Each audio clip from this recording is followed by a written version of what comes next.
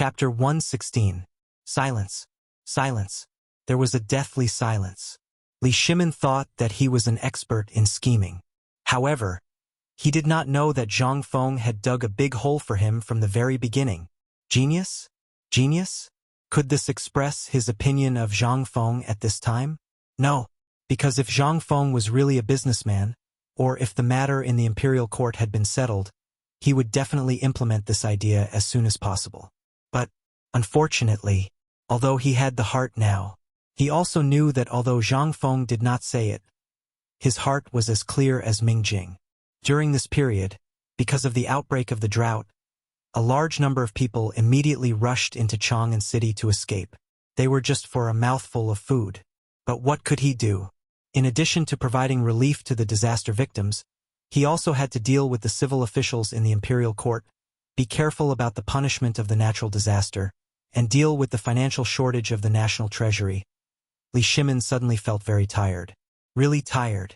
Li Shimin looked at Zhang Feng for a long time with a complicated expression. Brother Zhang Feng, I know what you are thinking. You want to use this method to completely stimulate the enthusiasm of the people and their hope for life. Your method is very good, but have you considered what will happen if you screw it up? This matter is not something that only the merchants can participate in. Li Shimin's eyes flickered. Do you know how many people's road to wealth will be blocked if this matter is exposed? Road to wealth? Zhang Feng smiled. Lao Li, I know what you are worried about, but have you ever thought that if this matter is successful, the people who will benefit will not be you or me? I am just a guide. I know what we are facing.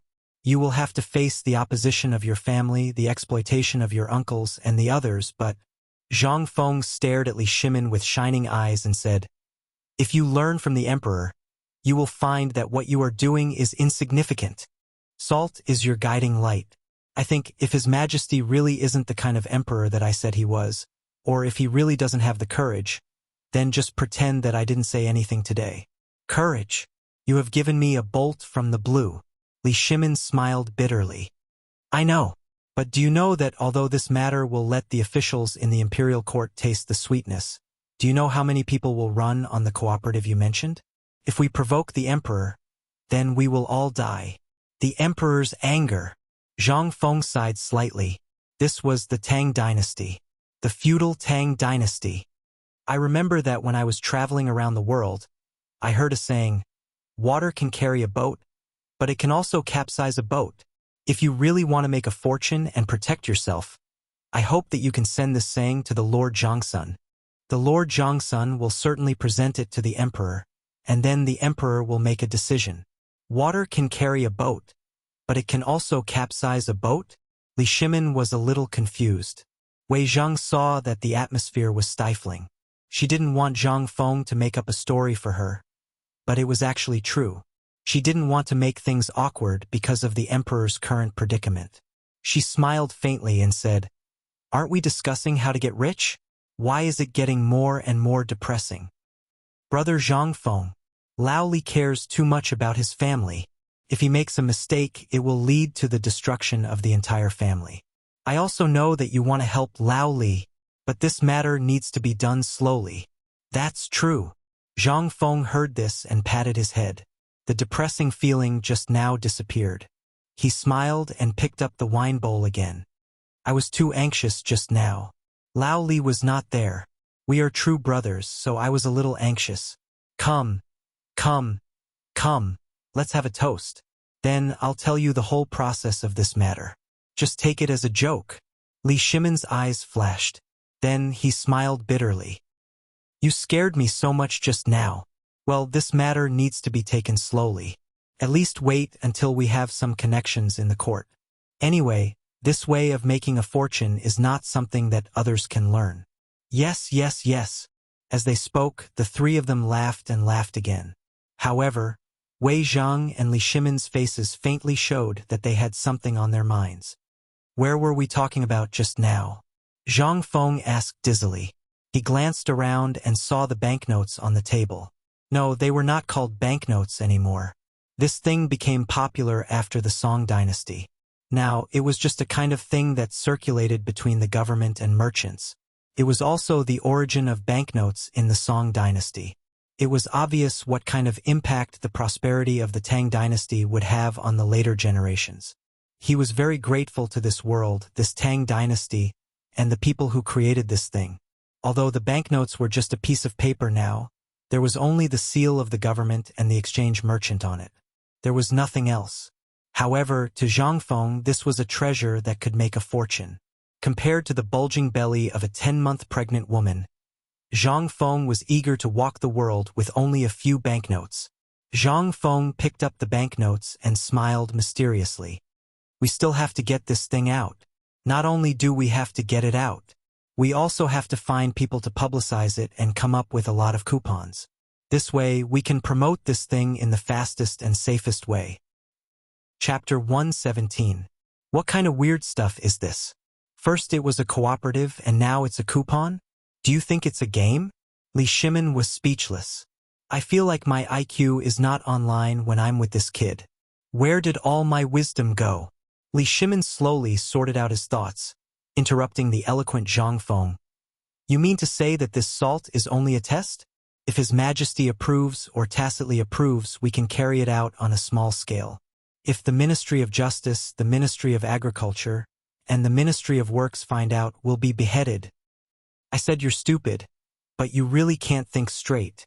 Zhang Feng rolled his eyes at Li Shimin and said, Didn't I say it before? What's Zhang Sun Wuji's role in this? He's the boss of the Ministry of Justice. As long as you cling to his thigh and drag him down, wouldn't that be perfect? Li Shimin's face darkened. You're urging one of his officials, the Minister of Justice, to do this in front of me? Just you wait, you'll be caned when you enter the imperial court. You're urging me to rope in his officials to do this business under His Majesty's nose, and he's the Minister of Justice at that. If His Majesty finds out, aren't you afraid of being caned? Li Shimin glared at Zhang Feng and asked. Zhang Feng waved his hand. Based on my observation of His Majesty, do you think His Majesty is like you? Ever since the Xuanwu Gate and the Wei River incident, the opposition to His Majesty in the imperial court and among the people has become stronger and stronger. During this period of time, their views have changed slightly. Do you think His Majesty doesn't want to establish his authority? He wants to, but he doesn't have a chance. Now that the Tang dynasty has just stabilized, what does the Tang dynasty need the most? What we need the most is economic recovery, so that the Tang dynasty can operate again. Only in this way can we ensure that the Tang dynasty stands tall. But now, the plague of locusts has stirred up a storm in the court. We can't hide it anymore. Although I don't know how Lao Li's servants leaked the news and what they said, I think His Majesty is up to something. Li Shimin was shocked. How could he have guessed it? Zhang Feng said again, Do you know about the hunting of chickens, ducks, and pigs in Chang'an City? Li Shimin and Wei Zhang quickly nodded. Wei Zhang rubbed his chin. That incident caused a huge uproar in the city, but it ended abruptly. Who doesn't know? That's it. Why did the emperor end things so hastily? It was because of the opposition. Moreover, he also felt guilty. If there was no plague of locusts, wouldn't he be unable to stand up? So, he's waiting. Waiting for what? Wei Zhang also felt that it was strange. Previously, he only thought that the emperor was exaggerating. But after learning about Longyo's situation and the countless insect eggs in the ground, Wei Zhang also had some doubts, but he didn't dare to ask. As a subject, he didn't dare to guess the emperor's thoughts. However, at this time, Zhang Feng said it without any hesitation. He also wanted to hear what Zhang Feng knew. Li Shimin was also interested at this time. He wanted to know how much Zhang Feng had guessed. The emperor wants to take the opportunity to suppress the Confucian officials who are the most opposed to him. Li Shimin was shocked. He guessed it all right. How did Zhang Feng guess it? Could it be that he observed it in the market? But wasn't this a little too scary? But this was no longer important. This person must be used by me, Li Shimin. With him, I'll definitely get twice the result with half the effort. Just as Li Shimin was immersed in endless emotions, Wei Zhang was also shocked, since he followed the emperor to this small tavern. What kind of information came out from here that was useless? What kind of thing didn't shock the world? Even Tubo and other countries were schemed against by Zhang Feng. They even cheated 40 million taels of gold from Tubo. This time, they accidentally found this kind of salt.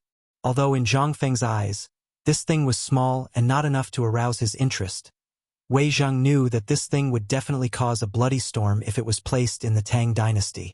Why did Tubo and other countries covet Longyu Road? Why did the Tang dynasty send a large number of troops to guard Longyu Road? Did they have nothing to do? Or was that place rich? None of them. That place was either a desert or a wasteland. It was because there were salt mines that controlled the western region and half of the Tang dynasty. They also needed to eat salt. Therefore, no matter what, Longyu Road must be controlled by the Tang dynasty. This was equivalent to choking the throat of the surrounding countries. But once this salt came out, once the news spread out, Wei Zhang didn't dare to think about it. He didn't want to think about it. Then, it would definitely be a bloody storm. And at this time, if the gold, silver, and other things were exchanged for this piece of paper, then it didn't mean that the Tang dynasty would seize the money of the people in the world in a short time. They only needed a piece of paper to control the surrounding economy. A layer of fine white hair appeared on Wei Zhang's forehead.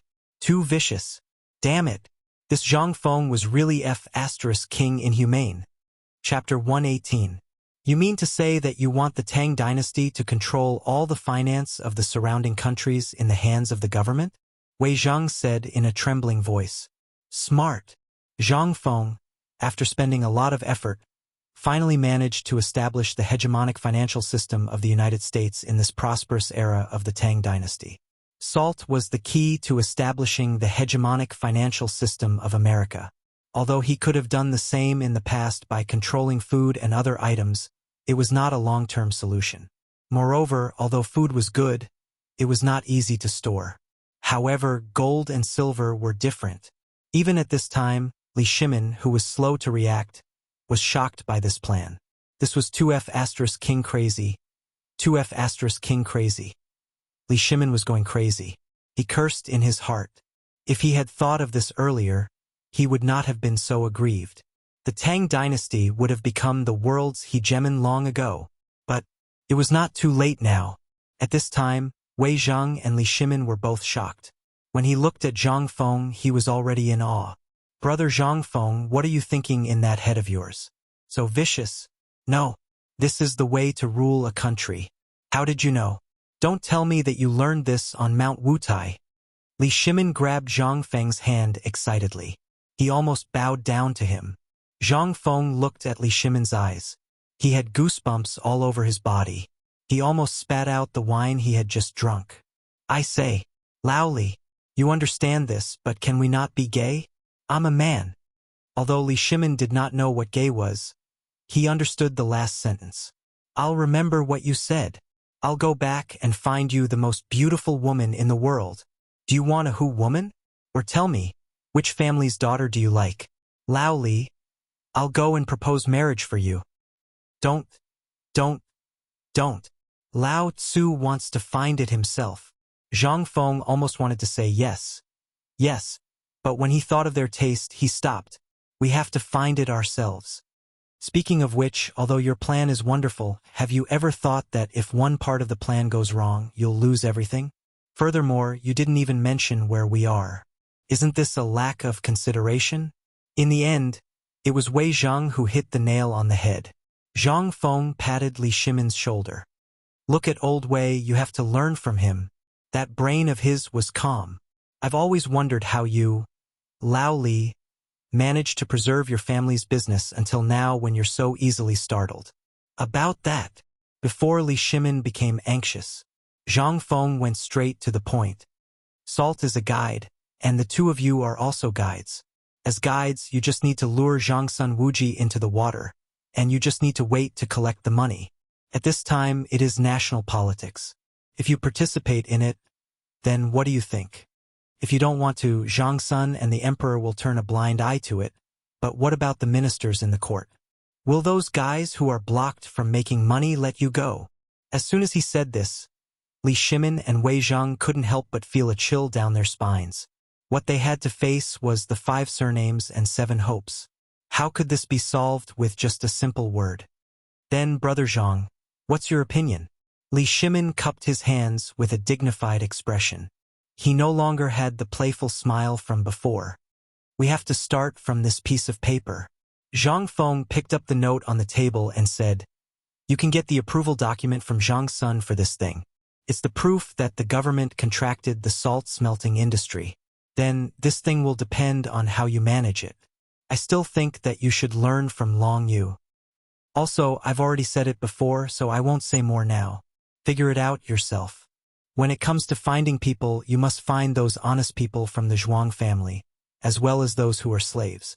As long as you pay to help them regain their commoner status, help them buy a family property, and then lend them the settlement fee, so that they can have the capital to settle down.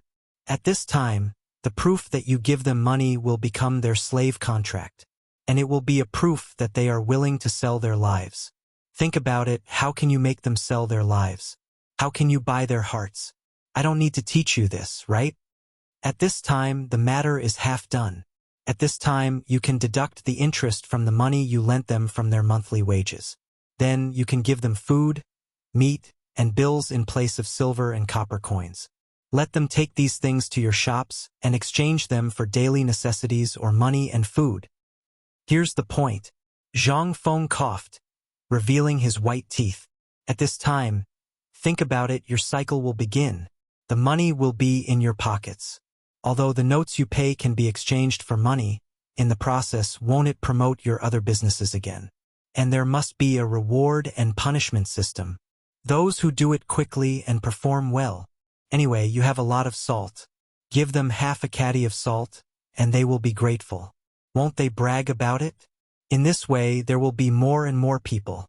Now, the business that everyone wants to avoid has become a delicious cake. Do you think that you won't make a lot of money? After Zhang Feng finished speaking, he looked mysteriously at Li Shimin and Wei Zheng, who seemed to have been hit with the pause button, and asked, It depends on whether you have the guts or not. It depends on whether your guts are big enough. How about this business? Chapter 119. Li Shimin had never thought of this before. A problem that had troubled everyone for hundreds of years was easily resolved by a small tavern's shopkeeper on the table in an instant. Was he really a god? This plan, although it seemed crazy. However, if Li Shimin came forward, then all of this would not be a problem at all. On the contrary, it would fill his tight treasury with real wealth. However, there was still a problem. Li Shimin could not help but ask. But if this is the case, what will happen if the spies from Tubo and other countries find out? The salt that we sell to Tubo and other countries is the same as before, 3 strings of money for 2 caddies. If they find out at this time, what will happen? Once we produce this salt, what will the price be? The people still can't afford it. Can't afford it? Are you kidding? Zhang Feng stared at Li Shimin. Are you stupid? I said, the people who work for you can give it to you for free. Not only can you give the salt for free, you can give anything for free, including money. That's how we can form a cooperative. In this way, will the people who take the money be rash? Once they take the money, they have to repay the debt, and with this money, they can get endless food and daily necessities. In this way, people will have something to look forward to. Of course, this matter of borrowing money, leave it to the authorities. Don't touch it at all. Why? Then, how can I make money? Li Shimin was dumbfounded again. Zhang Feng said with anger and laughter, I'll give you a piece of advice. You have to make money, but it has to be limited to your salt mine and your business model. As for borrowing money, if you touch it, you will be robbing money from the authorities. Have you thought about the consequences? Also, what if people borrow money and don't return it to you? What will you do? Won't you still have to report it to the authorities? So, you have to remember my advice. The key to this cooperative is to stand by the side of the government. You just have to let them worry about money. You just have to focus on making money. When the time comes, even if someone doesn't like you, they will have to look at what you have done, right?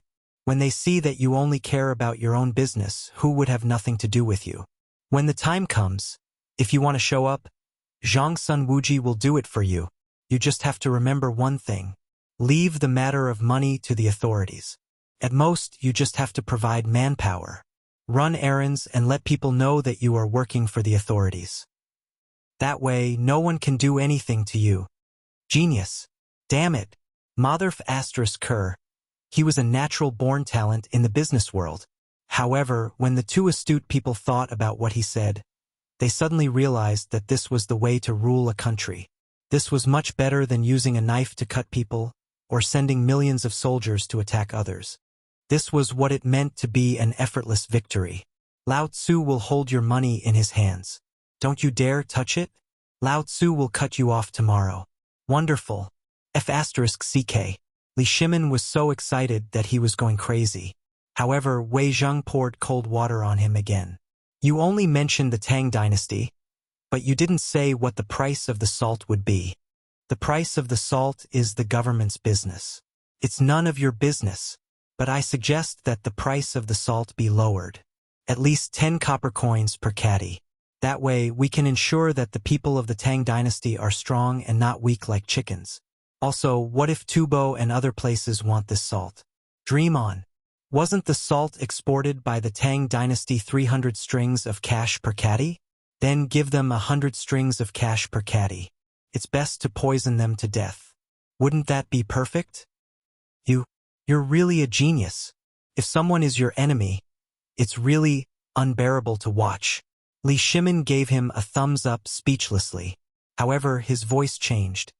Long Yu Dao's salt will run out sooner or later. If the whole world comes to buy salt, what should we do? Although our Tang Empire has gained a lot in the short term, this is also a crisis. What should we do if we dig all the salt out? That's right, Lin Mengya said with a frown. Zhang Feng was amused when he heard that. Lao Li, you still don't understand the cooperative. Are the caravans from other countries fools? You can trade too. You can buy salt from other countries at a low price or barter for it. You can collect the difference and use it to fill the salt mines in Longyu. Isn't that perfect? You didn't think of that? You're a merchant. Have you forgotten what you're supposed to do? Do you want to piss off those foreign businessmen who have worked with you? Zhang Feng didn't wait for Li Shimin to finish and continued. Not only salt, but also grain from Tubo that I mentioned before. You can exchange it with other things. Grain is dead and will be damaged. However, you can mortgage it to the farmers. This will stimulate them to plant and pay back the grain next year. Not only that, you can also use the grain to exchange for resources from other countries. Have you forgotten that this is a cost-free trade? I've been talking about it for months. Haven't I? Have you forgotten? Li Shimin was severely despised again. However, this time he was wholeheartedly convinced. He had received too many things this time. He was completely dumbfounded. He hurriedly got up and gave a fist salute. Sorry for disturbing you today. I'm a little dizzy. I need to go back and digest. Li Shimin left in a hurry as he spoke. However, when he reached the door, Zhang Feng seemed to have thought of something and hurriedly asked, Hey, Lao Li, is there anyone in the clan who is better than Empress Xiao of the previous dynasty? He knew that this kid was in love. He even dared to hit him on the head. Li Shimin's legs trembled. He hurriedly slipped away without looking back. Sorry for disturbing you. Goodbye. Chapter 120. They turned 2 streets away. Li Shimin remembered that he came here to ask for a few jars of wine. However, he could not help but smile bitterly when he looked behind him. Wei Zheng covered his mouth and snickered from time to time, which made Li Shimin speechless. However, he could not stop him. At this moment, Li Shimin turned around. Wei Zheng mentioned again, Your Majesty, this old subject thinks that if the princess were to marry him, it would be a wonderful thing. Furthermore, this old official has observed that this brat Zhang Feng has truly fallen in love with a woman. This old official has carefully thought about it. In the palace, the princess of Xiang City seems to be 17 years old. Enough! Li Shimin glared at Wei Zheng coldly. I call him brother now. If I marry my daughter to him, how should I address him? Zhang Feng is really picky. Li Shimin sighed meaningfully. Then, he changed the topic and said, What do you think of today's meeting, Prime Minister Wei? Li Shimin decided not to leave. He turned into a dead end with Wei Zheng. At the entrance of the alley, there were layers of imperial guards in linen clothes guarding the entrance. The two of them squatted in the box and chatted about it. Wei Zheng pondered seriously for a long time. Then he came up with 4 words. The future is promising. Although it was just these 4 words, Li Shimin's heart was put at ease. In the past, no matter what he did, Wei Zheng would jump out to criticize him. However, this time it was the first time Wei Zheng was so supportive. Your Majesty, this old subject thinks that this method is feasible. Oh, Li Shimin was shocked again. Why? Your Majesty, think about it. The matter with Tubo is not over yet. However, there is still Tuyuhun who is watching from the sidelines. These 2 countries will definitely offer us an endless amount of food. Although half of the food could alleviate the problem of insufficient food and the disaster victims, what about the other half? Are we just going to let him rot? Do you remember the plague of locusts? This was a good time to stock up on grain. Not only that, we can also take the surplus to the grassland to exchange for cattle, sheep, and horses. Cattle, sheep, and other livestock can be lent to the people to raise. We can keep chickens, ducks, and geese to deal with locusts. They can also lay eggs. Isn't this the best of 3? Li Shimin listened with great interest. Prime Minister Wei, you have only met Zhang Feng a few times. Why do I feel that you have changed? His tone is exactly the same as little shopkeeper Zhang Feng's. Li Shimin shook his head. However, at this time I must have a foolproof plan. Otherwise, I won't be at ease. Moreover, you also know that once this matter is carried out, there is no possibility of retreat. Li Shimin thought about a lot of things.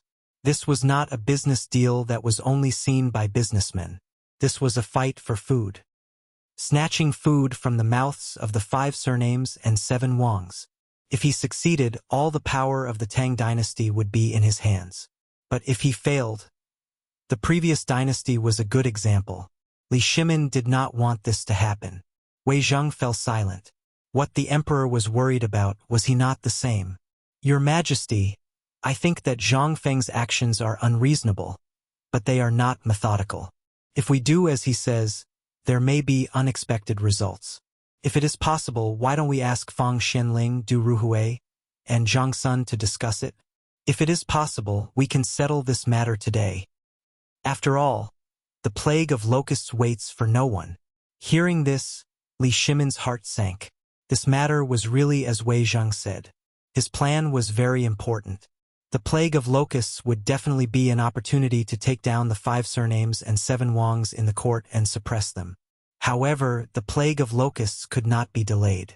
If there was a slight hesitation, the Tang dynasty would be in danger when the plague of locusts broke out. Prime Minister Wei, has the thing I secretly arranged in Longyu Road sent back any news? No. Wei Zheng sighed deeply. Since your Majesty issued a secret edict that day to let me personally supervise the chicken and duck army in Longyu Road, I and Marquis Liu made use of the garrison in Longyu Road and secretly made arrangements in various places in Longyu Road.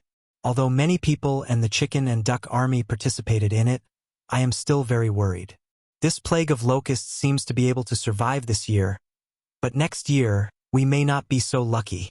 Oh, Li Shimin was stunned when he heard this. He asked, why do you say so? When the people from the Imperial Astronomer were supervising Longyu Road, Cheng Chumo had been following them. Although that kid is careless, he is still thoughtful. The people from the Imperial Astronomer are worried that there may be less snow this winter, but next year. That is when the plague of locusts that Zhang Feng said will really break out. What? Why didn't you say so earlier? Li Shimin was shocked. Previously, although Zhang Feng said that the plague of locusts would break out this year, Li Shimin had always thought that it would break out this year. But now that June had already appeared, the locusts' eggs in the fields were almost exhausted. How could there be a plague of locusts? But now Li Shimin finally understood. The plague of locusts that Zhang Feng mentioned was next year. It was the 3rd year of Jingguan. Chapter 121. Night quietly shrouded the imperial palace. Although the highest institution of the Tang dynasty was shrouded in darkness, it still exuded a mysterious aura. The Taiji Palace was brightly lit by lanterns. Teams of golden guards in golden armor surrounded the palace. Their eyes were terrifyingly cold, as if they would kill a mouse if they found it. In the depths of the Taiji Palace, pairs of cold eyes were also scanning the palace in the dark.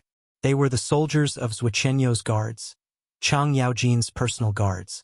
Behind the layers of protection, the atmosphere in the Taiji Palace was so intense that it was almost about to be overturned. Chang Yaojin's face was red with anger. He raised the wine jar and cursed. He could not even straighten his tongue. Motherf *Ker, Zhang Feng's temper is exactly the same as mine. Your Majesty, please issue an imperial edict. I guarantee that I will train him to be obedient in a month. Come on, Black Yak. His little chick is yours. In less than 3 days you can tear him apart. Wei Zheng's face darkened as he said, I've already told you about this matter. The specific situation is as follows. Now, Zhang Feng's intention and His Majesty's intention is to use Du Ruhui to settle this matter before the Tufan envoys arrive. At the very least, gather all the merchants in Chang'an City and discuss it. Du Ruhui glared at Wei Zhang and muttered, Why me? Isn't Zhang Sun an expert in this? Why are you even stupider than Old Black? Zhang Sun Wuji rolled his eyes fiercely. That little brother Zhang Feng has seen me before. If I go now, we'll all be finished. If I go, you'll have to be prepared for him to guess our identities. Hearing this, everyone was stunned. Chang Yaojin grabbed his hair anxiously. The scalp and fleas shook Fang Xuanling's wine bowl, causing Fang Xianling to frown. But he didn't dare to say anything. When old Chang opened his mouth, it was a bloody mouth. His face was guaranteed to be covered in saliva. I also agree that Lai Guogong is good at a certain segment, but it's not enough. If Duke Liang were to accompany him, Li Shimon's eyes lit up. Permission granted. Without waiting for Fang Xianling to speak, Li Shimon immediately made the decision. Fang Xianling choked and glared at Chang Yaojin until he wanted to hit him. My beloved subjects, do you know what this means if we succeed? That's what it means to have the whole world under our control. All the money in the world is under the control of the Tang dynasty. Even the Qin Emperor and the Han Emperor have never achieved such a feat. Li Shimon was so excited that his lips were trembling. The eyes of the others were also shining at this time. Everyone here was a founding hero of the Tang dynasty. Who didn't want the provinces and cities of the Tang dynasty to become Yongchang? Who didn't want the Tang dynasty to become famous in the world under their hands? After listening to Li Shimon and Wei Zheng's narration, everyone was a little hesitant at first, but after 4 hours of discussion, they finally understood the cause and effect. They were even more shocked by Zhang Feng's wisdom. He had been digging a hole from the beginning. He had dug a hole so big that he had dug a hole for the whole world. Such a talent was still working in a small tavern as a shopkeeper who didn't even have a single customer. What was this? This was an insult to the Tang dynasty. That was why Chang Yaojin was so angry that he wanted to kidnap Zhang Feng.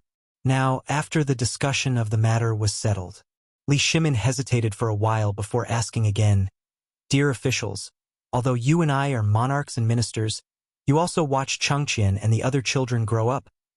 When everyone heard this, they immediately perked up.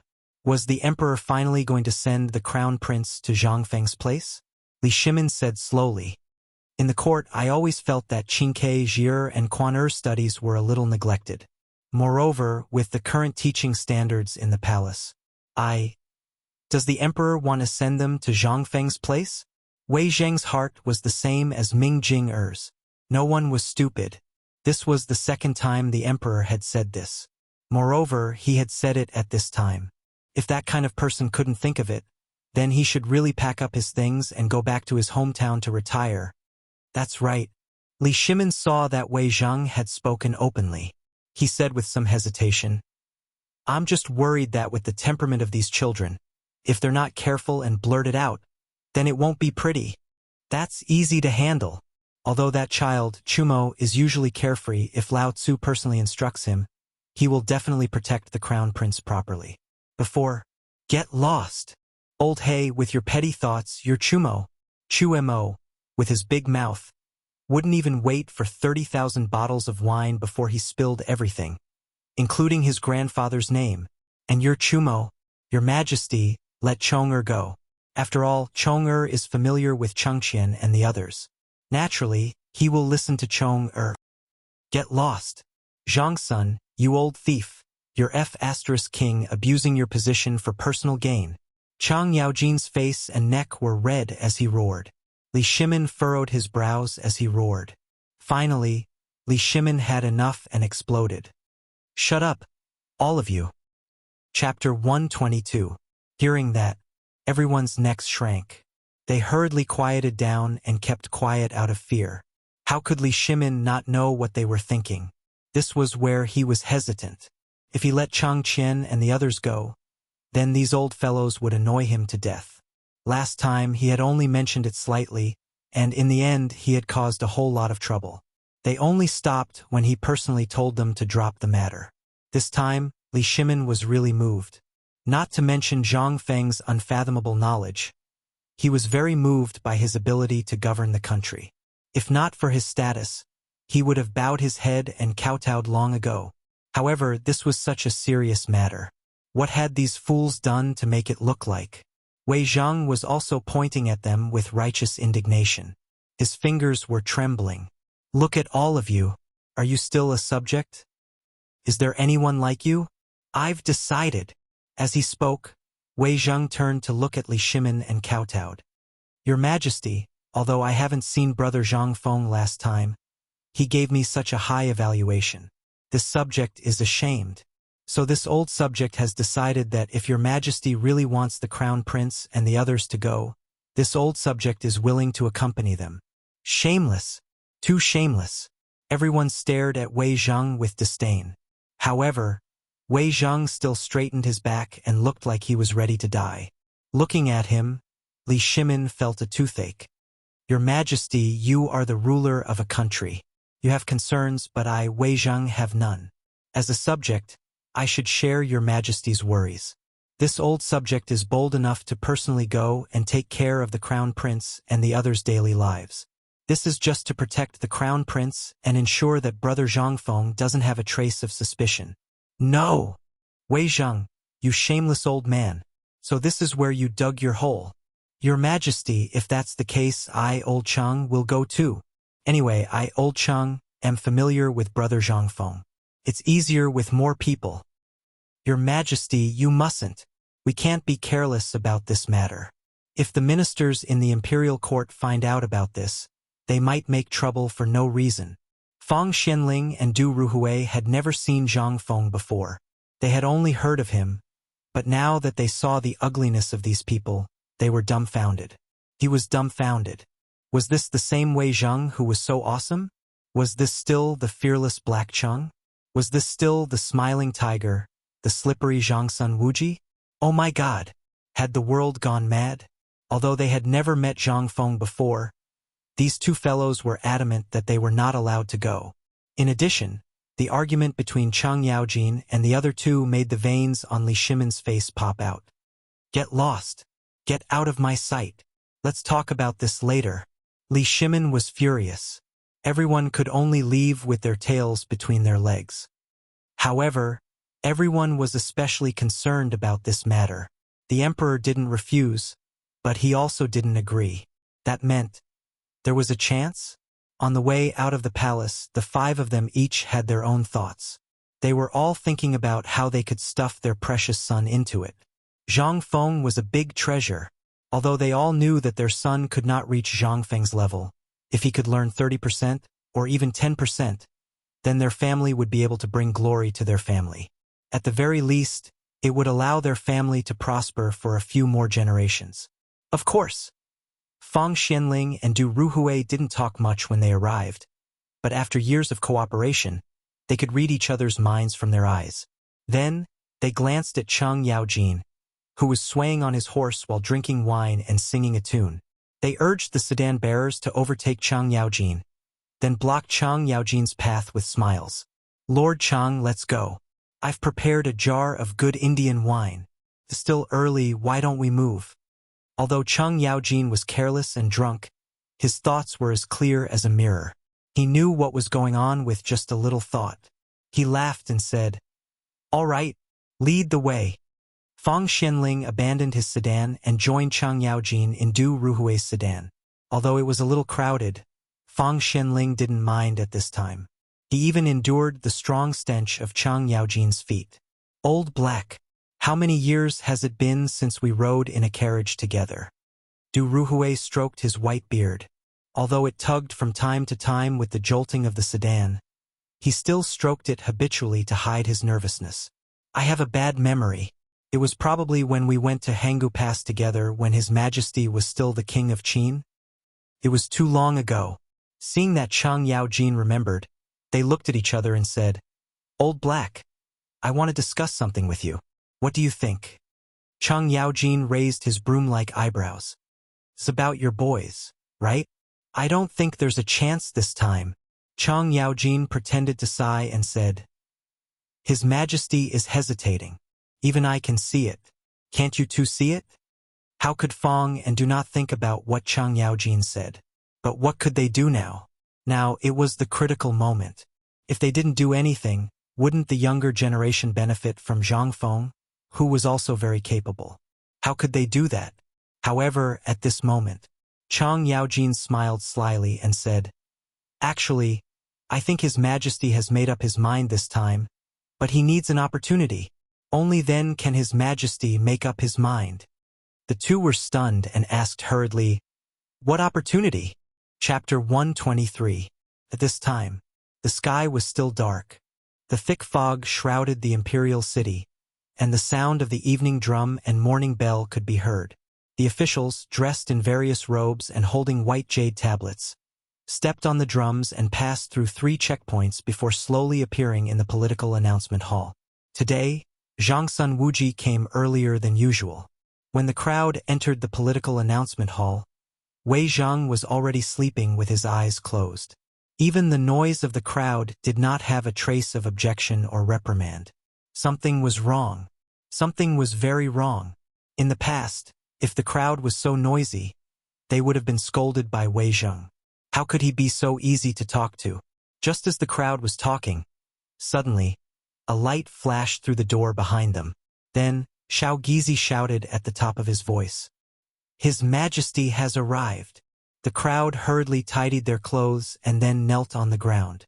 "Welcome, Your Majesty." As the voice fell, Li Shimin, dressed in a yellow dragon robe, walked into the crowd's sight with majestic steps. Before they could sit down, Li Shimin waved his sleeve. "Rise." The officials stood up. But at this time, the frown of the crowd became deeper and deeper. Something was wrong. In today's morning court, from Zhangsun Wuji to Wei Zhang to the emperor, there was something wrong everywhere. At this time, Li Shimin could not wait for the crowd to speak. So he said directly, "Since the founding of the Tang dynasty has been suffering from the flames of war. Then we experienced the Wei River and the Shelly incident. I have been looking for a chance to let the Tang dynasty have a breather. But recently, Longyu Road has encountered a rare drought. You all know about this." Li Shimin's voice paused, but the corner of his eyes paused for a second among the civil officials.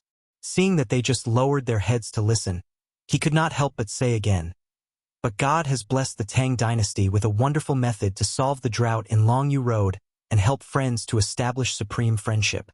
This is the gospel to stabilize the Tang dynasty." Emperor.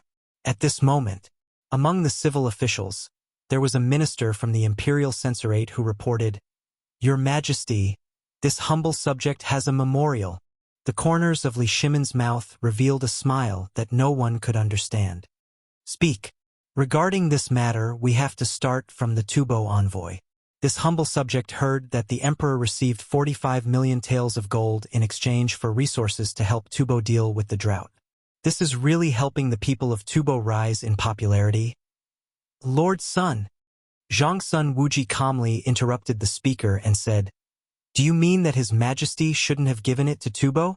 Do you really want to see Tubo's army besieging the city?" Zhangsuan's words made Sun Qian's heart tremble, but he still stiffened his neck and said, "Lord Zhangsun, I heard that you were the one who proposed this. The old man only felt that this matter was too thoughtless. May I ask, Lord Zhongsun, how do you plan to use this money? Are you going to grind it into powder and distribute it to the disaster victims? Or are you going to exchange it for food in Tubo? In Your Majesty, this old subject has a memorial to report.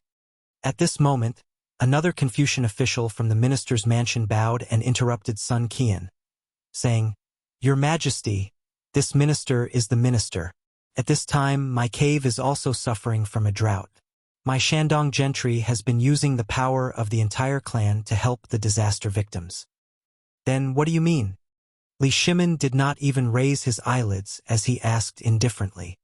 The old man with a head full of white hair and some balding said tremblingly, Now the drought in Longyu has stopped, and this old subject knows that there is still food left. This old subject is bold enough to request for relief for the disaster victims of Shandong. Old thing, there is food, but that is the military supplies of my Longyu garrison. You dare to have any ideas about this? Do you think that I, old Cheng, am heir? Cheng Yaojin exploded. These old things usually can't do anything, but now, when it comes to food, they don't even bat an eyelid. There is a drought in Shandong, but that drought can be suppressed as long as there is good irrigation. It is not as serious as you say it is. If that were the case, the emperor would have sent people over long ago. Do you still need to nag? Cheng Yaojin did not dare to say the rest. This was the imperial court, so he could only criticize in his heart. As soon as Cheng Yaojin's words fell, the military general's side exploded in an instant. You old bastard! As far as I know, all the land in Shandong is monopolized by the Shandong gentry. Now that there is a slight drought, you don't think of a solution, but the first thing you think of is benefits? Damn it! How dare you fight for the food of hundreds of thousands of soldiers in Lao Tzu's army? If it weren't for us defending the country with our lives, would you still be able to plot against each other so peacefully? You would have become a Turkic chamber pot long ago. In an instant, the civil officials also exploded. Vulgar! How can there be such a vulgar person in the imperial court of the Tang dynasty?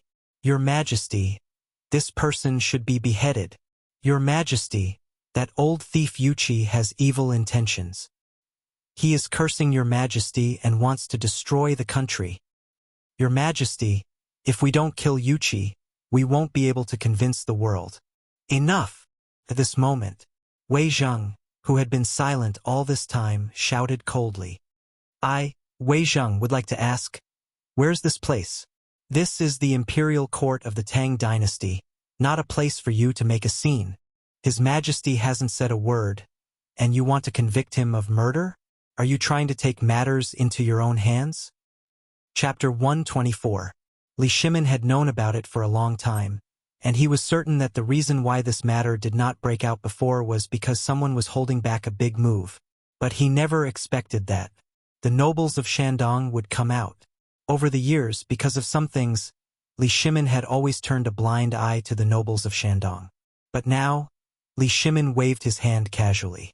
I know about what happened in Shandong. Yesterday, the Minister of Agriculture handed me a memorial saying that the drought in Shandong was caused by your improper management. The taxes of Shandong have been reduced every year. I don't believe that the nobles of Shandong can't even afford this little bit of food. If no one dies in this matter, I won't ask about it. But if something happens, I will investigate it to the end. This was the first time. Li Shimin felt extremely comfortable. The suppression of the Shandong landlords, especially after the Wei River Alliance, caused the landlords of Shandong to jump up and down. Especially before, the matter of the chickens and ducks was also caused by them. Li Shimin also wanted to use this matter to suppress the landlords of Shandong.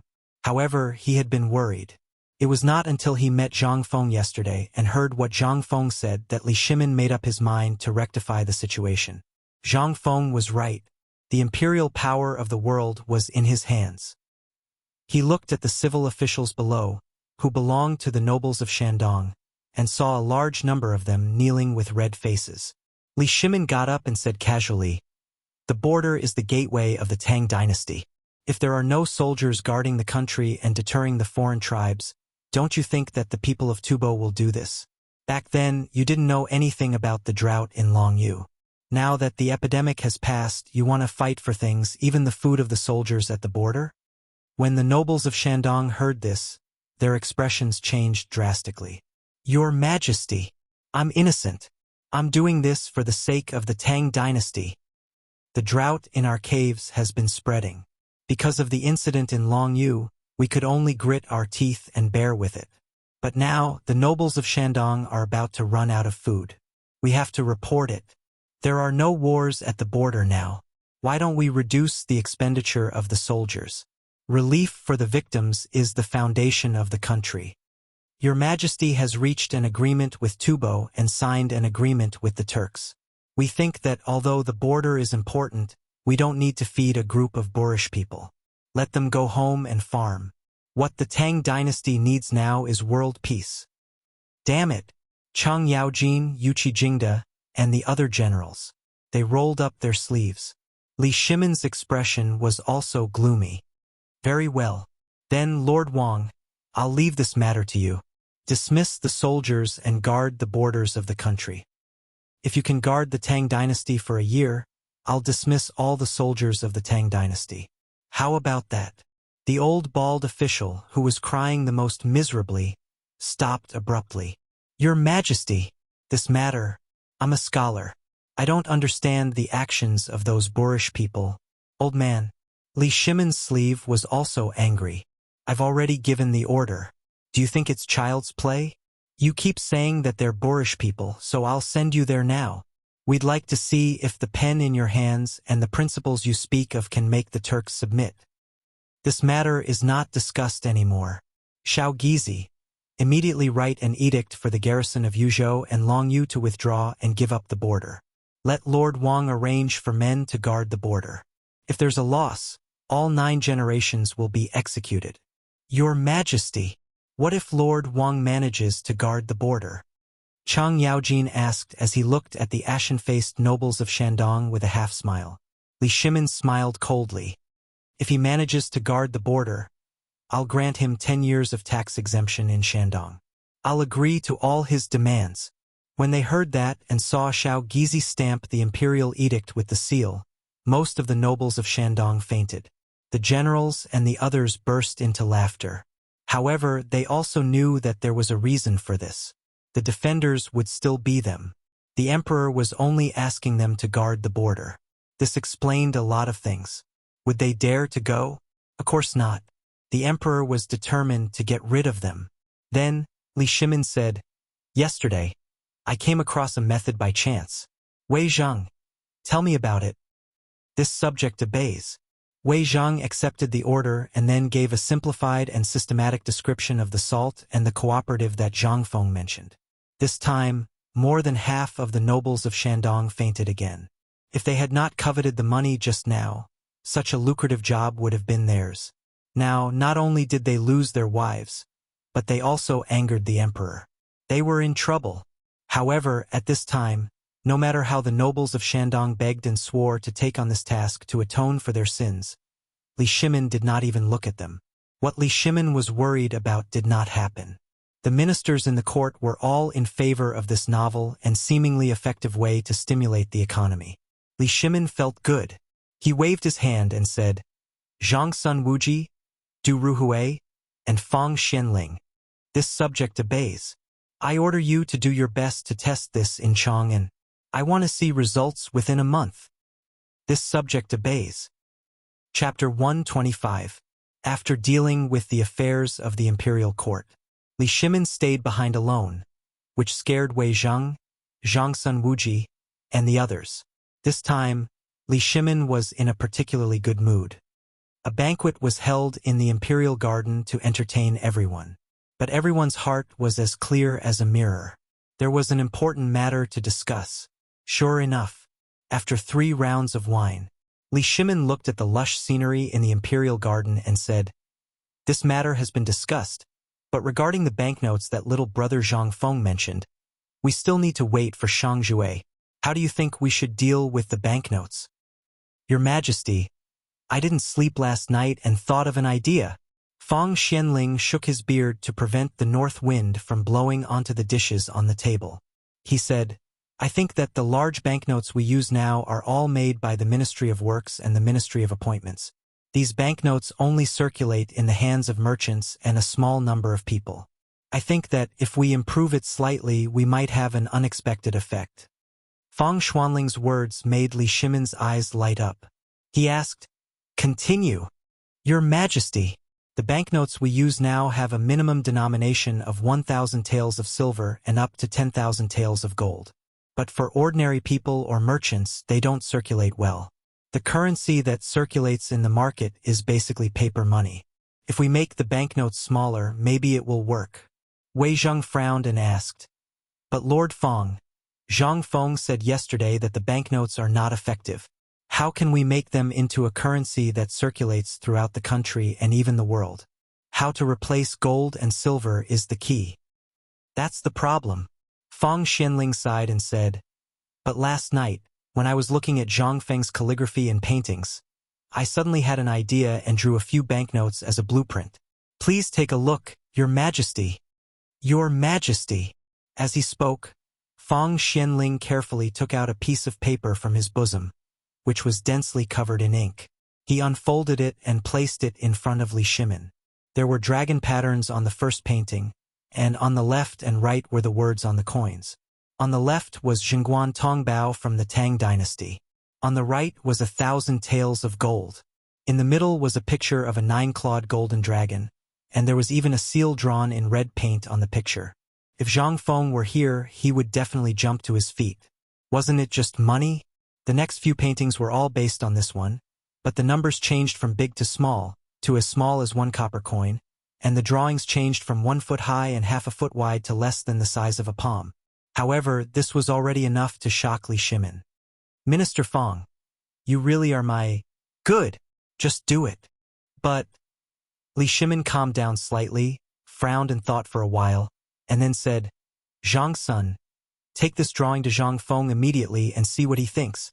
If there is no problem, from tomorrow onwards, I will give you a token to go to Chang'an City immediately. Start with the merchants and the major banks in Chang'an City. Your Majesty, Wei Zheng asked, this old subject thinks that we have more than 40 million taels of gold in our hands, plus the money in the national treasury. If we set up a bank, why do we need to make peace with others? Li Shimin heard this. He slapped his forehead hard. He forgot about this matter. If he borrowed the hands of others, wouldn't he be sharing his money with others? And he really didn't feel at ease leaving this matter to others. He also forgot Zhang Feng's words in a moment of excitement. He couldn't help but slap the blueprint of the banknotes and said, I will go personally to set up a bank and pawn shop. No. Everyone was shocked when they heard this. The emperor will go personally? How could this be? This was the emperor. How could those merchants compare to him? But Li Shimin didn't care. Every day he heard Zhang Feng's business ideas. Although magnified countless times, it was the way to rule a country. He also saw the profiteering of merchants. He also wanted to experience the real pleasure of doing business. And most importantly, this matter, the pawn shop and the bank, he had to have it in his hands to be at ease. Even if it was the crown prince, he couldn't be at ease. Enough. I have made up my mind.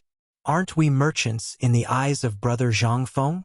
Then, this time, I will play the role of a true merchant with you. Wei Zheng wanted to persuade him again. If this matter was known by others, wouldn't they be laughed at? But before he could say anything, Zhang Sun Wuji raised his wine cup and poured a cup of wine for him. This matter was finally decided, and everyone left in a hurry. At this moment, Zhang Sun Wuji's little scheme sprouted again. Sitting in the sedan chair swayed dizzily. Looking at the blueprint of the banknotes in his hand, Zhang Sun Wuji's face flashed a different look. This time, the emperor was going to set up a bank in person. It was obvious that he was determined to keep a close eye on Zhang Feng. This time he had to speed up. Otherwise, there would be no other way in the future. Thinking of this, Zhang Sun Wuji shouted to the groom outside the sedan chair, Go and tell Wei Zheng and the other lords to have a small gathering at the residence. Chapter 126. The afternoon sun scorched the pedestrians on the streets of Chang and city. They looked listless as if they had been hit by frost. Zhang Feng was sitting on a deck chair under a crooked tree in front of the tavern. He was fanning himself with a cattail leaf fan. Beside his mouth was a hemp rope as thick as a thumb. On the hemp rope was an iron wine flask that Zhang Feng had spent a lot of money to make. The wine flask was not big. It was about the size of a palm, but it was long and narrow. It looked like a gourd. However, only Zhang Feng knew that this thing looked like a beer bottle in his memory from his previous life. However, on the side of the bottle, there was a long and thin spout that showed its extraordinariness. Just like Zhang Feng, who was assimilating into the Tang dynasty, he could take a sip of the wine just by waving his cattail leaf fan twice. His days were indescribably comfortable. He missed the days when Lao Li and the others were around. To be honest, Zhang Feng was a person who was afraid of loneliness. However, he was also afraid of being drowned in the torrent of history. Therefore, he was unwilling and despised the people of Chang, and who were full of fleas and smelled of sweat. Whenever Lao Li came, he was the happiest. Other than that, he spent most of his time napping under the crooked tree in front of the tavern. He hoped that one day, a transmigrator would recognize the wine flask and cry. However, he did not see a transmigrator. Instead, he saw a fat face. Zhang Feng was so shocked that he spat out the wine that he just drank. Cough, cough, cough. Old son, you cough, cough, cough. When did you come? Where's Lao Li?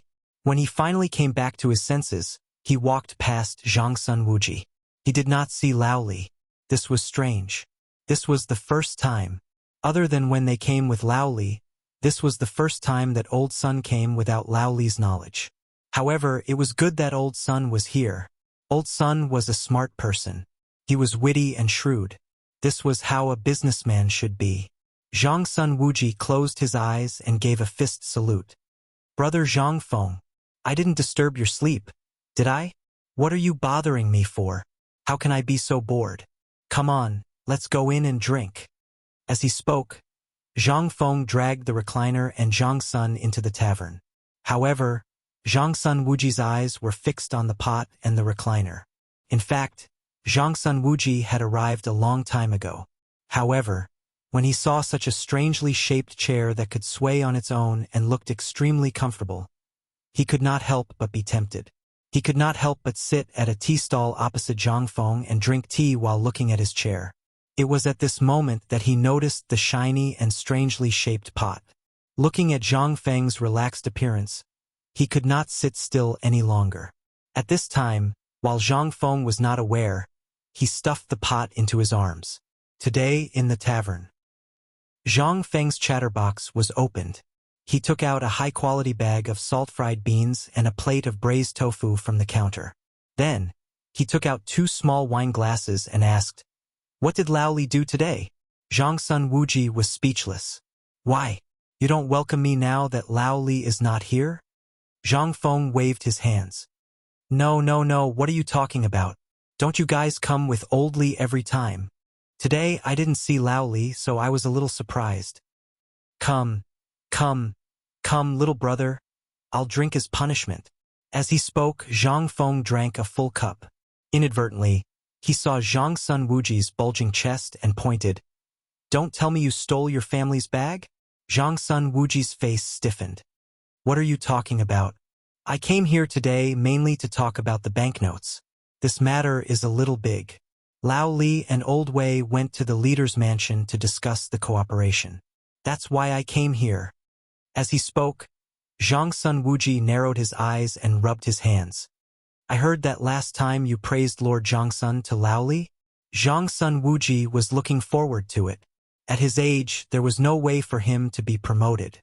What he cared about the most was his reputation, especially when it came from the mouth of a virtuous person like Zhang Feng. Ever since Wei Zhi gained the reputation of being a virtuous sage, he was so arrogant that Zhang Sun Wuji wanted to slap him from behind. Now he wanted to hear how Zhang Feng praised him. This was not a secret. Zhang Feng took a sip of wine and chewed on the beans, making a crunching sound. "Lord Zhangsun, Lord Zhongsun is a rare good official in the Ministry of Justice. The Ministry of Justice is an offending job. It's the Emperor's wisdom to give him the job. As for this Zhongsun Wuji, if I may say something disrespectful, this fellow was originally from the Chong nation. However, for him to be able to climb to this step, half of it is because of his strategy, and the other half is his personal charm. It can be said that he's the most charming person in the court. Good. Well said. Zhongsun Wuji really wanted to drag Zhang Feng to those old geezers and let them listen to him. This is what you call a good friend. Zhongsun Wuji could not help but ask again. Other than official matters? I came here today to ask you about a private matter. Please speak. Zhang Feng was very curious. It's like this. Lao Li is preparing to let his sons come here to learn about business. After all, you know that we're all rough people. Come. The wine glass in Zhang Feng's hand fell to the ground with a thud. He asked in a trembling voice, Lao Li, he has sons? Chapter 127. Zhang Feng's eyes almost popped out of their sockets. He couldn't help but reveal his curiosity. Hey, old son, how many wives does Lao Li have? How many sons does he have? Does he have a daughter? How old are his sons? How old is his oldest daughter? What does she look like? He asked a few questions in a row. Zhongsun Wuji was dumbfounded. This guy didn't know that the emperor had a child? He asked so many questions in detail. Was he thinking of... Could it be that Wei Zhang was right? This guy was thinking of love? Otherwise, why would he think of the emperor's daughter so much? He shouldn't have such thoughts. Now that he thought about it, he really came up with something. He had been so attentive from the beginning. Could it be that he was aiming for the princess from the beginning? Zhongsun Wuji couldn't help but look at Zhang Feng in a different way. Zhang Feng couldn't stand this kind of scrutinizing gaze. He smiled embarrassedly. I'm just curious. Lao Li looks like he's in his 20s or 30s. I didn't expect him to have a child. But on second thought, Zhang Feng instantly felt that he was an idiot. This was ancient times. Damn it. This was the most prosperous Tang dynasty in the feudal era. At this time, although the law stipulated that men could only get married at the age of 18 and women at the age of 16, many rich people, influential people, and villagers got married at the age of 13 or 14.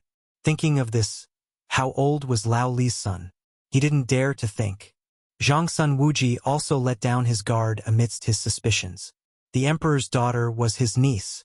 How could it be so easy to be his niece's son-in-law?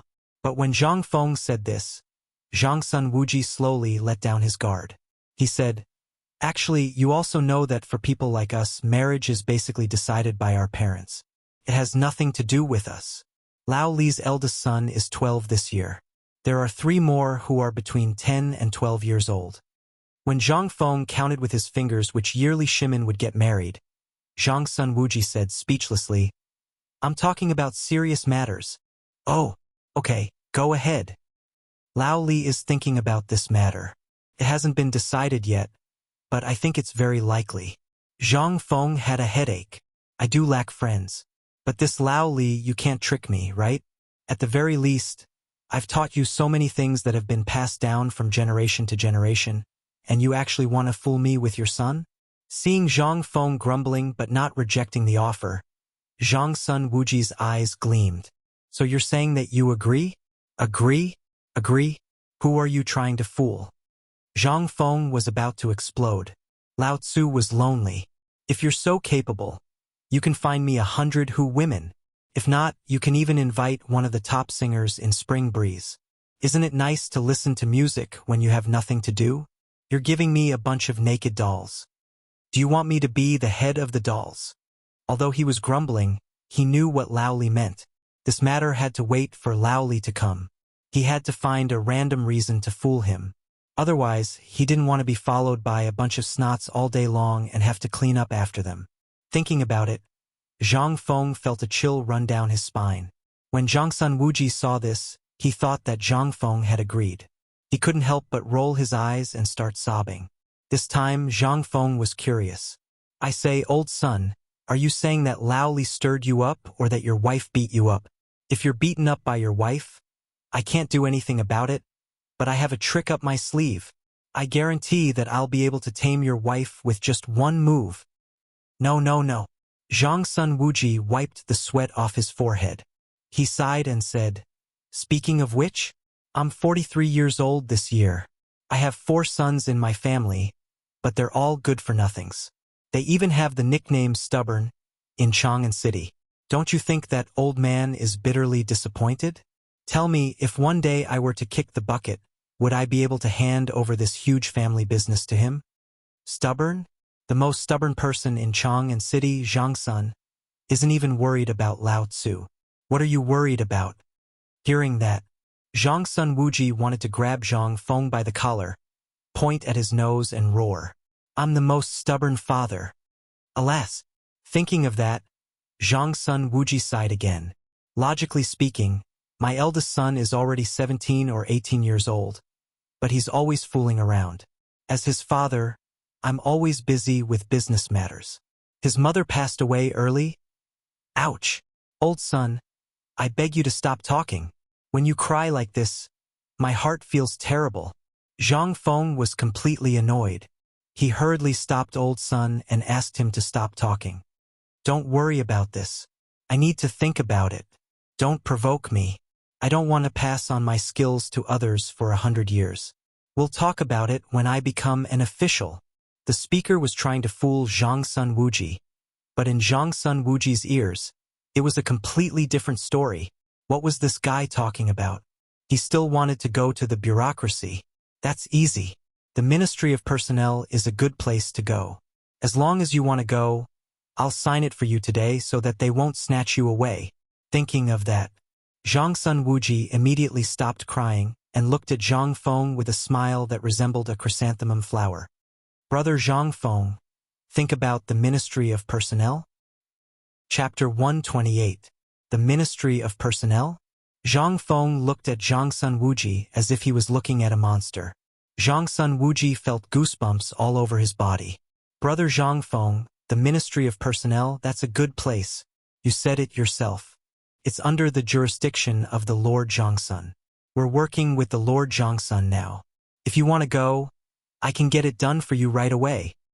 "I'm not going." He did not even think about it. Zhang Feng pursed his lips and shattered Zhang Sun Wuji's plan. "Didn't you say that the Ministry of Personnel is good? That's the department that governs all the officials in the world. Which department doesn't have to bow down to the people from the Ministry of Personnel? You don't know. The Ministry of Personnel is a place where you can drink tea, read books, and even take a nap when you're free. No one cares about it. It's definitely a good place to go."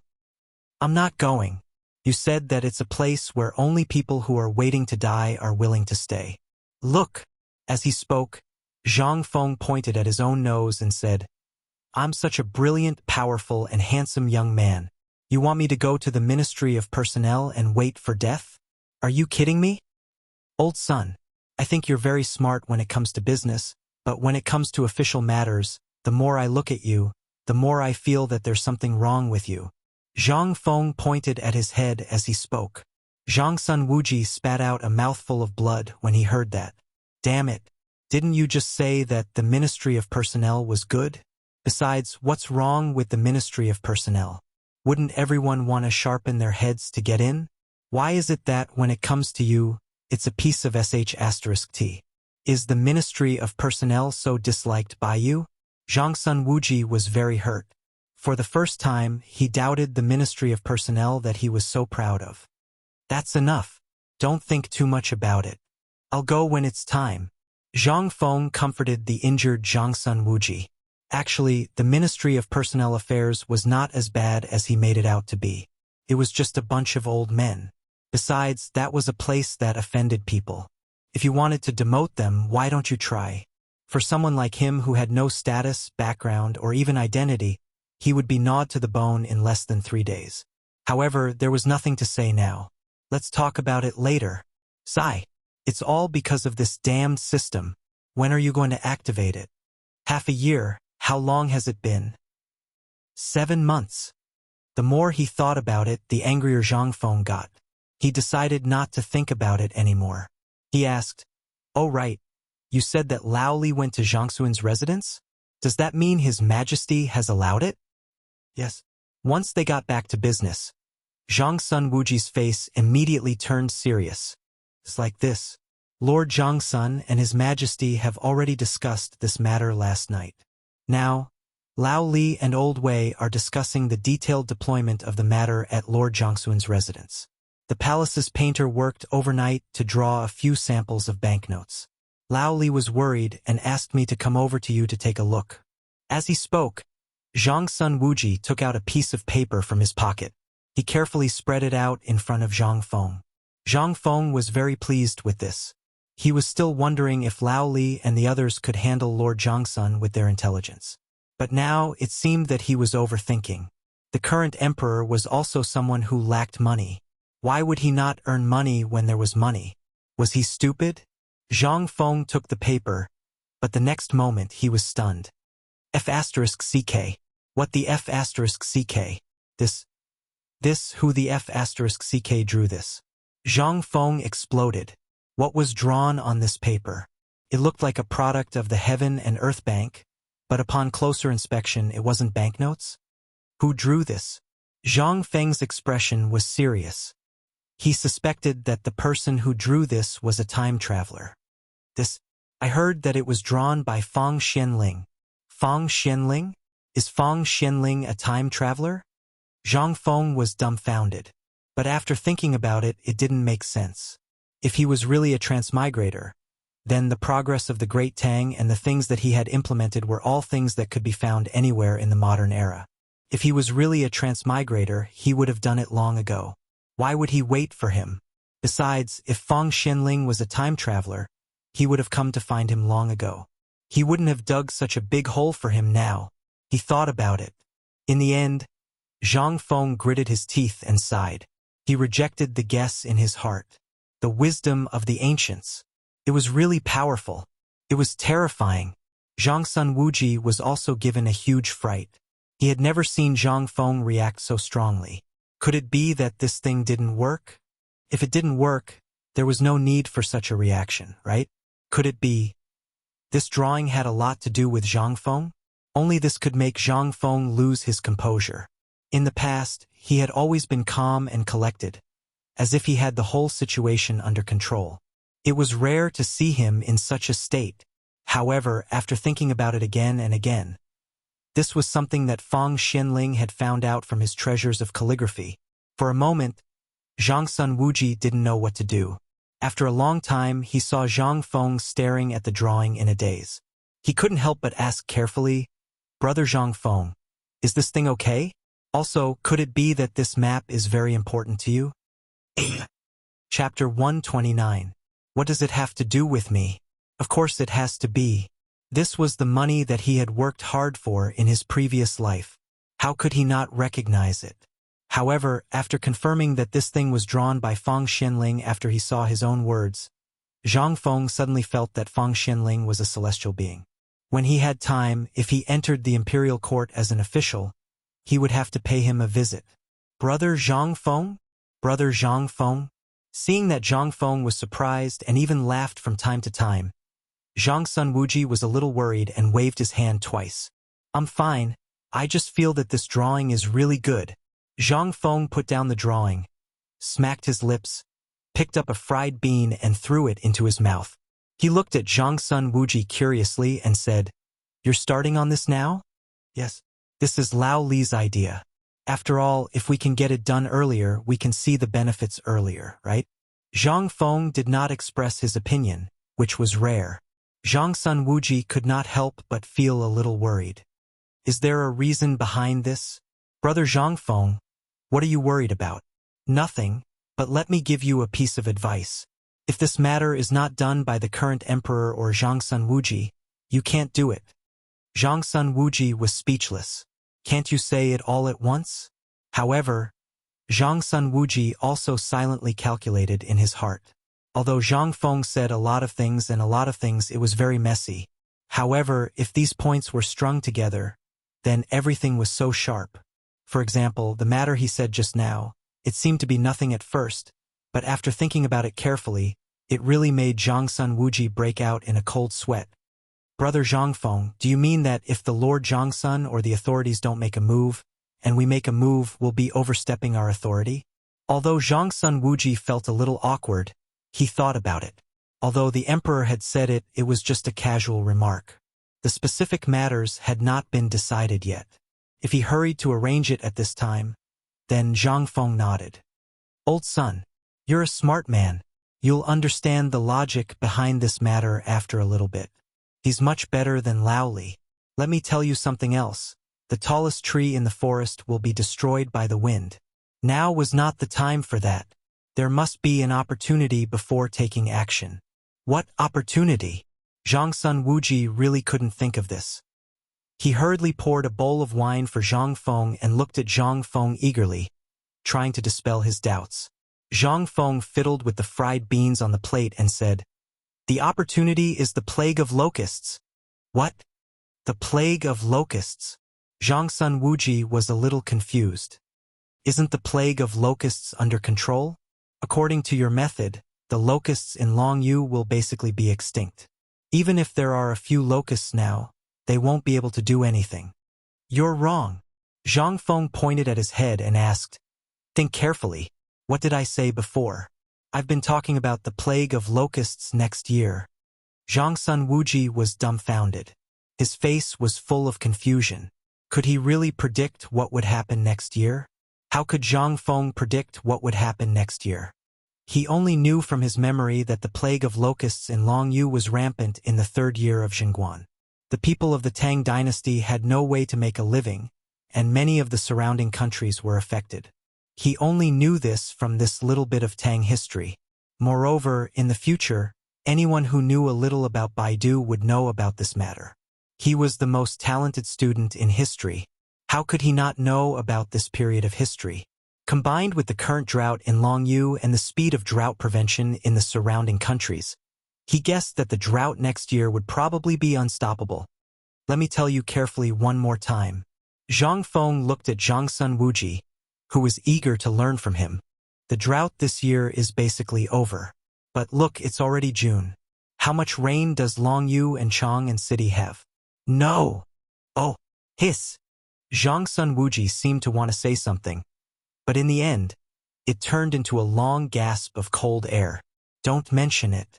This year, from March until now, the rain in Chang'an has been pitifully low. If you didn't mention it, I would have forgotten about it. Let's not talk about Chang'an. Basically, the rain in the Tang dynasty this year is almost half of what it was last year. Even after such a long time, there is not even a shadow of rain in Longyu. Zhang Sun Wuji did not dare to say anything more. At this time, his face was already pale. Brother Zhangfeng, do you mean that the drought in Longyu is not over yet? It will continue until this time next year? If that's what you're saying, then isn't everything we're doing now a little too? God, will the locusts really be rampant next year? When we heard you mention the plague of locusts, we always thought that it would happen this year. We've always been trying to prevent it, but now, if that's really the case, then wouldn't all our previous preparations be in vain? Zhang Sun Wuji was really anxious. If that was the case, why did they not want food before? Why did they have to talk so much with Tubo? Now, there was such a big problem. Now, what would they do in the future? Zhang Feng, on the other hand, was much calmer. He patted Zhang Sun Wuji on the shoulder and said, "Brother, calm down. Let me tell you, since you came to me about this, I will do it. Do you think I will cheat you? Then, what should we do about this?" Zhang Sun Wuji spread his hands. Zhang Feng raised his wine bowl and said indifferently, "This is not urgent for now. Let me tell you next time." Chapter 130. How could he not be anxious about this? It would be strange if he wasn't. If people knew about this, the consequences would be unimaginable. No wonder he said that before the emperor took action. They couldn't do anything. If he was really a businessman, he wouldn't have dared to take action. Who would dare to take action at this time? Their whole family would be annihilated. Although Zhang Sun Wuji wasn't a businessman, he couldn't stand up to the civil and military officials in the court. "Brother, Don't keep me in suspense. I know you're awesome and you have a way, but we can't. Zhang Sun Wuji was so anxious that he almost jumped on the wall. As for Zhang Feng, he was still leisurely drinking and eating the stir-fried beans. Those beans were crunching non-stop in his mouth, and Zhang Sun Wuji was also extremely anxious. He wanted Zhang Feng to choke to death on the beans. Brother, tell me, do your previous arrangements have a lot to do with this locust plague? Yes. Think about it. If we don't do anything about this year's locust plague, what will you do when the locusts come out and I say that they will cause a devastating disaster? If we don't do anything about it this year, even if the Daluo Immortal descends next year, he will turn around and run away. Do you believe me? Zhang Feng was speechless. Even the emperor wasn't anxious. Why would a little commoner like you be anxious? Zhang Sun Wuji seemed to understand something, but he was still a little confused. And he was even more shocked by Zhang Feng's control of the whole situation. Was this the control of the whole situation? Let me explain it to you. Zhang Sun Wuji was a little confused. He counted with his fingers and said, "This matter, during the drought, were you planning all this? Then, Tubo, according to your method, the emperor is only taking money now. Does that mean the emperor's intention is the same?" Yes. Zhang Feng gave him a thumbs up. You're finally enlightened. Who is the emperor? That's an emperor for all eternity. As I've said before, if this matter succeeds, the Tang dynasty will have an endless supply of cheap, free labor to store grain for the Tang dynasty bit by bit. What if it fails? Zhang Feng shrugged and said, Do you think Tubo can still get off the pirate ship under the current circumstances? Zhang Sun Wuji was shocked. A setup. Everything was a setup. From a blueprint, they had firmly tied Tubo to the belt of the Tang dynasty. Then, they had let him drill his head in bit by bit. Then, they had squeezed out this year's grain bit by bit. Zhang Sun Wuji finally understood why Zhang Feng wanted a year's worth of food. Next year, when the locust plague breaks out, Tubo will not have any food. What a vicious plan. But why did Lao Tzu like it so much? Have you figured it out? Seeing Zhang Sun Wuji's enlightened face, Zhang Feng asked with a smile. He was like an old faker. A small businessman was a small businessman. His control of the overall situation still did not achieve the effect he expected. However, Zhang Feng did not intend to let Lao Li think it through. He was just too bored, so he said it casually. As for how much benefits they could reap from it and how much property they could save, it was none of Zhang Feng's business. As a friend, he had said enough. Old son, you have to keep this matter a secret. If this matter gets out, even if Zhang Sun Wuji and the emperor don't kill you, the people and those idle officials in the court will kill you. I know. Zhang Sun Wuji was sweating profusely. He naturally knew the stakes of this matter. He had not lived long enough. Also, this matter still has a year's time. I reckon that His Majesty is probably already preparing to stock up on grain. Store up as many resources as you can. Don't use all of your belongings to stock up on grain. Be careful that you don't have the life to spend it. I'm also taking into account your temper. Otherwise, I wouldn't be bothered to talk about something like this. As he spoke, Zhang Feng's finger tapped slowly on the table, as if he was lecturing a student. Although this was just a simple action, in Zhang Sun Wuji's eyes, this was King teaching a student. He only lacked a hand to pat him on the head. Brother Zhang Feng, I can't repay your kindness, but I've taken the matter of the beautiful women to heart. Unfortunately, they are all mediocre beauties now. I guess little brother won't be interested in them. So, big brother and I are all thinking of ways to help you find those top-notch beauties within our capabilities. What was going on?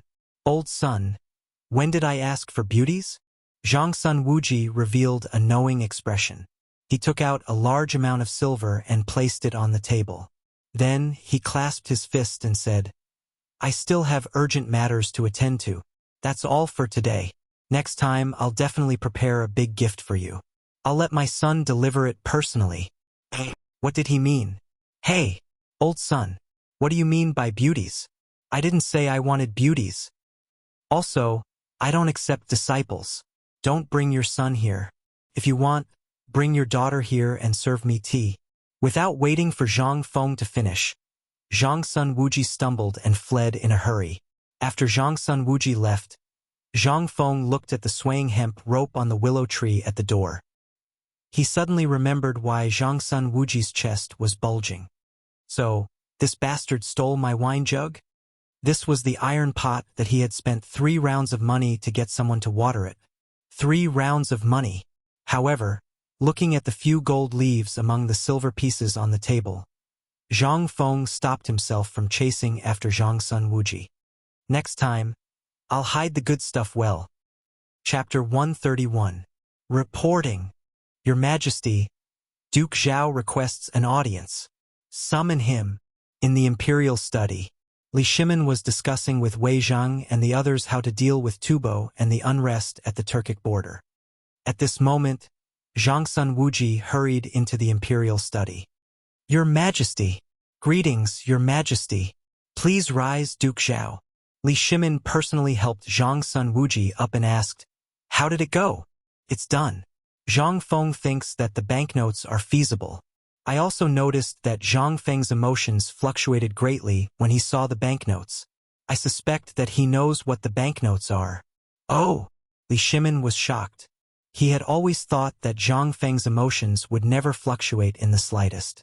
However, how could such a small banknote cause such a huge fluctuation in his emotions? "Your Majesty, we have to put this matter aside for a while." "Oh? Why?" "Lord Zhangsun, isn't this something we've discussed long ago? Why do we have to put it aside now? If we had done this earlier, it would have brought about unexpected benefits." Wei Zhang, Fang Xianling, and Li Shimin were all shocked. Obviously, this was not Zhang Xuan's idea, but Zhang Feng's. "Do you remember the plague of locusts that Zhang Feng mentioned?" "Of course. Didn't we hear from Long Yu that the plague of locusts is almost over?" Li Shimin was also shocked. How did this matter relate to the plague of locusts? No. Your Majesty, please let me finish." Zhang Sun Wuji interrupted the discussion with a grave expression. "The plague of locusts has been stopped. However, the plague of locusts that Zhang Feng mentioned is the plague of locusts next year." "What? Next year? Do you mean that next year?" Li Shimin clapped his hands and said, "Oh no, I remember now. Zhang Feng has been talking about the plague of locusts next year." This time, everyone was dumbstruck. That's right. What Zhang Feng meant was that if the plague of locusts is not stopped this year, even the gods would not be able to save us next year. This year, only a small part of the locusts have been eliminated. Moreover, from Zhang Feng's words, I noticed that since the beginning of the year, even the area around Chang and city has been less than last year. Think about it, how many times has it rained Chang and city this year? How many times has it rained? This time, Li Shimin and the others' faces turned completely pale. But when he thought about it carefully, he couldn't figure it out. In the end, Zhang Sun Wuji slowly sorted out everything that Zhang Feng had analyzed from the very beginning.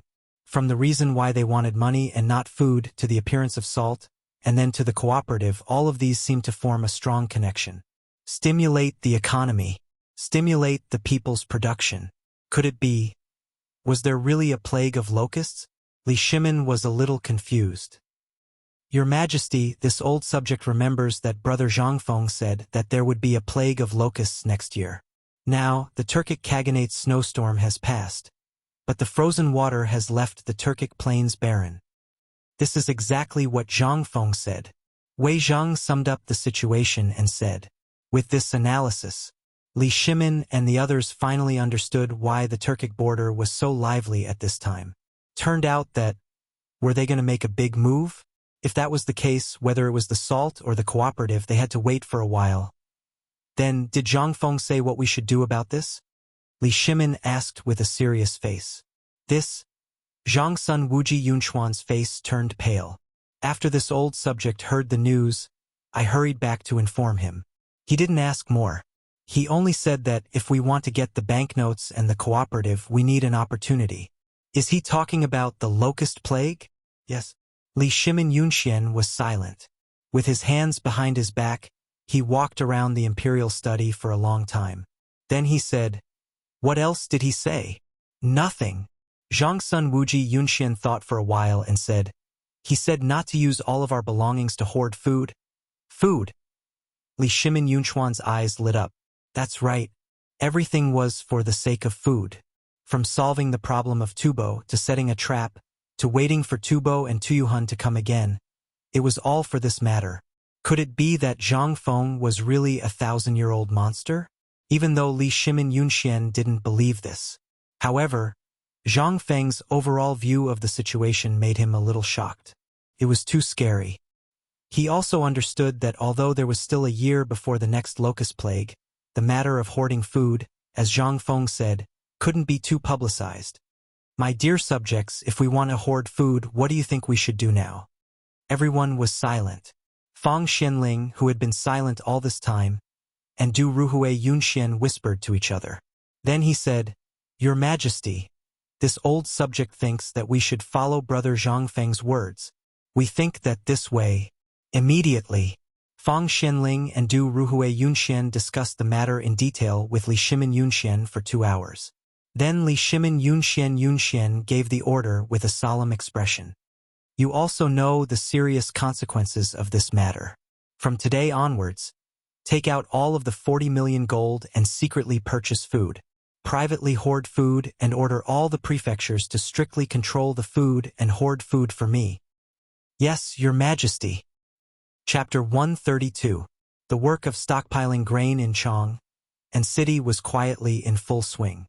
In the past 3 days, even if no one in Chang and city deliberately publicized the news, it had spread like wildfire. The price of grain, which was originally 10 copper coins per caddy, suddenly soared to 13 copper coins. And this was the price after the government had banned it. If the government had not intervened, who knew how much the price of this thing would have skyrocketed?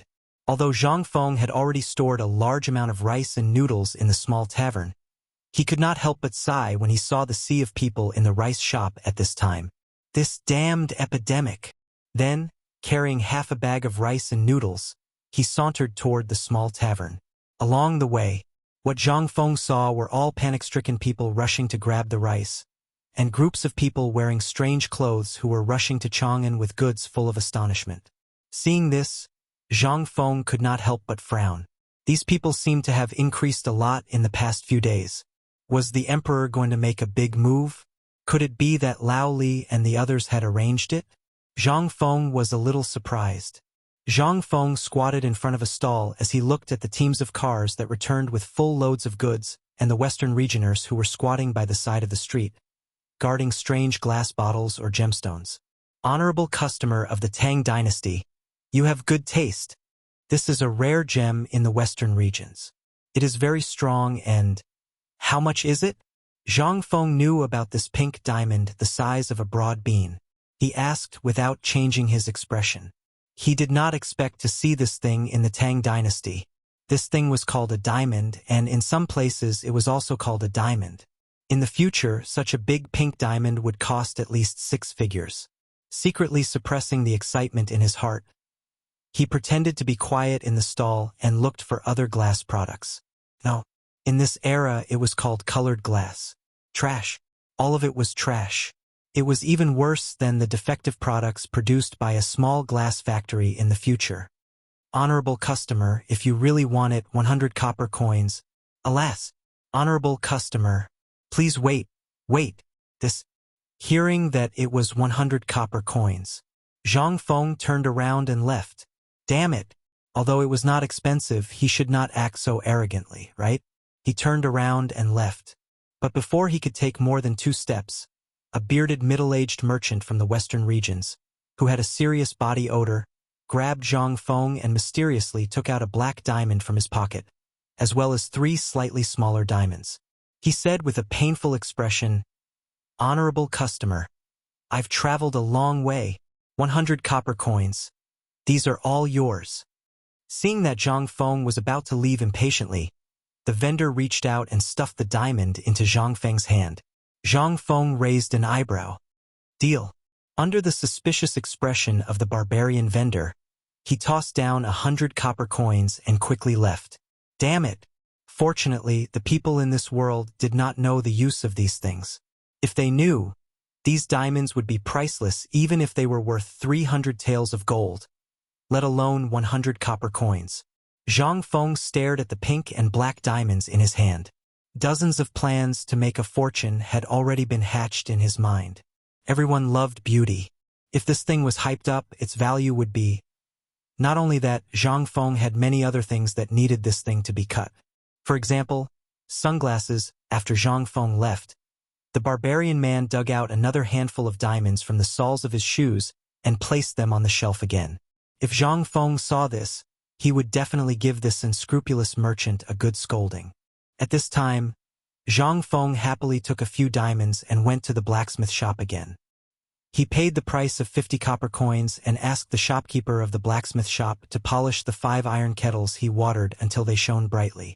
This time, he did not have to worry about them robbing him anymore. He took the pot and wrapped it up. Then, he dragged the recliner and lay down under the crooked tree in front of the tavern again. He listened to the hubbub of people shouting and drinking the wine in the pot with relish. What a comfortable life! However, when Zhang Feng closed his eyes, he started to feel puzzled. At this time, there were many barbarian merchants coming and going in and out of Chang'an City. This was not normal. What exactly was abnormal? Zhang Feng thought carefully in his mind. In June of the second year of Jingguan Temple, it seemed that there were no major events in Chang'an City. What was going on? So many foreign merchants, were they all here to ask for water carts? That was not necessary, right? The news about Tubo would not spread so quickly. That was not right. Zhang Feng seemed to have thought of something. The fan in his hand suddenly stopped fanning. He could not help but murmur, Li Yuan's birthday seems to be… Damn it! Who are you? Just as he was about to guess why so many people were here at this time, Zhang Feng suddenly felt a dark shadow and the stench of sweat suddenly enveloped him. He slowly opened his eyes, only to see a black shadow that was only an inch away from him. That person just stared at his wine jug with a pair of wide eyes. Zhang Feng was scared out of his wits. Zhang Feng's exclamation also scared that person into retreating. Then he squatted and sat on the ground. Zhang Feng did not care. He sat up and stared at the person. With a gloomy face, he asked, "Who are you?" Chapter 133. He was standing in front of Zhang Feng. One of them was wearing clothes similar to those of the Tang dynasty, but there were many silver ornaments. His head was wrapped in a large linen cloth, which was decorated with rows of pearls. Humans were so dark and gloomy. He looked about 20 years old. It was a man. Behind the man, there was a similarly tanned woman. She agilely pulled the man up as soon as he fell. Both of them were wearing expensive clothes, compared to the group of sweaty servants behind them. At first, Zhang Feng thought that the person who fell to the ground would curse or something when he got up. But he didn't. After the man fell, he hurriedly got up, looked at Zhang Feng with burning eyes, and gave him a bow that he didn't understand. He said, "Sawadika." What the hell? What the hell? I transmigrated? Zhang Feng was confused by the words, Sawadika. What was that? Could it be? It seemed that they saw Zhang Feng was confused. The man who was wearing crocodile leather boots and was as black as coal waved his hand to make the angry people behind him shut up. Then he said, "Honorable people of the Tang dynasty, I am the Prince of Zhenla. My name is Lama Shiva. This is my sister Lama Dala. We are the Prince and Princess of Zhenla." Lama Shiva, who was the leader, explained to Zifeng in a clumsy Tang dynasty language. But Zhang Feng's mind was still roaring. Sawadika, this was the place he had always been fascinated by. He didn't expect to see them in the Tang dynasty. He looked at the clothes of the so-called prince and princess. Although the princess's face was still a little dark, she was very pleasant to look at. Zhang Feng couldn't help but have a playful look in his eyes. "Hello, guests. I am the shopkeeper of this small tavern. How can I help you?" "Well, go. I almost forgot that you are the prince and princess. This way. Please come in. I'll serve you the best wine in the Tang dynasty." Without waiting for that guy to explain himself, Zhang Feng pulled him into the tavern in a hurry. He couldn't let an outsider take advantage of this treasure. As soon as they entered the tavern, Zhang Feng began to make preparations. Shiva and the others frowned as they observed the dilapidated tavern. However, even though the tavern didn't look like much, the aroma of the wine was exceptionally alluring. Earlier, Shiva had been attracted by the strange aroma of the wine and the oddly shaped wine jug. Just as everyone was observing the tavern, an alluring aroma wafted out, and their eyes were glued to the kitchen that was covered by a floral curtain. It was too fragrant. The Tang dynasty is indeed the Tang dynasty. How can I compare myself to such delicious food? A moment later, 3 to 5 piping hot dishes were placed on the table. Zhang Feng even opened 3 jugs of white wine with an alcohol content of at least 55%. He placed 1 jug in front of Shiva and Dala, then prepared a large plate of vegetables and threw it on another table. He threw 2 jugs of wine and sat next to Dala as if he was familiar with the place. Come, Your Highness, try my cooking. I guarantee that your trip won't be in vain. Although Shiva was 20 years old, it was his first time in the Tang dynasty to celebrate the birthday of the former emperor of the Tang dynasty, Li Yuan. However, at this time when he was shopping, he saw a strange chair, a strange wine jug, and a strange man. He was instantly attracted by the man's comfortable posture as he drank. However, he didn't expect that the wine would make him salivate even though he had drunk the wine of the Tang dynasty. That was why he saw the scene just now. However, looking at the exquisite dishes on the table, he didn't dare to eat them. However, his guards weren't so particular. A group of people surrounded the table. Each of them grabbed a handful of food and started to eat. The fragrance instantly attracted the remaining 12 people, and they wolfed down the food. On the contrary, the wine served as a foil. Seeing that the guards were eating happily and nothing else happened, Shiva couldn't help but pick up a piece of twice-cooked pork and throw it into his mouth. A moment later, that mellow fragrance caused his eyes to twitch violently. Why did ordinary pork taste so good after being cooked by him? It was too fragrant. Dala couldn't help it. She didn't pout like a noble. Instead, she ate happily. Shopkeeper, why is your dish better than the others? Why is it better than the chefs of Honglu Temple and Jingtai restaurant in the city? Manager, what dish is this? The 2 of them ate happily. Zhang Feng smiled. He didn't say anything. Instead, he poured a bowl of wine for the 2 of them and said, "This is the specialty of this restaurant. Ordinary people can't taste it. I've disturbed the crown prince today, so I made some rare delicacies and wine as an apology. Come. Try the wine that I've collected for 15 years. As he spoke, Zhang Feng raised the bowl of wine high and drank it in front of the 2 of them. The rich aroma of the wine made Shiva salivate even though he didn't drink it. However, he didn't dare to drink it since no one was drinking it. Moreover, Zhang Feng was too polite. He didn't dare to.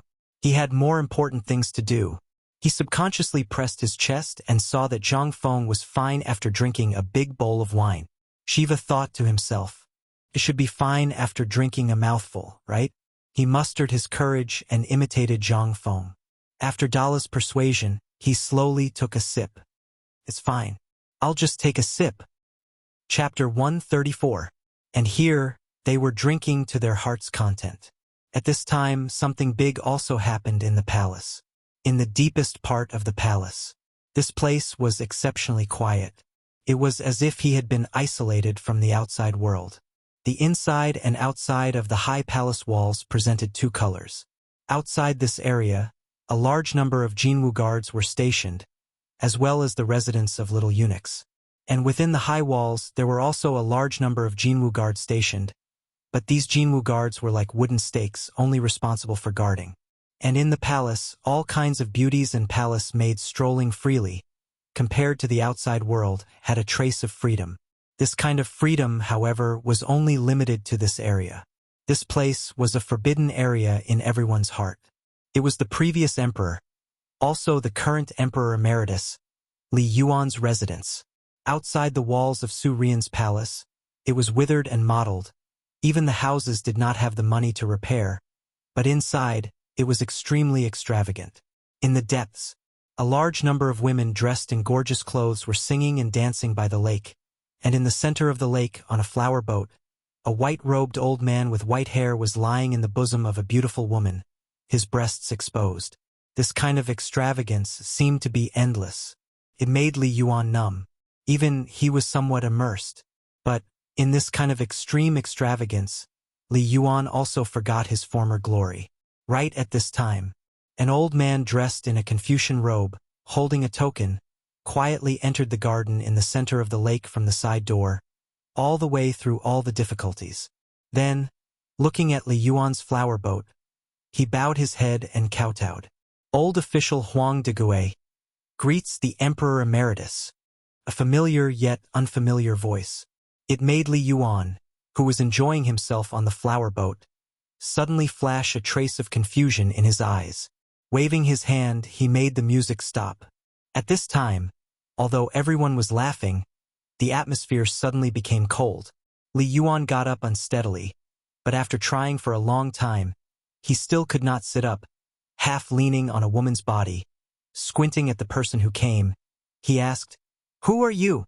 "Behead the Jinwu guards." "Your Majesty." Hearing this, that person was greatly shocked. He hurriedly called, "Your Majesty, old official Huang Degui, have you forgotten?" Huang Degui. Li Yuan waved his hand indifferently. After dismissing the Jinwu guards, he had the woman row the flower boat to the shore. At this time, Li Yuan finally saw clearly the person who came. He couldn't help but exclaim in surprise, "Huang Degui, raise your head." When Huang Degui heard that, he raised his head with a face full of tears and looked at Li Yuan. Li Yuan said in surprise, "You're old. We remember that you had a head of black hair back then. What happened to you? After not seeing you for a few days, your hair has turned white?" "A few days. Your Majesty, 2 years.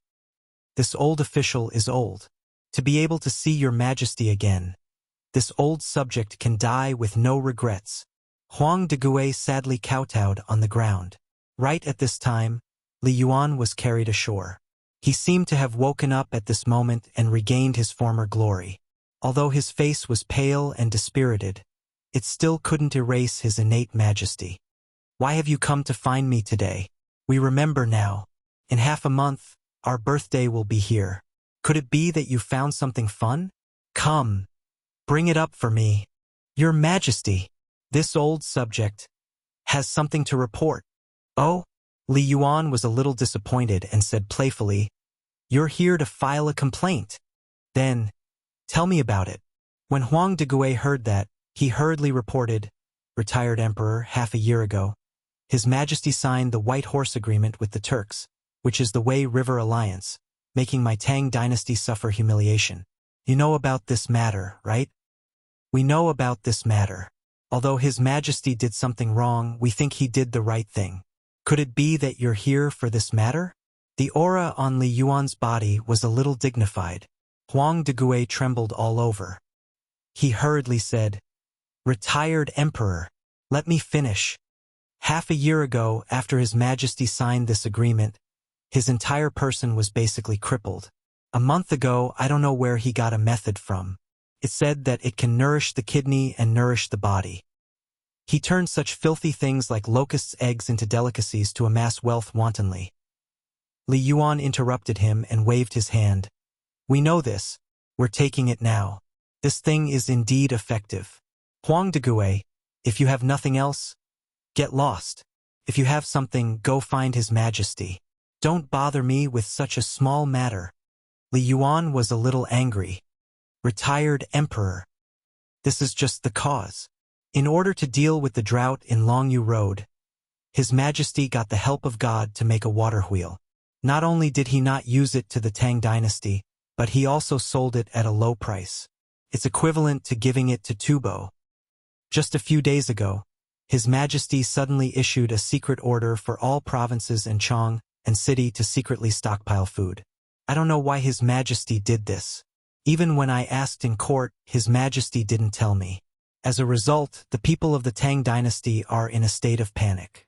The price of food even skyrocketed in one day. The people are already suffering unspeakably. If this matter is not eradicated, the Tang dynasty will be in chaos. I have no other way, so I came to report to retired emperor. Moreover, His Majesty not only didn't help the drought in Shandong, but also said that it was the matter of the Shandong gentry and that His Majesty didn't care. Retired emperor, you have to uphold justice for the common people. Li Yuan frowned slightly. After thinking for a long time, he asked, "Is this true?" Huang Degue prostrated himself and said, "I guarantee it with my head." Li Yuan felt more and more that this matter was somewhat unfathomable. He said with a sleeve, "Help me up. Tell Li Shimin to get over here." Chapter 135. Li Shimin was also in a terrible fix at this time. Originally, everything was going according to plan, but he didn't know what went wrong. He actually chose to let the whole Chong and city know that he was stockpiling grain, although he had already informed all the major grain merchants about this matter. The news still leaked out. In the bedroom, Li Shimin paced back and forth anxiously. Empress Zhongsun looked at Li Shimin's worried face. She wanted to say something several times, but in the end, she held back. She didn't know how long Li Shimin paced around. Finally, he couldn't help but ask, "Maid Guanyin, do you think I did the right thing?" "Second brother, why do you ask?" Empress Zhongsun got up, helped Li Shimin sit down, and poured him a cup of tea. Li Shimin looked at the tea, but he didn't have the slightest intention to drink it. He sighed and said, "I dare not say whether there will be a plague of locusts next year. I didn't consider this matter carefully." "No." Empress Zhongsun patted the back of Li Shimin's hand. "Did Zhang Feng say this?" Li Shimin nodded. "Then I think it's true." "Oh?" Although this concubine has not taken a step out of the palace, this concubine has seen through second brother's relaxed and strategizing during this period of time, as well as the things you have told me. What Zhang Feng said is indeed the plague of locusts next year. "Oh? You knew about it?" Li Shimin was a little surprised. "Yes, you were happy at that time, so I didn't want to make you worry.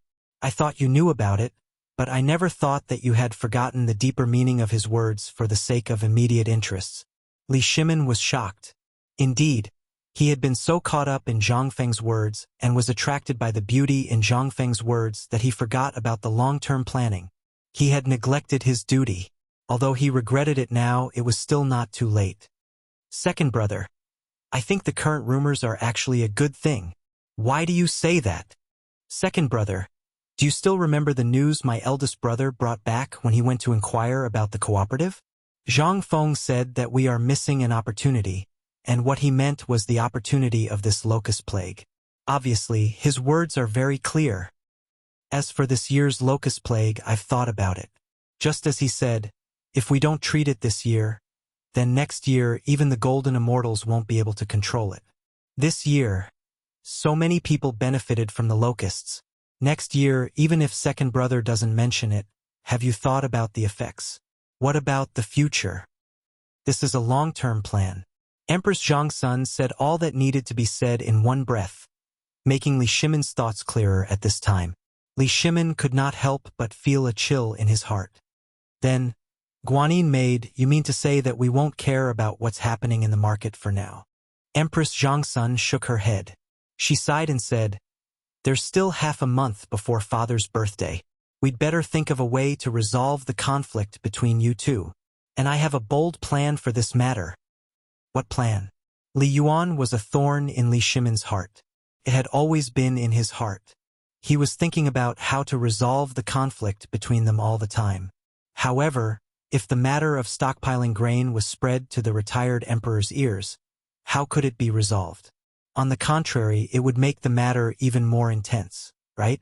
Empress Zhongsun smiled and said, "Second brother, you're really smart all your life, but stupid this time. Don't you think about why this matter is like this?" Li Shimin thought about it carefully, but he still did not think of the reason. He smiled speechlessly. "Stop joking, Guanyin maid. Tell me, what's your plan?" Empress Zhongsun smiled. "Someone must be behind this matter. Second brother, think about it, who is most likely to be behind it?" "You mean in Shandong?" Li Shimin was actually shocked. Yes.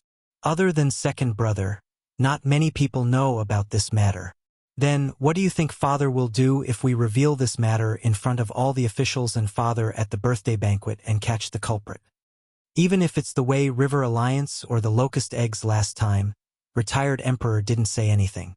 Although he doesn't care about it, his heart is still with the people of the Tang dynasty. Li Shimin frowned and pondered for a moment, and a murderous intent flashed in his eyes. Then it turned into a touch of gentleness. He gently put his arms around Empress Jiangxuan's waist and said intimately, "It's good that I have Guanyin made. Your Majesty." At this moment, little Gizi's voice sounded hurriedly outside the door. Empress Jiangxun blushed and stepped away from Li Shimin's arms. Li Shimin figured it out, and his whole spirit was refreshed. He waved his hand and said, "Come in."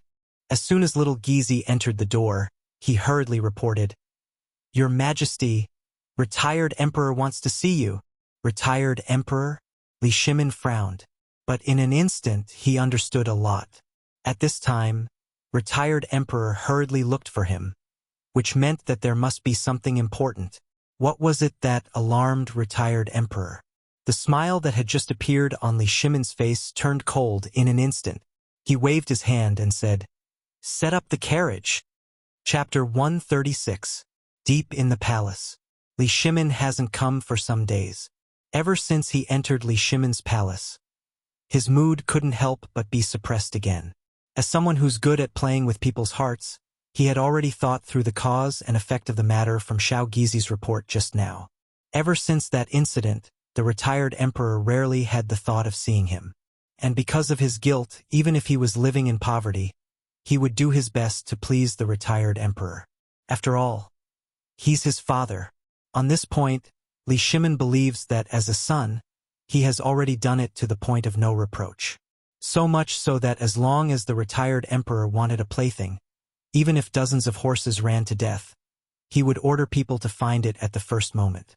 Originally, Li Shimin wanted to ask Zhang Feng at this birthday to resolve the conflict between them. But he didn't expect that, on the eve of the birthday, there would be an accident. He doesn't think that Li Yuan summoned him to discuss the birthday at this time. This is definitely those dishonest people in the court who went to snitch on him. Li Shimin's eyes emitted a blazing light. It made Empress Jiangxun, who was also sitting in the carriage, couldn't help but have her palms sweating. "Second brother, father's matter. I hope you can be more appropriate. After all, he's your father. If there's the slightest mistake, people will talk about it." "Who?" Li Shimin took a deep breath and swallowed the anger in his chest. He patted the back of Empress Jiangxuan's hand. "It's okay. Jin knows." Taiji Palace wasn't far from the back hall. A moment later, Li Shimin's carriage stopped at the back hall between the heavily guarded palace and the Ministry of Internal Servants. Getting off the carriage, a little eunuch personally called the door to report. "His Majesty has arrived." In the pavilion in the middle of the lake, Li Yuan tidied up his attire. Although it was still somewhat unrestrained, it was much better than before. At this time, Huang Degui bowed and stood behind Li Yuan, but his whole body could not stop trembling. At this moment, what he feared the most was Li Shimin. He knew what was waiting for him, but what could he do now? He could only wait and let it happen. In the eyes of the royal family, he was just a dog. The only difference was whether he was obedient or not. That was what he truly felt at this moment. If it weren't for the fact that his family's interests were at stake, he wouldn't have dared to stand against Li Shimin. At this time, looking at Li Yuan's back, as well as Li Shimin who came hand in hand with the Empress, his palms were trembling, his legs and stomach were cramping. The most terrifying thing was that the Emperor acted as if he didn't see him and didn't even look at him. After seeing Li Yuan, he bowed to Empress Jiangxun and said, "This son greets Imperial Father." "Humph." Li Yuan only snorted. He was still admiring the fish playing on the surface of the lake beside him. Yellow, red, black, and white carps were jumping joyfully in the lake. Wasn't it lively? Li Shimin and Empress Jiangxun seemed to have long been accustomed to it. Seeing that Li Yuan ignored them, they got up and then looked at the fish on the lake and praised, "Imperial Father, This pond of fish is more joyful than the fish in the imperial garden. Later, I'll ask the craftsman to come and consult him. Consult? Do you still need to consult? Li Yuan said sarcastically. You really don't know anything. Instead, that inferior nature of yours has become more and more arrogant. Li Shimin bowed and pretended not to know and asked, This son doesn't know what imperial father is unhappy about. Please enlighten me. Don't know? Ha ha ha. How could you not know? Ha ha ha. The dignified emperor of all ages, the dignified Tang dynasty emperors, how could you not know? Li Yuan laughed unrestrainedly. It made the temperature of the entire back hall suddenly drop to the freezing point. Even many palace maids and eunuchs began to tremble at this time. Both of them were masters of scheming and playing with people's hearts. Now the game made everyone tremble in fear. Imperial father. This son doesn't know. Li Shimin was still expressionless. Good. You don't know. Good. Good. Then I'll tell you. Can the people live and work in peace? Not yet. But I believe that it won't be too far away. Ha! Li Yuan sneered. Today, if I suddenly wanted to hear about the preparations for the birthday outside and summon Huang de Gui, I wouldn't know until now. Although I don't know how you govern the world, I'm too lazy to care. But in a small Chang'an city, you can make people panic. You are so capable. Huang de Gui's cold sweat had not dried up until he died. Just now, Li Yuan obviously saved his life. His life was temporarily saved, but he didn't know what would happen when he went out of this door. Mother ***, you two fight with wits and courage. What does it have to do with me? Lao Tzu came to you to let you know. Why do you have to drag me down? Now it's fine. Mother ***, get ready to run when you get out of here. Otherwise, he couldn't withstand Li Shimin's anger. He cursed Li Yuan and his son again. Li Yuan suddenly got up, angrily swept the fruits on the table, and shouted, Tell me about Chang'an. What's going on? Chapter 137. Father. Li Shimin was a little annoyed. Father. During this period of time, His Majesty has forgotten to eat and sleep because of the drought in Longyu Road. In addition, during this period of time, the Tujue and Tuyuhan are also a little dishonest, so Empress Zhangsun tried to mediate. She could also see that Li Shimin was a little annoyed. However, as a daughter-in-law and the Empress, she had to stand up and persuade. She knew the knot in Li Shimin's heart. Every midnight, Li Shimin would wake up because of the Black Tortoise Gate. He would only remove his disguise at midnight.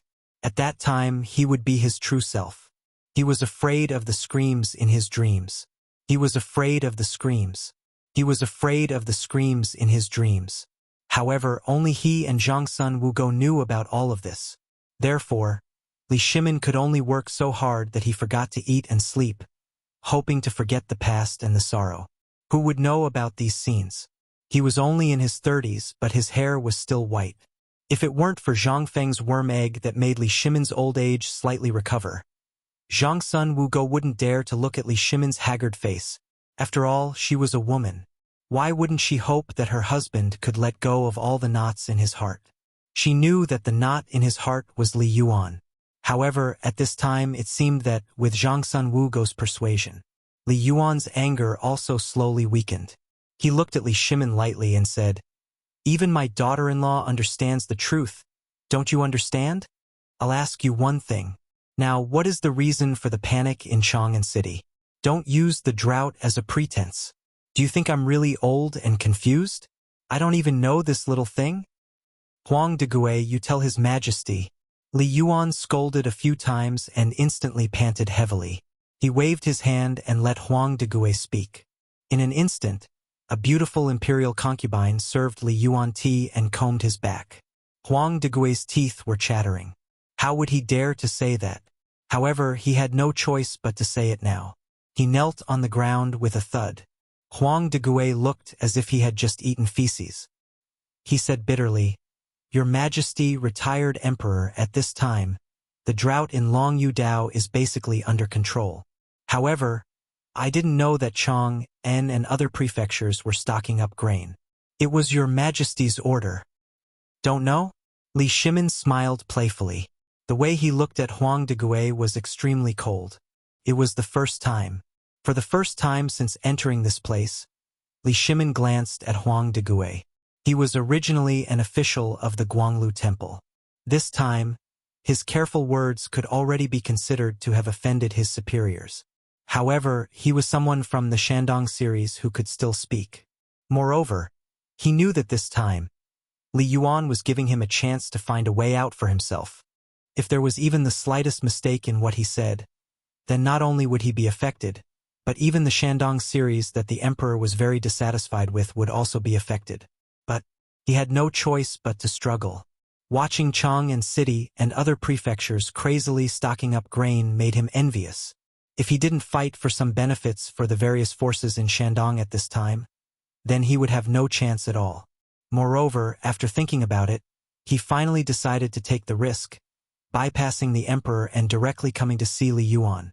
Taking advantage of Li Yuan's birthday, if he pressured the emperor at this time, then the various clans in Shandong would once again make a fortune.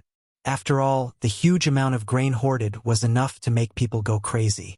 The clan had already promised that if this accident happened, as long as he made a prompt decision to resign and then fled back to Shandong, then everything would still be in time. Thinking of this, Huang de took a deep breath and said, "Your Majesty, at this time, the drought in Long Yu has been resolved, and there are 5 wars.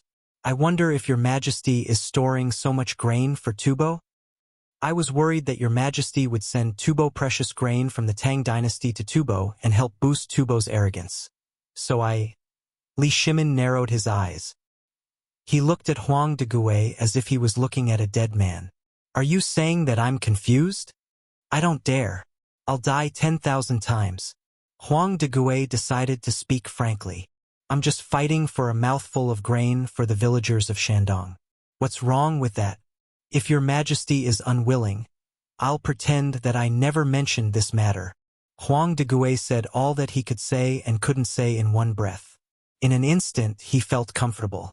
However, Li Yuan was not happy. Back then, didn't you know that if it wasn't for the support of the nobles in Shandong, would the Tang dynasty be where it is today? Would you be as awe-inspiring as you are today? Tell me about it today. I know about the matter in Shandong. Tell me in front of me, how are you going to solve it? Li Yuan was annoyed. He didn't want to delay anymore. At this time, his face was extremely pale, and his forehead was already sweating. Li Shimin bowed. He wasn't prepared to tell Li Yuan. In fact, he didn't know how to resolve the conflict at this time. He could only delay until he saw Zhang Feng before he could make a conclusion. He had really had enough of this kind of suppression. Father, you will know about this on the day of your birthday. For the time being, it's inconvenient for me to tell you. Everything will come to light on the day of your birthday. Chapter 138.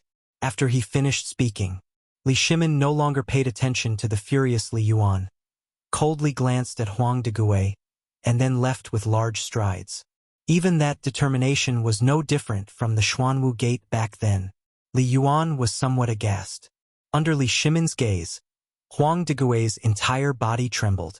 Out of the back hall, Li Shimin looked at the scorching sun in the sky and took a deep breath. Second brother, how do you plan to end this matter? Don't tell me you want to see Zhang Feng? Although Zhang Sun Wugo had never seen Zhang Feng, but Li Shimin's mouth, these 2 words had never stopped.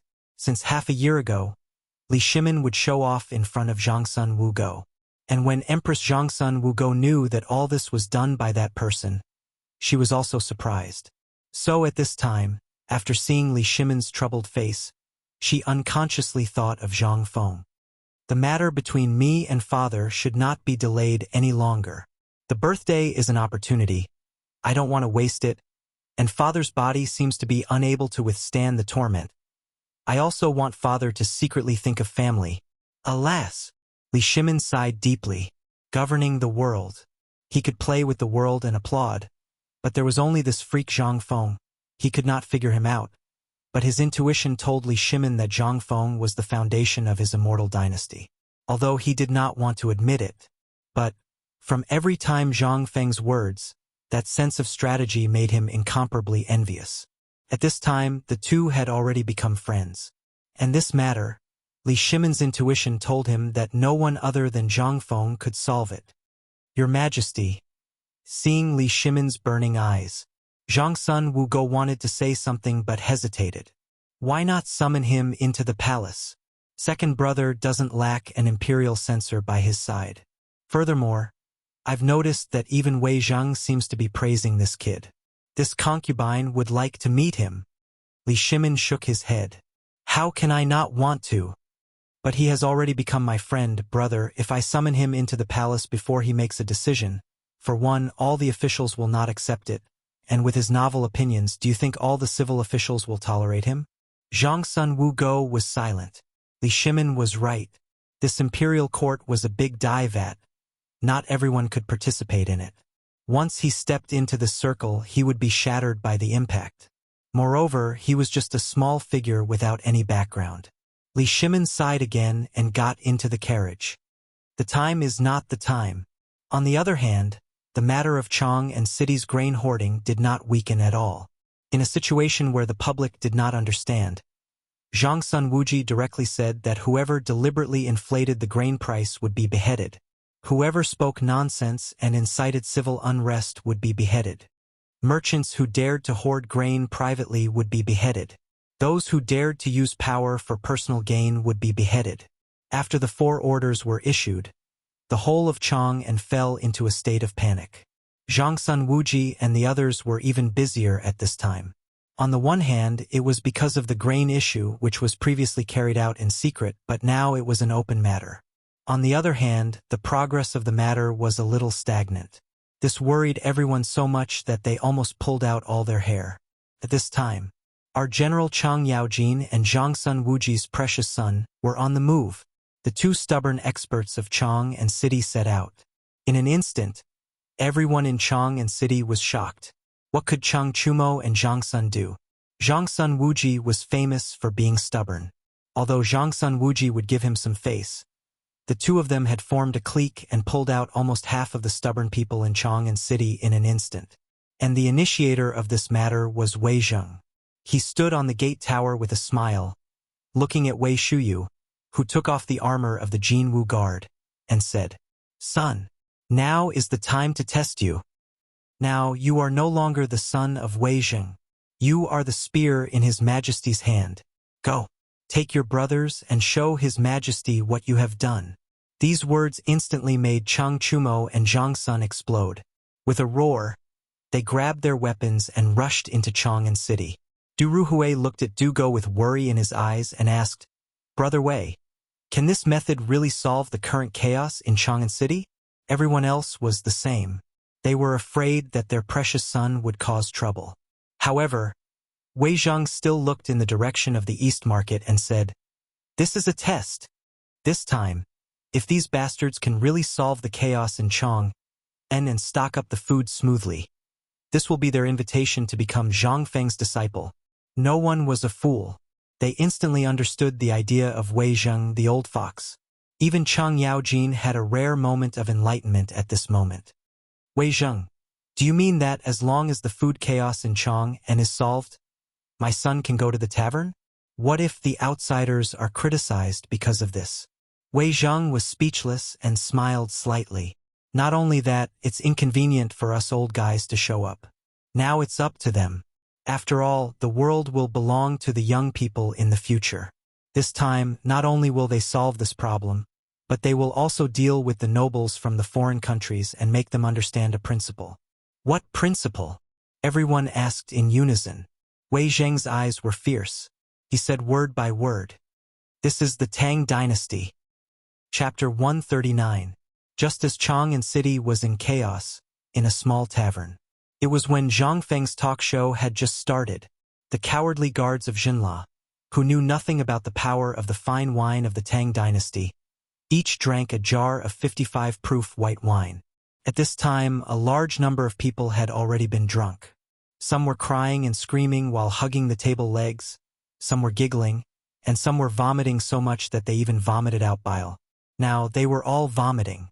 However, the Crown Prince was the Crown Prince after all. Although the wine of the Crown Prince and the Princess was only diluted by 20 degrees by Zhang Feng, Their faces were still red at this time. Together with their dark faces, they looked like the color of sweet potatoes at this time. The two were attracted by Zhang Feng's speech. At this time, they no longer cared about their identity. They stared at Zhang Feng with their big black eyes and asked, "Master Zhang, may I ask, how can we make Xinla as rich and powerful as the Tang dynasty?" Rich and powerful? Zhang Feng rolled his eyes at the crown prince, stared at the huge jade on Princess Dala's chest, and said, "Let me ask you, how many people do you have in Xinla?" The crown prince of Shiwa frowned and counted with his fingers for a long time before he said with a big tongue, "About 300,000 households, less than 400,000 households. Then, you want to compare with the Tang dynasty with so few people? Do you know how many people there are in the Tang dynasty?" Zhang Feng stretched out his hand as he spoke. He said mysteriously, "More than 5 million households." Of course, he didn't know how many people there were in the Tang dynasty. Besides, how many people there were was none of his business. Could it be that the small Xinla kingdom would actually count them seriously? If he really did that, then in minutes the butcher's knife of the mighty Tang dynasty would cut off their livelihood. However, even though it was just a random number that Zhang Feng came up with, Prince Xinla and Princess Xinla still gasped. "Hiss! 5 million? So many? Then, Master Zhang, how did the Tang dynasty become so rich and powerful?" As the crown prince of Xinla. This time, with the help of Li Yuan's birthday celebration, it was also the first time they came to the Tang dynasty to seek some experience that they needed. After all, those ministers and envoys were all closely watched by the officials of the Tang dynasty and at all levels, so they had no chance to come to Chang and to experience life. But they were different. They were juniors, and they had also received the approval of the Tang Emperor to come to Chang'an City, the most famous city in the Tang dynasty, to broaden their horizons. After all, the land they lived in was basically saline alkali soil, and the grain production basically depended on the trade with the Tang dynasty. If Xinla could learn a little bit of craftsmanship, it would be very good for his development. This time, he was able to enter the tavern because he was attracted by the strange chair and the strange pot. What was the most famous thing about the Tang dynasty? Porcelain. However, Shiva had never seen this item before. It looked like porcelain, but when he touched it, it was actually iron, and it was the kind of iron that was poured into one. If he could get such a technology, then Xinla would be saved. How could Zhang Feng not know this silly guy's purpose? This Xinla was a typical fool with a lot of money. If he didn't take advantage of him, who would he take advantage of? Zhang Feng deliberately kept silent for a moment. Then, he whispered mysteriously, "I'll only tell you about this. You mustn't tell anyone else." "Master Zhang, please tell me." Hearing this, Shiva was so excited that he almost hugged Zhang Feng and kissed him. However, when he saw Zhang Feng hesitating and glancing at Dala from time to time, he finally saw the palm-sized jade on Dala's chest. He pulled it off Dala and handed it to Zhang Feng with both hands, saying, "Master Zhang, please don't take offense. We forgot the etiquette. It's just a little token of our respect." Zhang Feng smiled. Under Dala's round and shy eyes, he wiped the jade and stuffed it into his arms. Such a big jade with such a good water source. It must be from the old pit. Good stuff. He thought about it happily, raised his wine bowl and said passionately, "Seeing that I hit it off with Prince Shiva today, I am really lucky. Come, let's drink together." A bowl of wine went down his stomach. Zhang Feng stared at the pink jade earrings on Dala's ears again and said, "Do you want to get rich?" "Yes." How could Shiva not want to? He definitely wanted to get rich. Otherwise, why would he come here? Moreover, although this small tavern was old and shabby, the fine wine, the delicious food, the strange wine jug, and the casual lounge chair in the corner were all full of temptation. If he could get his hands on any of these things, it would be an endless wealth for Xinla. Moreover, he dared to guarantee that there was no other tavern in the whole of Chang, or even the whole of the Tang dynasty. Seeing this, Zhang Feng shook his head mysteriously and said, "I wonder if your highness' desire to get rich is strong. What I am about to say may overturn all your previous common sense. so please think twice before you make a decision. Seeing Zhang Feng being so mysterious and serious, Shiva couldn't care less and quickly swore, Master Zhang, please save my people. Chapter 140. Shiva was not an impulsive person. He also knew what the price of being impulsive was. But now, on one hand, it was because of the alcohol, and on the other hand, everything in this small tavern was shocking to him. Although he was the crown prince, there were at least 30 brothers who wanted him dead. If he didn't have any tricks up his sleeve, he didn't know who would get the throne in the end. Therefore, he gritted his teeth and went all out. Zhang Feng had achieved his goal. He completely used the great deception technique. Let me ask you, what are the specialties of Zhenla? Jade, top-grade jade, coral, seafood, and all kinds of fruits. Shiva reported truthfully. Zhang Feng nodded. Then what is your business? What are your main cash crops? This? Zhang Feng was a little angry. He was afraid that what he said would be different from the Jinla of the future. However, he knew that Sawatika was an industry thousands of years in the future. When Shiva's words became sluggish, he knew that his opportunity had come. His goal would soon be achieved. I won't hide it from Master Zhang. My Jinla's location is rather barren, so I'm very ashamed. My Jinla's cash crop basically depends on fruits and seafood. My goal in coming to the Great Tang this time was to obtain some farming experience. Our food supply is basically not enough to feed our people. Shiva said it was very miserable, but in Zhang Feng's impression, the rice produced in that place was very expensive even in the dignified Wuxia. Why was it so difficult to grow this thing in Jinla during the Tang dynasty? Wasn't this his opportunity? Ridiculous! Ridiculous! Zhang Feng scolded with resentment. Shiva and Dala's eyes widened in an instant.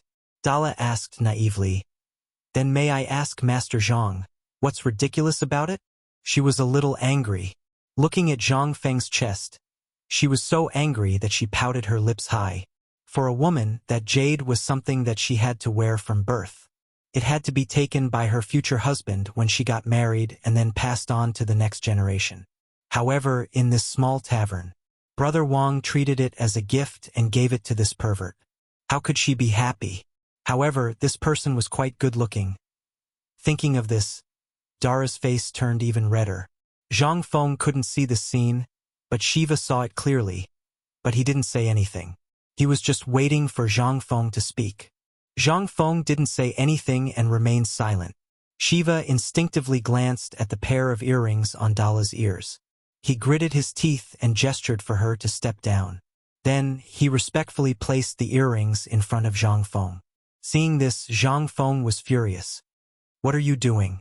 I've already said that we hit it off. But you can't use this thing to humiliate me. Siwa and Dala almost believed him when they saw Zhang Feng pressing his earlobes under his palms as he spoke. The corners of their mouths twitched uncontrollably. Fine. What an expert. We can't offend him. Shiva patiently asked, Master Zhang, please save the people of Zhenla. If Master Zhang is willing to help, Zhenla will definitely give you a big gift. Sigh, this is boring. Zhang Feng waved his hand repeatedly, but his eyes were looking at the two of them from head to toe. About this, I'll ask you a question. In the Tang dynasty, there's a saying that goes, those who rely on the mountain live on the mountain, and those who rely on the water live on the water. Do you understand? There's such a saying in the Tang dynasty? Shiva blurted out subconsciously. However, after thinking about it, he felt that something was wrong and hurriedly cupped his fists. Master Zhang, please enlighten us. This kid is stupid. Sigh. Such a simple thing. Fine, let me ask you, does Jinla have a lot of water? Yes. Moreover, it's mostly salty and alkaline land. That place is really not suitable for planting. Even fruits can't be grown there. Shiva sighed. That's right. Zhang Feng slapped his thigh. You're fundamentally wrong about this matter. Idiots. Damn it. What if * king idiot? You can't even figure out such a simple question. Are you uncivilized barbarians? What can be grown in that alkaline land?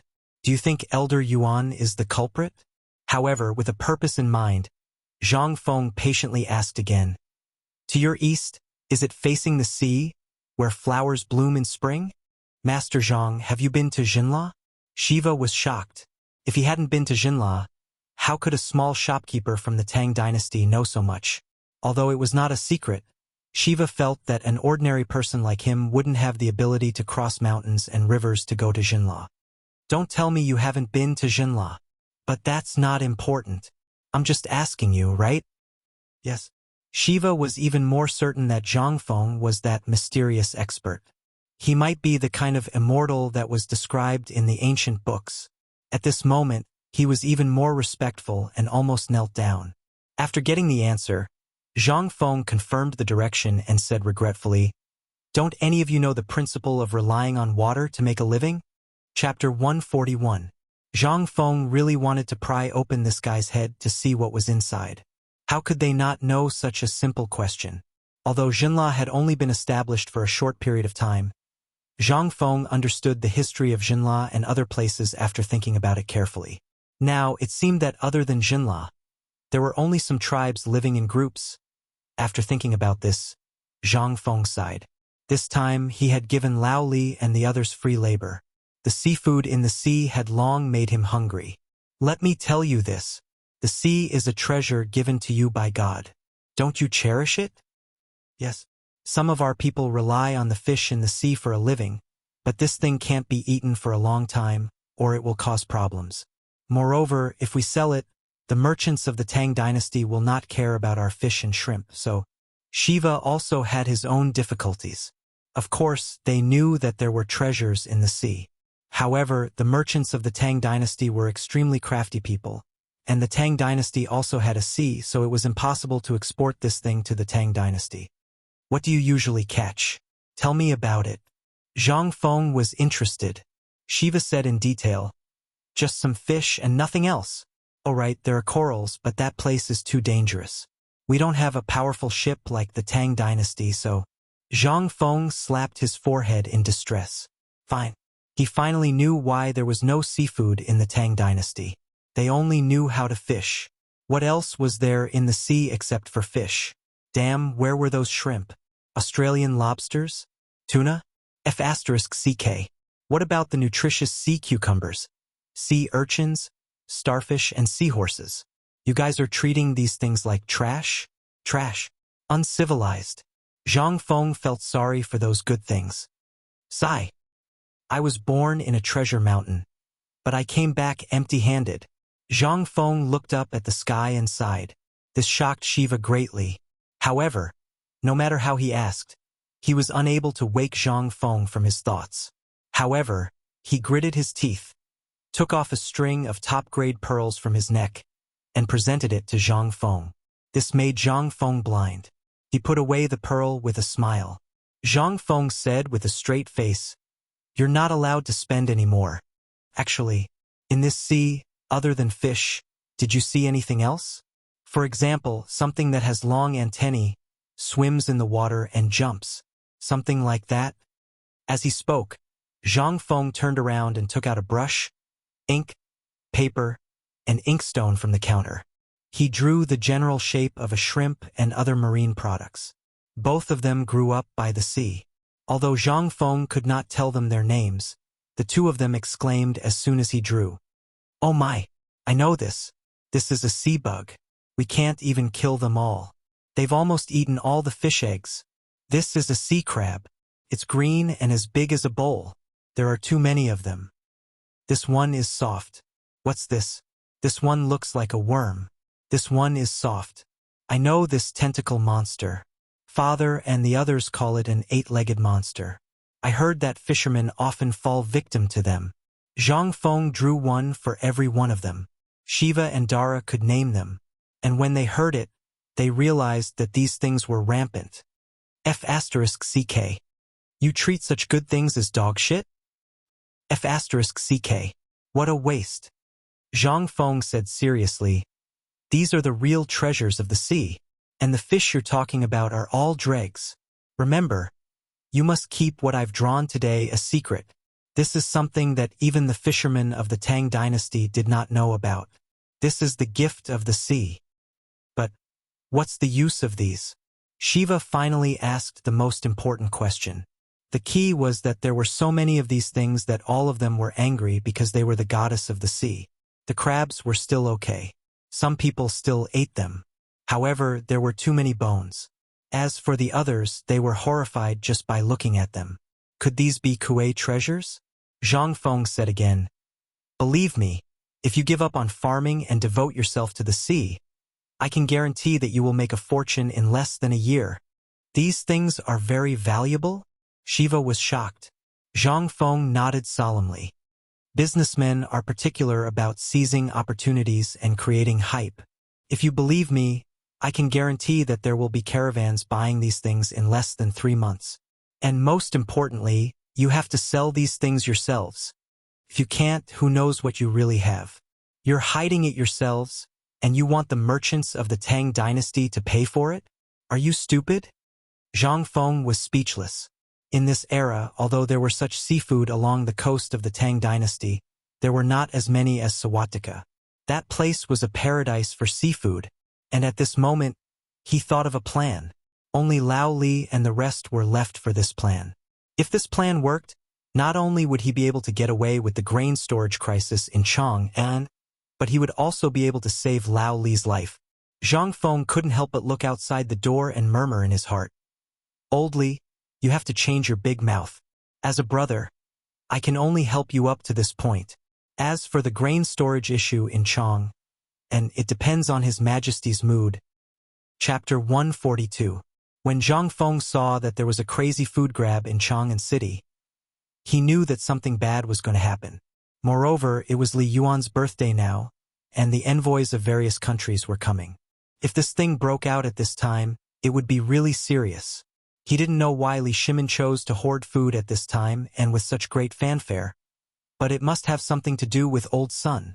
When Old Sun left in a hurry that day, he knew that this guy would definitely tell Lao Li. But from the matter of hoarding food, he faintly sensed that this big mouth wouldn't have said it in the mansion of that old guy Zhang Sun Wuji. Right? Thinking about it this way, Zhang Feng was a little panicked. Hoarding food at this time, the current emperor's head was either kicked by a donkey, or he was going to make a big move. But it was obvious that this big move was related to Li Yuan. However, this had nothing to do with him. He was just worried that if this matter made the emperor angry, he would definitely kill people to deter the world. Then who would he kill? Of course, Lao Li and the other small businessmen. At that time, he was afraid that he would die before the system was activated. At this time, he unexpectedly met Sawatika. This unexpected guest made Zhang Feng applaud. He really came at the right time. Thinking of this, Zhang Feng excitedly told the two naive people about the commercial secrets related to aquatic products in detail.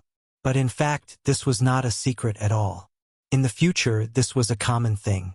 It was just a business method to buy low and sell high, but it was regarded as a supreme treasure by the naive Prince Shiva. While Zhang Feng was trying his best to persuade them, the gold and silver of Shiva and his sister were all in Zhang Feng's pocket. Zhang Feng was so embarrassed that he felt a little embarrassed. Hey, this is what I said. You have to remember it well.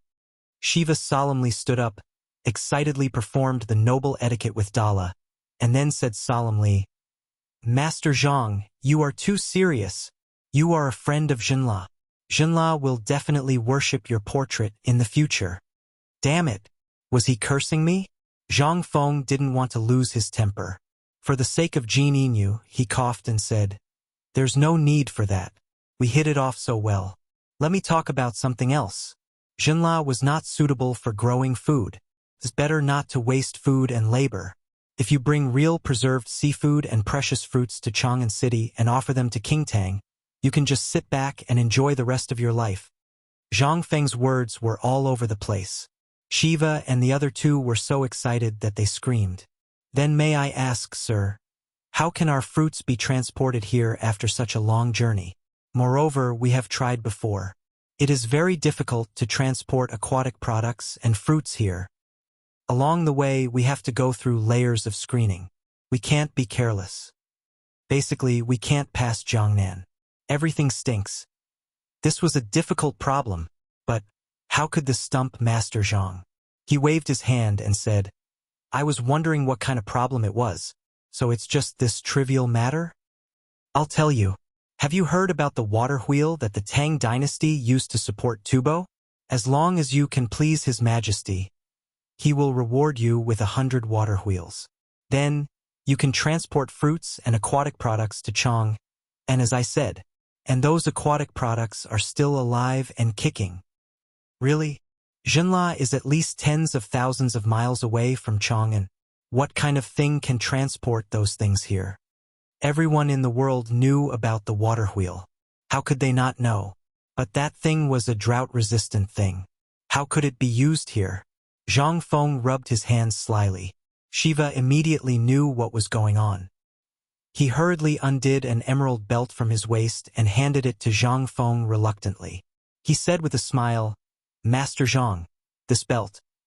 Before Shiva could tell him the origin of the belt, Zhang Feng exclaimed, "Good stuff." Then the belt appeared on Zhang Feng's waist. Where did this thing come from?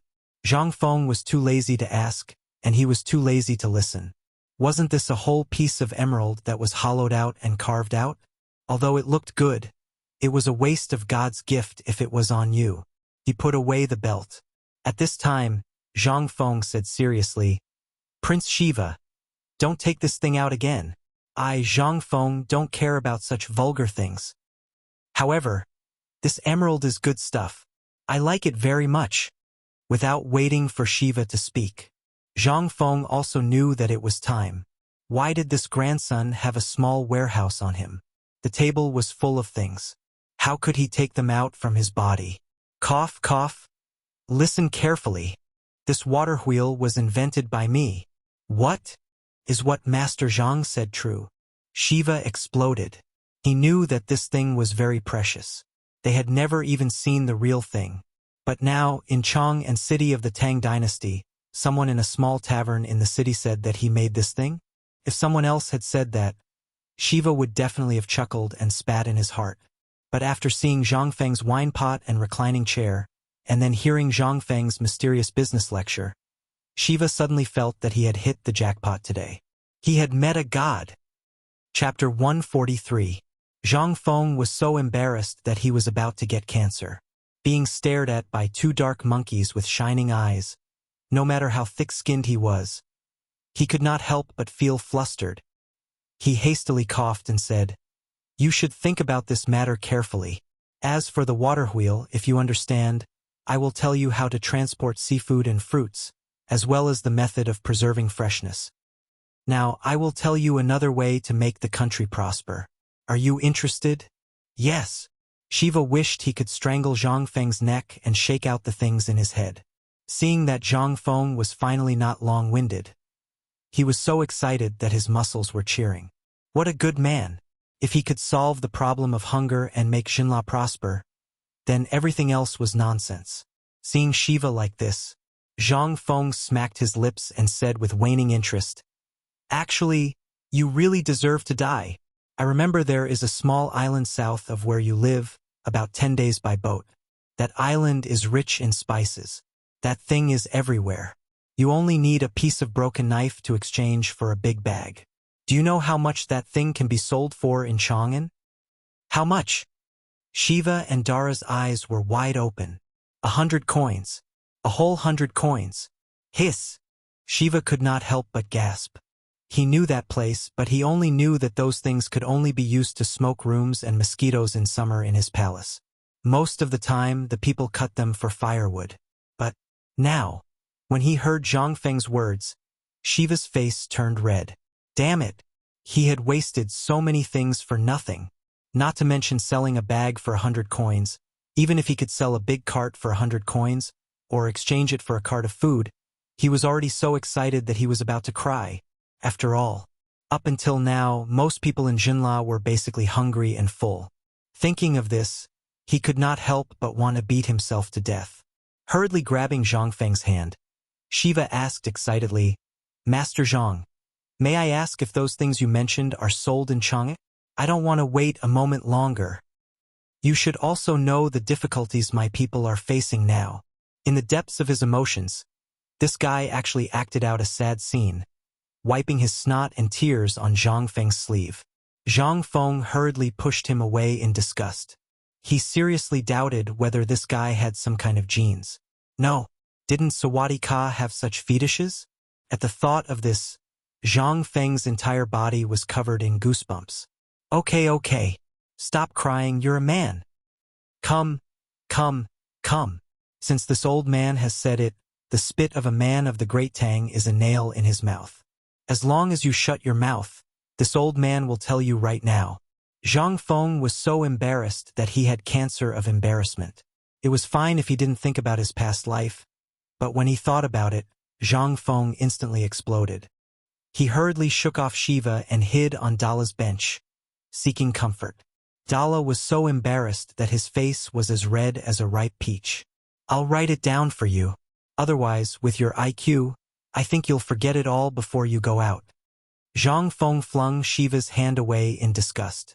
He glared at Shiva, who was sitting far away from him. Then, he wrote and drew on the paper as he spoke.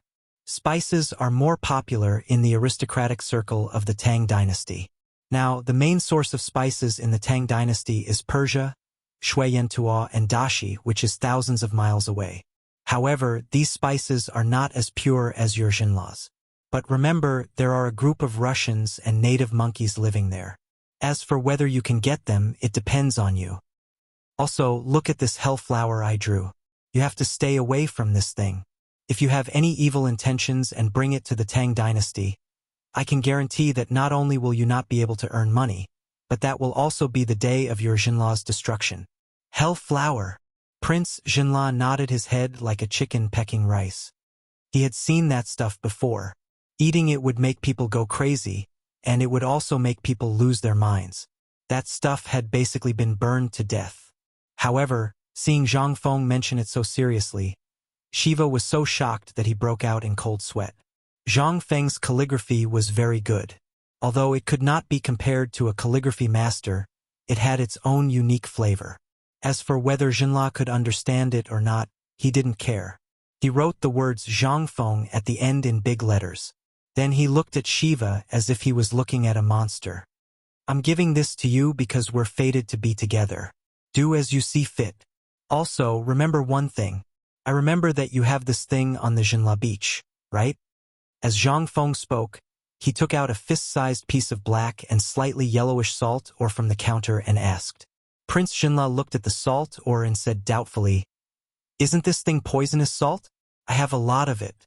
Is Master Zhang interested? Interested? Zhang Feng's teeth were hurting. He bared his white teeth and asked, I can eat as much as you have. Chapter 144. Siwa and Dala looked at each other. They looked at Zhang Feng as if they were looking at a monster. This thing had troubled them for generations. Because of this thing, they could not grow food. Many things could not be grown. Moreover, there were so many of these things that it made one's hair stand on end. They could not eat it. Not to mention that not a single blade of grass grew nearby. Even animals did not dare to come close. But now, this mysterious Master Zhang actually wanted it? That's really too good. Deal. It was rare for Siwa to not be shy. He grabbed Zhang Feng's hand, scaring Zhang Feng so much that he bounced up reflexively and almost jumped into Dala's arms. Don't. It's improper for men to touch each other. Please respect yourself. I'm a very self-disciplined person. Zhang Feng waved his hand repeatedly. Then he glanced at Dala, coughed, and sat still. He regained the demeanor of an expert and said, I want to ask, do you have a lot of these things there? Sigh. Siwa sighed. Master Zhang, are you testing my sincerity? I know that Master Zhang must have been to Jinla. Otherwise, it would be impossible for you to know so much about Jinla. Don't you know that there is at least an area of a city in the south of Jinla with this thing? Every year, we spend a lot of manpower and financial resources to manage this thing. But this thing is like the stones in the ground. There are so many of them that it makes one's hair stand on end. This is the main reason why our people can't fill their stomachs. I didn't expect Master Zhang to like this thing too. If that's the case, I'll make the decision and give it to Master Zhang. But my country's strength is limited, and this thing is rich in poison. So, if you want it, you can dig it up yourself. No matter how much you want, Jinla will open the door and give it to you. He was not stupid. As the prince of a country, he had seen Zhang Feng's magical ability. If he still did not know that Zhang Feng was after their thing, then he would really be a pig. Zhang Feng's head was a little twisted. He thought that this guy was easy to fool, but he did not expect that he would be led into a ditch. Could he go to Jinla? Could he go? He couldn't go. If he did, it would no longer be a treasure. It was quite simple to refine this thing. As long as his people dared to go, the art of making salt would definitely be leaked in less than half a year. Zhang Feng's mouth twitched. His expression didn't change as he glanced at Shiva and said, I have some use for this thing, but it's not that useful. I know a merchant who buys this stuff. If you want to sell it, I estimate that a cart of this stuff can be exchanged for 10 caddies of grain. Do you want to trade? Zhang Feng spoke without blushing or panting. After saying that, he couldn't stand Shiva anymore and took a sip of wine from his bowl. Then, he put away the paper on the table and prepared to leave. However, at this moment, Shiva seemed to have realized that if he didn't agree to this matter, then everything they had discussed before would be for nothing. Because until now, Master Zhang only told him that those things could make him rich, but he didn't tell him the ultimate goal. He also knew that this poisonous salt seemed to be an additional condition. Although he didn't know what Zhang Feng wanted this thing for, he didn't ask. A cart of trash could be exchanged for 10 caddies of grain. That was just a saying. 100 carts could be exchanged. Heavens! Thinking of the countless poisonous salts, his eyes burned with passion. He gritted his teeth and pressed down on the corner of the letter, saying, Master Zhang, let's talk things over. If you want me to give you a few carts of this thing, it's not a problem. It's not about the grain or not. If you really want to do business with this thing, then I'll be serious. A cart of 10 caddies of grain, I'll take it seriously? Zhang Feng smiled and sat down again. He patted Shiva's shoulder that was full of dust and said, That's right. This thing is actually not worth much. I'm just testing you to see if you have the sincerity to do business with Jinla. I can guarantee that the people I know are powerful enough to take all of the things I mentioned before. But as for everything else, you'll have to discuss it yourselves. I just saw you because of fate. As he spoke, he removed Shiva's hand and crumpled the paper into a ball under Shiva's and Dala's fierce gazes. Dala didn't care about anything else. Although he was blushing, the beauty hidden under his dark skin made him look a little more pleasing to the eye. Otherwise, Zhang Feng wouldn't have been so unscrupulous. Master Zhang, my brother and I came to Chang'an to solve the grain problem of Jinla. Today, we saw so much grain in Chang'an City and heard that His Majesty the Tang Emperors is stockpiling grain. Therefore, we have to discuss this matter seriously. We will tell my father everything that happened today. This matter must be approved by him personally. You should discuss this matter as soon as possible. After all, I've only met that businessman twice. Maybe he will go to Dashi on that day. He had finally taken the bait. Lao Tzu was going to become the savior of Sawatika. Lao Tzu. I've added another bargaining chip for your life. I hope your bad temper doesn't kill you now. Otherwise, Lao Tzu would really be alone in the Tang dynasty. Chapter 145. Achoo! In Taiji Palace. At the same time, Li Shimin sneezed loudly. He was originally copying Zhang Feng's handwriting, but now, the brush drew a long horizontal line on the paper. Li Shimin frowned. He muttered, Who is talking about me? Second brother. You are being paranoid. Zhang Sun Wugo glared at Li Shimin and helped him put on a cloak. You have been standing for 6 hours. Don't tire yourself out. Li Shimin put down the brush and patted the back of Zhang Sun Wugo's hand. He gently hugged her from behind and said with incomparable tenderness, Guanyin maid, what do you think of Zhang Feng? Zhang Feng. Zhang Sun Wugo thought for a moment. He glanced at the paintings in the study and said calmly, Although I have never seen this person before, for this person to be able to write such a world-shaking poem that even the great scholars of the present age and the great literary heroes are unable to create, this in itself is a miracle. Moreover, the drought in Longyu was easily resolved by him while drinking and chatting merrily. He also used a small price to make Tubo and Tuyuhun fall into his endless schemes. Even if Zhuge Liang was alive, he could not compare to this. However, his status is low after all. If second brother insists on recruiting him now, I feel that it is still somewhat lacking in consideration. No! Guanyin made. Li Shimin turned Zhang Wugo's graceful body around and said, I know that the time is not right. He himself said that the time is not right. Therefore, I want to send Changqian, Qingke and Ku'er to the tavern to learn his unique way of governing and the way of business. What do you think? No.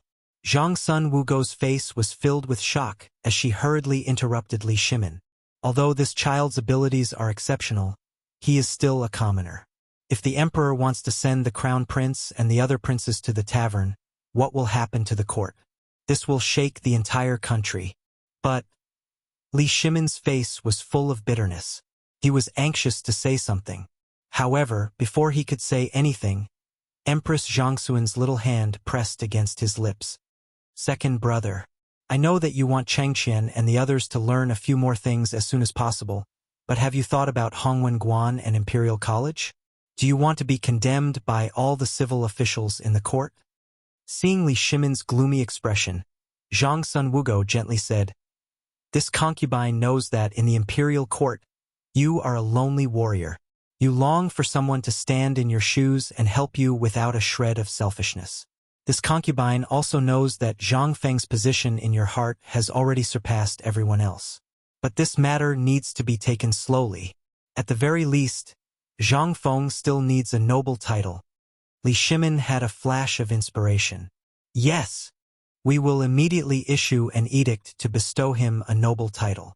This way, all the civil and military officials in the court will not have a single word of complaint.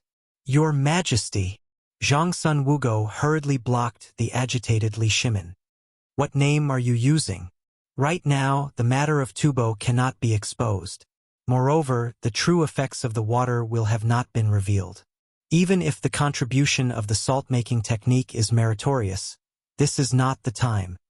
Li Shimin vexed and viciously broke the red sandalwood jade brush. He sighed, It is rare for us to have a close friend.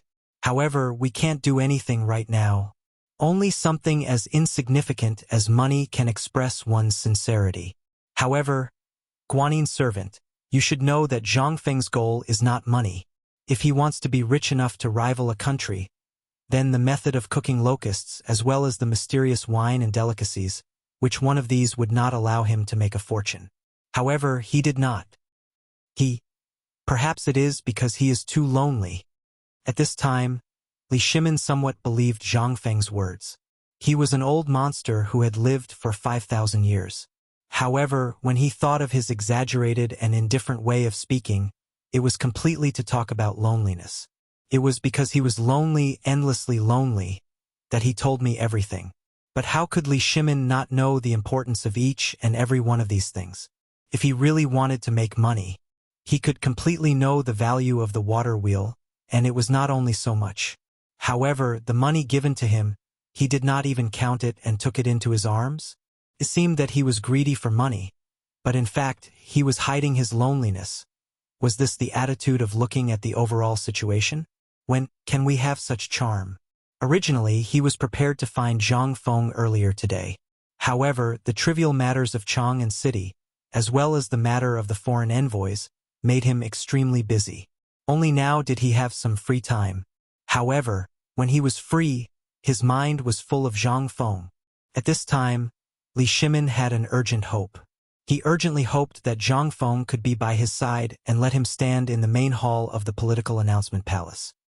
He wanted to let those decadent and useless civil officials see that the Tang dynasty was not only decadent people like them who only cared about their own interests and did not have the slightest intention to improve and innovate for the Tang dynasty. Thinking of this, he looked at the fiery sunset outside the window. Li Shimin put his hands behind his back, like a lonely wolf, looked up at the sky and said, Guanin's servant, follow me out of the palace to see that bastard. Chapter 146. In the end, Empress Zhangsun still didn't follow Li Shimin. This time, Li Shimin didn't bring anyone with him. He brought Xiao Gizi and Wei Shuyu's team of Jinwu guards, changed into the gorgeous clothes of merchants, and turned into the East Market through the Yanxi Gate. At this moment, Zhang Feng, who was thirsty, paid the price of a poem by Li Bai and completely exploited Shiva and Dala. Then he waved his sleeve and said, "I'm tired. Please go back." The two trembled with fear as they held Zhang Feng's calligraphy. They kicked the servants who were pretending to be asleep awake and then bowed and left Zhang Feng's store. Shiva even tactfully closed the door for him. When he hid behind the door and heard the sound of footsteps gradually fading away, Zhang Feng's mouth was about to reach his ears. "I'm rich. I'm really rich. Jade. They're all top-grade jade. Damn these idiots. Although they're stupid, they're really rich." Looking at the table full of jadeite and other valuable items, Zhang Feng concluded that if he sold these things, he would definitely be able to amass an unimaginable amount of wealth in a short period of time. But was he greedy? Greedy my ass. He was a collector. He liked this name. He couldn't bear to see good things being covered in dust. Anything in the hands of others was equivalent to asking for his old life. Any one of these things, if passed down to the future, would be a priceless treasure. He was thinking if he could return to the modern world after the system was activated, should he bring Lao Li and the others to see the modern Chang'an city? Presumably, Lao Li and the others would be so excited that they would suddenly have a heart attack, right? While looking at the table full of treasures and laughing foolishly, Zhang Feng didn't notice that the door of the tavern was opened again. A voice that was cloaked in the setting sun appeared in his ears. "Shopkeeper? Who are you trying to rob? Why are there suddenly so many treasures?" The person who came was Li Shimin. After seeing the treasures on the table, he was envious. He couldn't help it. He was poor. In the Tang dynasty, he needed money. Moreover, the Emperor Emeritus's birthday was about to be celebrated. He was having a headache about money. Now, seeing the table full of money, his eyes couldn't help but light up. But at this moment, Zhang Feng was like a hen protecting its chicks. He pounced on the table and stuffed all the treasures on the table into his clothes, leaving only the string of pearls and some small parts outside. Seeing this, Li Shimin says, "Yo, Lao Li, I thought you were caught in the prison. Zhang Feng laughed and threw all the treasures on the floor inside the counter as if they were rubbish. Then he clapped his hands tavern Feng. He took out a jug of fine wine from the counter and said, "What's going on today? You don't seem to be in a good mood." Ignoring Zhang Feng's jesting, Li Shimin looked at Zhang Feng with interest, looking him up and down. Zhang Feng was a little angry. He had just experienced Sawadika. There were still many shadows in his heart. He didn't expect that before he could recover, he would be stared at by Lao Li again. It would be strange if he didn't explode. Ahem. Zhang Feng coughed. Li Shimin retracted his gaze playfully. Looking at a dropped earring on the table, he teased, "So, you brat, you robbed Yanlai restaurant? Get lost." Zhang Feng, who was embarrassed into anger, shamelessly put the earring in his pocket and said, "If I had that ability, I wouldn't have opened a small tavern. By the way, why are you here? Where are they?" Seeing that Zhang Feng didn't say anything, Li Shimin didn't bother to ask. "They're all busy stocking up grain now. They're very busy during this period of time." Zhang Feng was puzzled. "Then why are you so free? You still have the leisure to come here? Tell me, did you get into trouble? Waiting for me to bail them out?" He didn't believe Li Shimin's words when he was eating. But Li Shimin didn't intend to say anything about this. This matter did go wrong. But fortunately, Lord Zhangsun will take care of everything. We're fine for the time being. We're fine. That's good. Lao Li, you have a good life. Now that you've met me, you see, everything is going smoothly. Li Shimin rolled his eyes at Zhang Feng. "Don't be confused. Seriously, do these things belong to those Jinla messengers? Don't say no. This jade is a special product of Jinla. It's precious. You know, this earring can be sold for more than 10 taels of gold in the circle of noblewomen." With Li Shimin's sharp eyes, how could he not know who the people who just went out were? But looking at their clothes, other than the clothes, the rest of the ornaments were all gone. Even Prince Jinla's belt and Princess Jinla's head ornament were gone. What could this mean? This guy must have cheated them badly. Seeing that his lie was exposed, Zhang Feng stopped pretending. He smiled and said, "When I saw so many people stocking up grain in Chang'an City, I thought something had happened to you. I was thinking of getting some money and using my connections to bail you out. I didn't expect that my efforts were in vain." However, Zhang Feng changed the topic and said mysteriously, "Lao Li, I have a big business deal. Do you dare to do it?" Chapter 147. Li Shimon's eyelids twitched. He forcibly suppressed the urge to ask Zhang Feng how to solve the predicament in Chang'an City and his father's conflict. He narrowed his eyes and asked, "What kind of deal is so mysterious? Is it related to Jinla?" Oh, as expected of Lao Li. His brain was better than Old Wei and Lai Sun's. "I guessed it from those fools." Li Shimon curled his lips. "Even a fool could guess it, okay?" However, Zhang Feng's words were very effective on him. It was very strange. There was no shortage of flatterers in the court. But Li Shimon was annoyed when he saw them. He wanted to kill them, but he was looking forward to Zhang Feng's praise. And it was the kind of praise that was full of sarcasm. This made Li Shimon very happy. He cupped his hands and personally took a jar of wine from the counter. Without waiting for Zhang Feng's instructions, he opened the mud seal and drank from the jar. "What kind of friendship do we have? Although we have never been on the battlefield, but it can be considered a friendship of life and death. Everything that I have now is all because of your guidance. Just tell me, what kind of deal?" "I've been waiting for you, Lao Li." Zhang Feng pulled Li Shimon to sit beside him. He hooked his arm around Li Shimon's neck and said, "I'll tell you. Do you know why Jin La's people were like that just now?" "Why? Oh right, I forgot. How did you manage to trick them into giving you something so precious?" "Trick?" Zhang Feng glanced at Li Shimon and immediately showed a look of disdain. "Do you think I, Zhang Feng, relied on trickery? I relied on my own ability, okay? But this stupid prince is really AF asterisk king rich idiot. Look, TSK. He took out the jade pendant onto LA's neck and shook it, making Li Shimon want to snatch it. "This is the filial piety money I gave them when I pointed them out. I earned it with my own ability. Then tell me, how did you point them out?" Li Shimon was interested and forgot many of his troubles. It seemed that only in this small tavern could he really show his true nature. "Do you know what Jin La's specialty is?" Zhang Feng asked mysteriously. Li Shimon was really confused. What did Jin La produce? Every year, the tributes were basically ordinary goods. In that place, people were so poor that they couldn't even afford to wear pants. What else could they offer? But seeing Zhang Feng's expression, Li Shimon couldn't help but become excited. "Did you find something new?" "Yes. Let me ask you, Old Li, have you ever heard of relying on the mountain to live off the mountain and the water to live off the water?" "I've heard of it, and this matter has been taught by the Han people for generations." Li Shimon was sure. Alas, Zhang Feng sighed. "Do you know that idiot Jin La doesn't even know this? Don't you think it's infuriating? Born in a treasure mountain, but starved to madness. I think, in the whole world, Jin La is so naive and cute. Just tell me, what did you find?"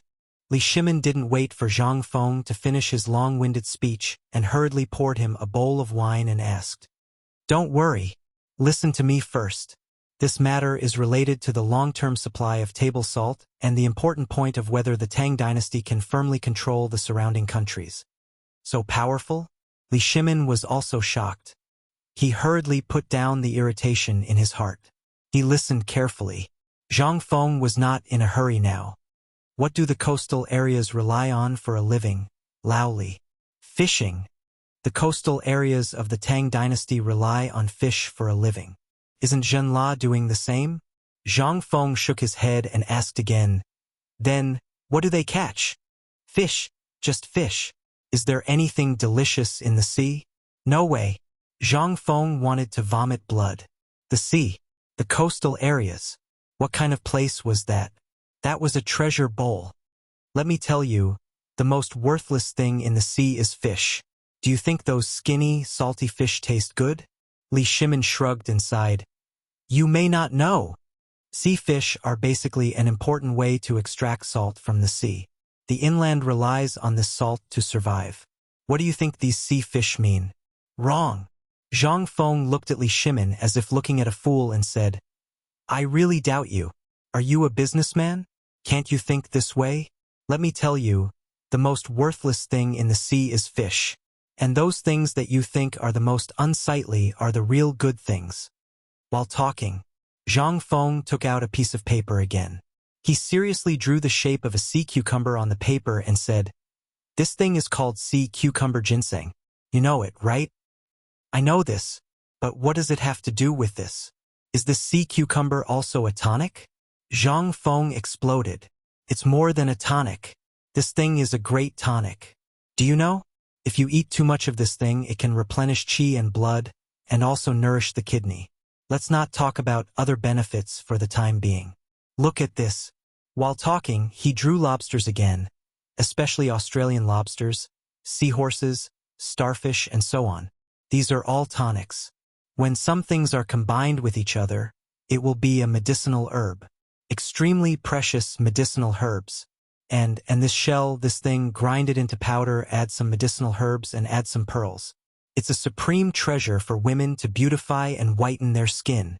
Zhang Feng's saliva flew everywhere as he talked. In the end, he tinkered with a set of things for the beauty and skin care of later generations. And Li Shimin's whole body froze. Chapter 148. If it was before, Li Shimin would definitely think that Zhang Feng was talking nonsense after drinking. He would naturally take it as a joke. However, this was Zhang Feng who had once saved him. How could his words be false? However, thinking about it, Li Shimin felt particularly awkward. Such a good thing, how could he not recognize it in front of him? How could he not feel uncomfortable? Moreover, Zhang Feng had just said that there was a treasure mountain in Jinla. Wouldn't Li Shimin be the same? Li Shimin's face was about to turn green. He stared and asked, Then, do you mean that there are treasures everywhere by the sea? Are you questioning the current emperor's blindness? No. You don't dare to say that. Zhang Feng hurriedly stuffed Li Shimin's mouth with a fried yellow crab. If someone were to hear this, they would be dug out of their graves and whipped their corpses. Although Zhang Feng had no relatives in this world, he was afraid. In this feudal society, he did not dare to be careless. Lao Li, I say you're stubborn. If you continue to talk about the state affairs and the current emperor so foolishly, our fate will end here. Who is that? That's the current emperor. The good emperor who almost knelt down to the people for the sake of the people. Take a lantern and look for him. Look through the history books and see which emperor is better than the current emperor. Zhang Feng's method of giving a piece of meat with a stick made Li Shimin extremely uncomfortable, but he also enjoyed such treatment. He did not know if he was cheap or not, but at this time it was no longer important. He was short of money. Now, as long as he heard that he could make money, he would want to take it as if he was crazy. Moreover, Zhang Feng said it in such a mysterious and dignified manner. Could it be that this little Jinla is so important? What you just said, I believe there are also some in the waters of the Tang dynasty, right? Why should Jinla benefit while the people of the Tang dynasty suffer? Before you do, don't they always say that they want to stimulate the economy and set up cooperatives? Why is that? I said you're stupid. You're still a god. You're really stupid. Zhang Feng was filled with disdain. Let me ask you, this ocean is only so big. But how many people did the Tang dynasty have? If it was prosperous, the Tang dynasty would have to rely on the sea for the rest of its life. What about the next generation? The next generation, they ate up everything in the sea. What are you eating now? Are you stupid? Even rabbits don't eat the grass near their burrows. Why do you always want to eat all the grass around your nest? Wait for the hunters to come and become a delicacy? Li Shimin was once met with a supercilious look. But this time, Li Shimin was not angry. Instead, he was incomparably shocked. Zhang Feng was very direct. They had enough to eat for the rest of their lives, but what could they leave for their descendants? Just leave behind a mess? How could they be immortalized? They would go down in infamy for 10,000 years. Li Shimin could not help but break out in a cold sweat. His forehead was full of sweat. Priceless advice. Li Shimin smiled bitterly. I've read poetry and books, but I've forgotten such an obvious truth. As he spoke, Li Shimin stood up solemnly and bowed to Zhang Feng. And Zhang Feng accepted it happily. Li Shimin could understand this truth, and he was very satisfied. At the very least, if there were more such merchants, the Tang dynasty would not only last for 300 years. And there would be a lot more legacies that could be left behind. This was what Zhang Feng was most satisfied with.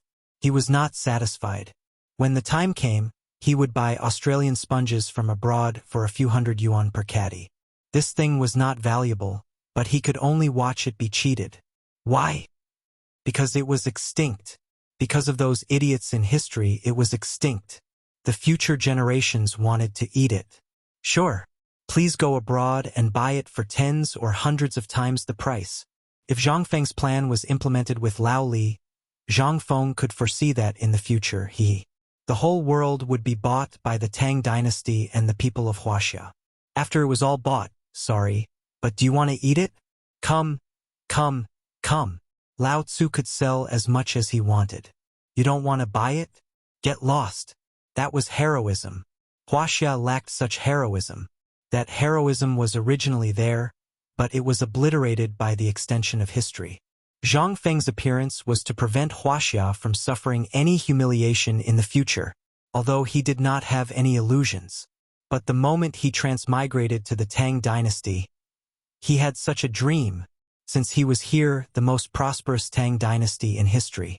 Then, let the Wuxia people, in their heyday, let them surpass everything, cross the ocean, and let the flag of the Tang dynasty be planted on every inch of land in the world.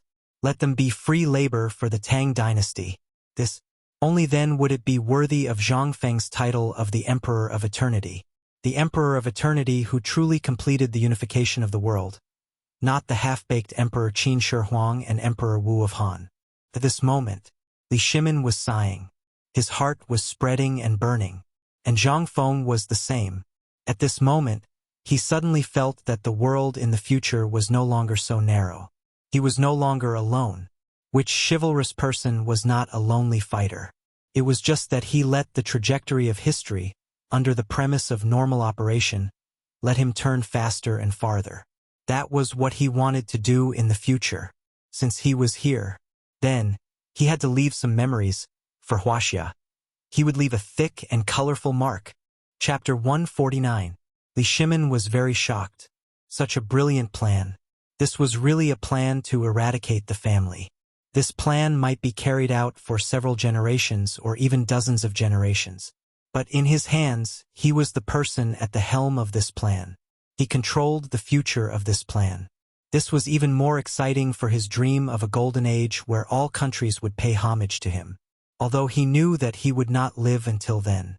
But at this time, he could imagine the expressions of those foreigners who would kneel in front of his tomb and tell him about his deeds thousands of years later when all countries came to pay homage to him. Li Shimin could not help but laugh at his fantasy of a golden age. And Zhang Feng did not disturb him. He knew that Lao Li was enlightened. This was a kind of sublimation. It was also a part of his plan. The great Tang needed merchants like this. These honest merchants lacked the scheming and deceit of the later generations. Only a patriotism. This was rare and commendable. He had simply helped the lost find the lighthouse in their hearts at the right time. Hey, Lao Li, are you thinking about the future? Zhang Feng stared at Li Shimin and asked with a smile. Li Shimin's dream was shattered. Not only did he not blame Zhang Feng, but there were also traces of tears in his eyes. Yes, I see the future. No. 10 years later, the golden age of the Tang dynasty. That is what we want to see the most. When we go to every corner of the world, we only need to show the name of the Tang dynasty, and the whole world will bow down to us. What a glory this is! We are no longer the four-legged sheep that others say, and no longer the target that anyone can bully. They can only carve 2 words in their bones. The Tang dynasty. But, what a pity! There are too few people in the Tang dynasty who can have such awareness. Li Shimin shook his head.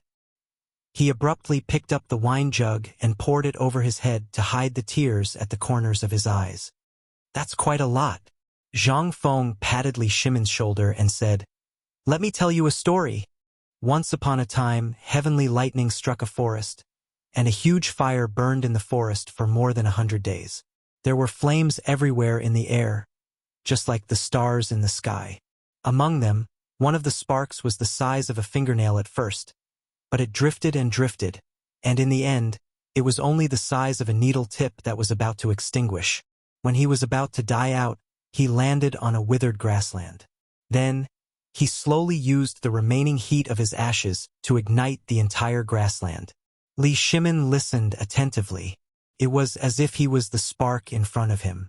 Li Shimin cried out in surprise when he heard that spark had used its last bit of heat to ignite the entire grassland. And then, Zhang Feng glanced at Li Shimin and patted him on the shoulder. After that, the grassland burned for an entire year. The soil was burned until it was bright red. Everyone shook their heads and sighed. This place could no longer grow a single grass seed. However, after a rain, everyone was shocked to find that this grassland had once again bloomed with even more luxuriant weeds than before. This? Li Shimin was shocked. Zhang Feng looked at him, dipped the brush in the ink box, and waved the brush on the gray-white wall. A single spark can start a prairie fire. The spring breeze moistens things silently. Fire can start a prairie fire silently. Although it was a poem that was pieced together, Li Shimin was shocked. Looking at the words on the wall, he couldn't help but be shocked. A single spark can start a prairie fire. The spring breeze moistens things silently. Fire can start a prairie fire silently. God, Zhang Feng, Lao Li, I hope that you must pass on this sentence for generations to come. Don't underestimate a single spark. Its momentum of starting a prairie fire is unstoppable. No force can stop it. However, it is a catalyst that burns rotten traditions, breaks and establishes, and moves forward. Li Shimin choked. A spark. A spark. Right now, what his imperial court needed the most was a spark of fire. Everyone was adhering to the rules. How could they let the cavalry of the Tang dynasty take another step forward? Although there was a powerful strategy and an unprecedented planning ability, no one carried it out. This was the momentum of starting a prairie fire. This was how the lofty skyscraper toppled. Zhang Feng, Lao Li, am unable to repay your kindness to me. Don't say that you will repay me with your body. I will kill you. Zhang Feng was speechless.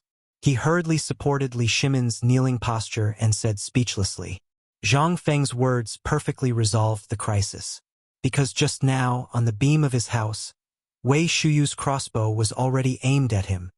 That's enough, Lao Li. Let's not be pretentious. Every one of us has a role to play and a mission that we need to complete. I am the one who will make this wheel turn, and you are the one who will make the wheel turn. Lao Li, do you want to build a prosperous Tang dynasty with me? Chapter 150. Yes. Why wouldn't I? Li Shimin didn't even think about it.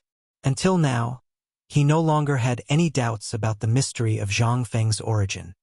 Damn it! Zhang Feng is from the Tang dynasty. Does he still want to harm the Tang dynasty? Let all the doubts go to hell. Seeing Li Shimin so determined, Zhang Feng nodded. Then he said, "This is why I strongly recommended Dahai to Jinla. When they throw themselves into the sea and happily transport goods to the Tang dynasty, Jinla is really a Jinla. In fact, he is a member of the Tang dynasty. I am a dog of the Tang dynasty. Hiss! What a vicious plan." However, Li Shimin's fists were clenched tightly. He was extremely excited. Wei Shuyu, who was on the beam, was also shocked by Zhang Feng's plan. It could even be said that Zhang Feng's words just now opened the door to another world for him. He had heard the name Zhang Feng from his father for a long time, but even if he asked anything about Zhang Feng, his father didn't say a word. Today, he was lucky enough to accompany the emperor out of the palace. He didn't expect to see the mysterious person who was highly praised by his father and all his uncles, and who hid very well. Today, he secretly sneaked into the beam of the tavern without anyone knowing. He was worried about the emperor and wanted to see how powerful Zhang Feng was. Now he saw it. She took a deep look at Zhang Feng. He seemed to be about the same age as her, but he had such talent. He was able to make her father shocked, praise him all day long, and admire his calligraphy all day long. This was something that Wei Shuyu would never forget for the rest of her life. He glanced at the words on the wall again and silently remembered them in his heart. Then he quietly sneaked out. Zhang Feng, I'm looking forward to the golden age of the Tang dynasty that you mentioned. Regarding this, Li Shimin and Zhang Feng did not notice at all. However, this did not affect their conversation. From the price of the aquatic products to how to sell them, and so on, Li Shimin smacked his lips and said, "This Zhenla is really sitting on a treasure mountain. Tell me, what else does he have?" "What else?" Zhang Feng smiled. "They have a lot of things." While talking, Zhang Feng showed off a handful of jade and said, "Look at this thing. This is a good treasure. In the future, everything will be yours and mine. Are you satisfied? Also, do you know how profitable the best spices on the market are?" Li Shimin was shocked. Touching the sachet on his belt, he asked, "Could it be that Zhenla also has this thing?" "This thing costs 100 strings of coins per caddy." "Ha ha!" Zhang Feng smiled faintly. "Laoli, what if I tell you that that place not only has another kind of spice in the world, but its price is so low that you'll go crazy? What will you do?" "How low?" Li Shimin went crazy. "About 1,000 strings of coins per cart." F***CK. Li Shimin exploded. "A whole cart? How many stones would that be? Only 1,000 strings of coins?" Li Shimin could not help but have the urge to drool. Looking at Li Shimin's exaggerated appearance, Zhang Feng patted him on the shoulder in annoyance. "This is nothing. If you sign a long-term supply contract, the price of that thing will be even lower. And you know that in Zhenla, that thing is only used as firewood. Do you believe it?" Li Shimin had the urge to order the troops to send out now. Such a good thing, and Zhenla wasted it like this? What a waste. What a reckless waste of resources. How good would it be if it was given to me? How good would it be if I had this thing in the Tang dynasty? Li Shimin went crazy. Zhang Feng looked at Li Shimin's crazy eyes and laughed a few times. He seemed to be a little drunk. He had been drinking since noon. Even the god of wine would be F***king drunk. Let alone him. He got up dizzily, sat on the ground against the wall, patted the floor beside him and waved his hand. Li Shimin simply sat cross-legged on the floor. Zhang Feng said mysteriously, "This thing is just one of them. There is another thing that you should have heard of, that is lychee and bananas. You are used to calling them ganjiao. There are also many strange fruits. Because of poor preservation, they have only been sold in the places closest to the Tang dynasty. I gave them an idea. Let these fruits and seafood be transported to Chang and fresh." "What idea?" Li Shimin asked. Among the tributes of Zhenla there were indeed fruits, but they were basically dried fruits. He craved those things. Not only him, but the Empress and the others also liked those things. Moreover, every time Zhenla came to offer tributes, the noblewomen of Chang and would pester the ministers and often come to him. What idea could he have? Everyone was wringing their hands. If only there were fresh ones. But now Zhang Feng actually came up with an idea? This aroused Li Shimin's great interest. "What else is there? It's just a water wheel." Zhang Feng rolled his eyes. "Are you stupid? That thing could be used to fight the drought, and it could even be sold. Otherwise, are you going to use the useless water wheel to chop firewood?" Chapter 151. Li Shimin's head was swollen and hurting badly now. He felt dizzy. It was as if someone had hit him hard with a stick. His original plan was to sell the remaining 80,000 water wheels to Tubo or Tuyuhun. But now it seemed that this plan had to be changed. There was a way out for what was originally a headache. "Do you want it or not? If you don't, I'll turn around and use it for business." This was far more cost-effective than buying a water wheel. How much would it cost to build one? As long as you Tubo or Tuyuhun have food, my Tang dynasty will make as much as you want. No, now it had to be changed. He couldn't use the wood of the Tang dynasty. If you want it, exchange it with wood. Li Shimin suddenly felt that he was so wise and mighty. Brother Zhangfeng, just say it. What other good things do you have? Just tell me all of them. Don't spill the beans. It's really making me anxious. Li Shimin couldn't wait any longer.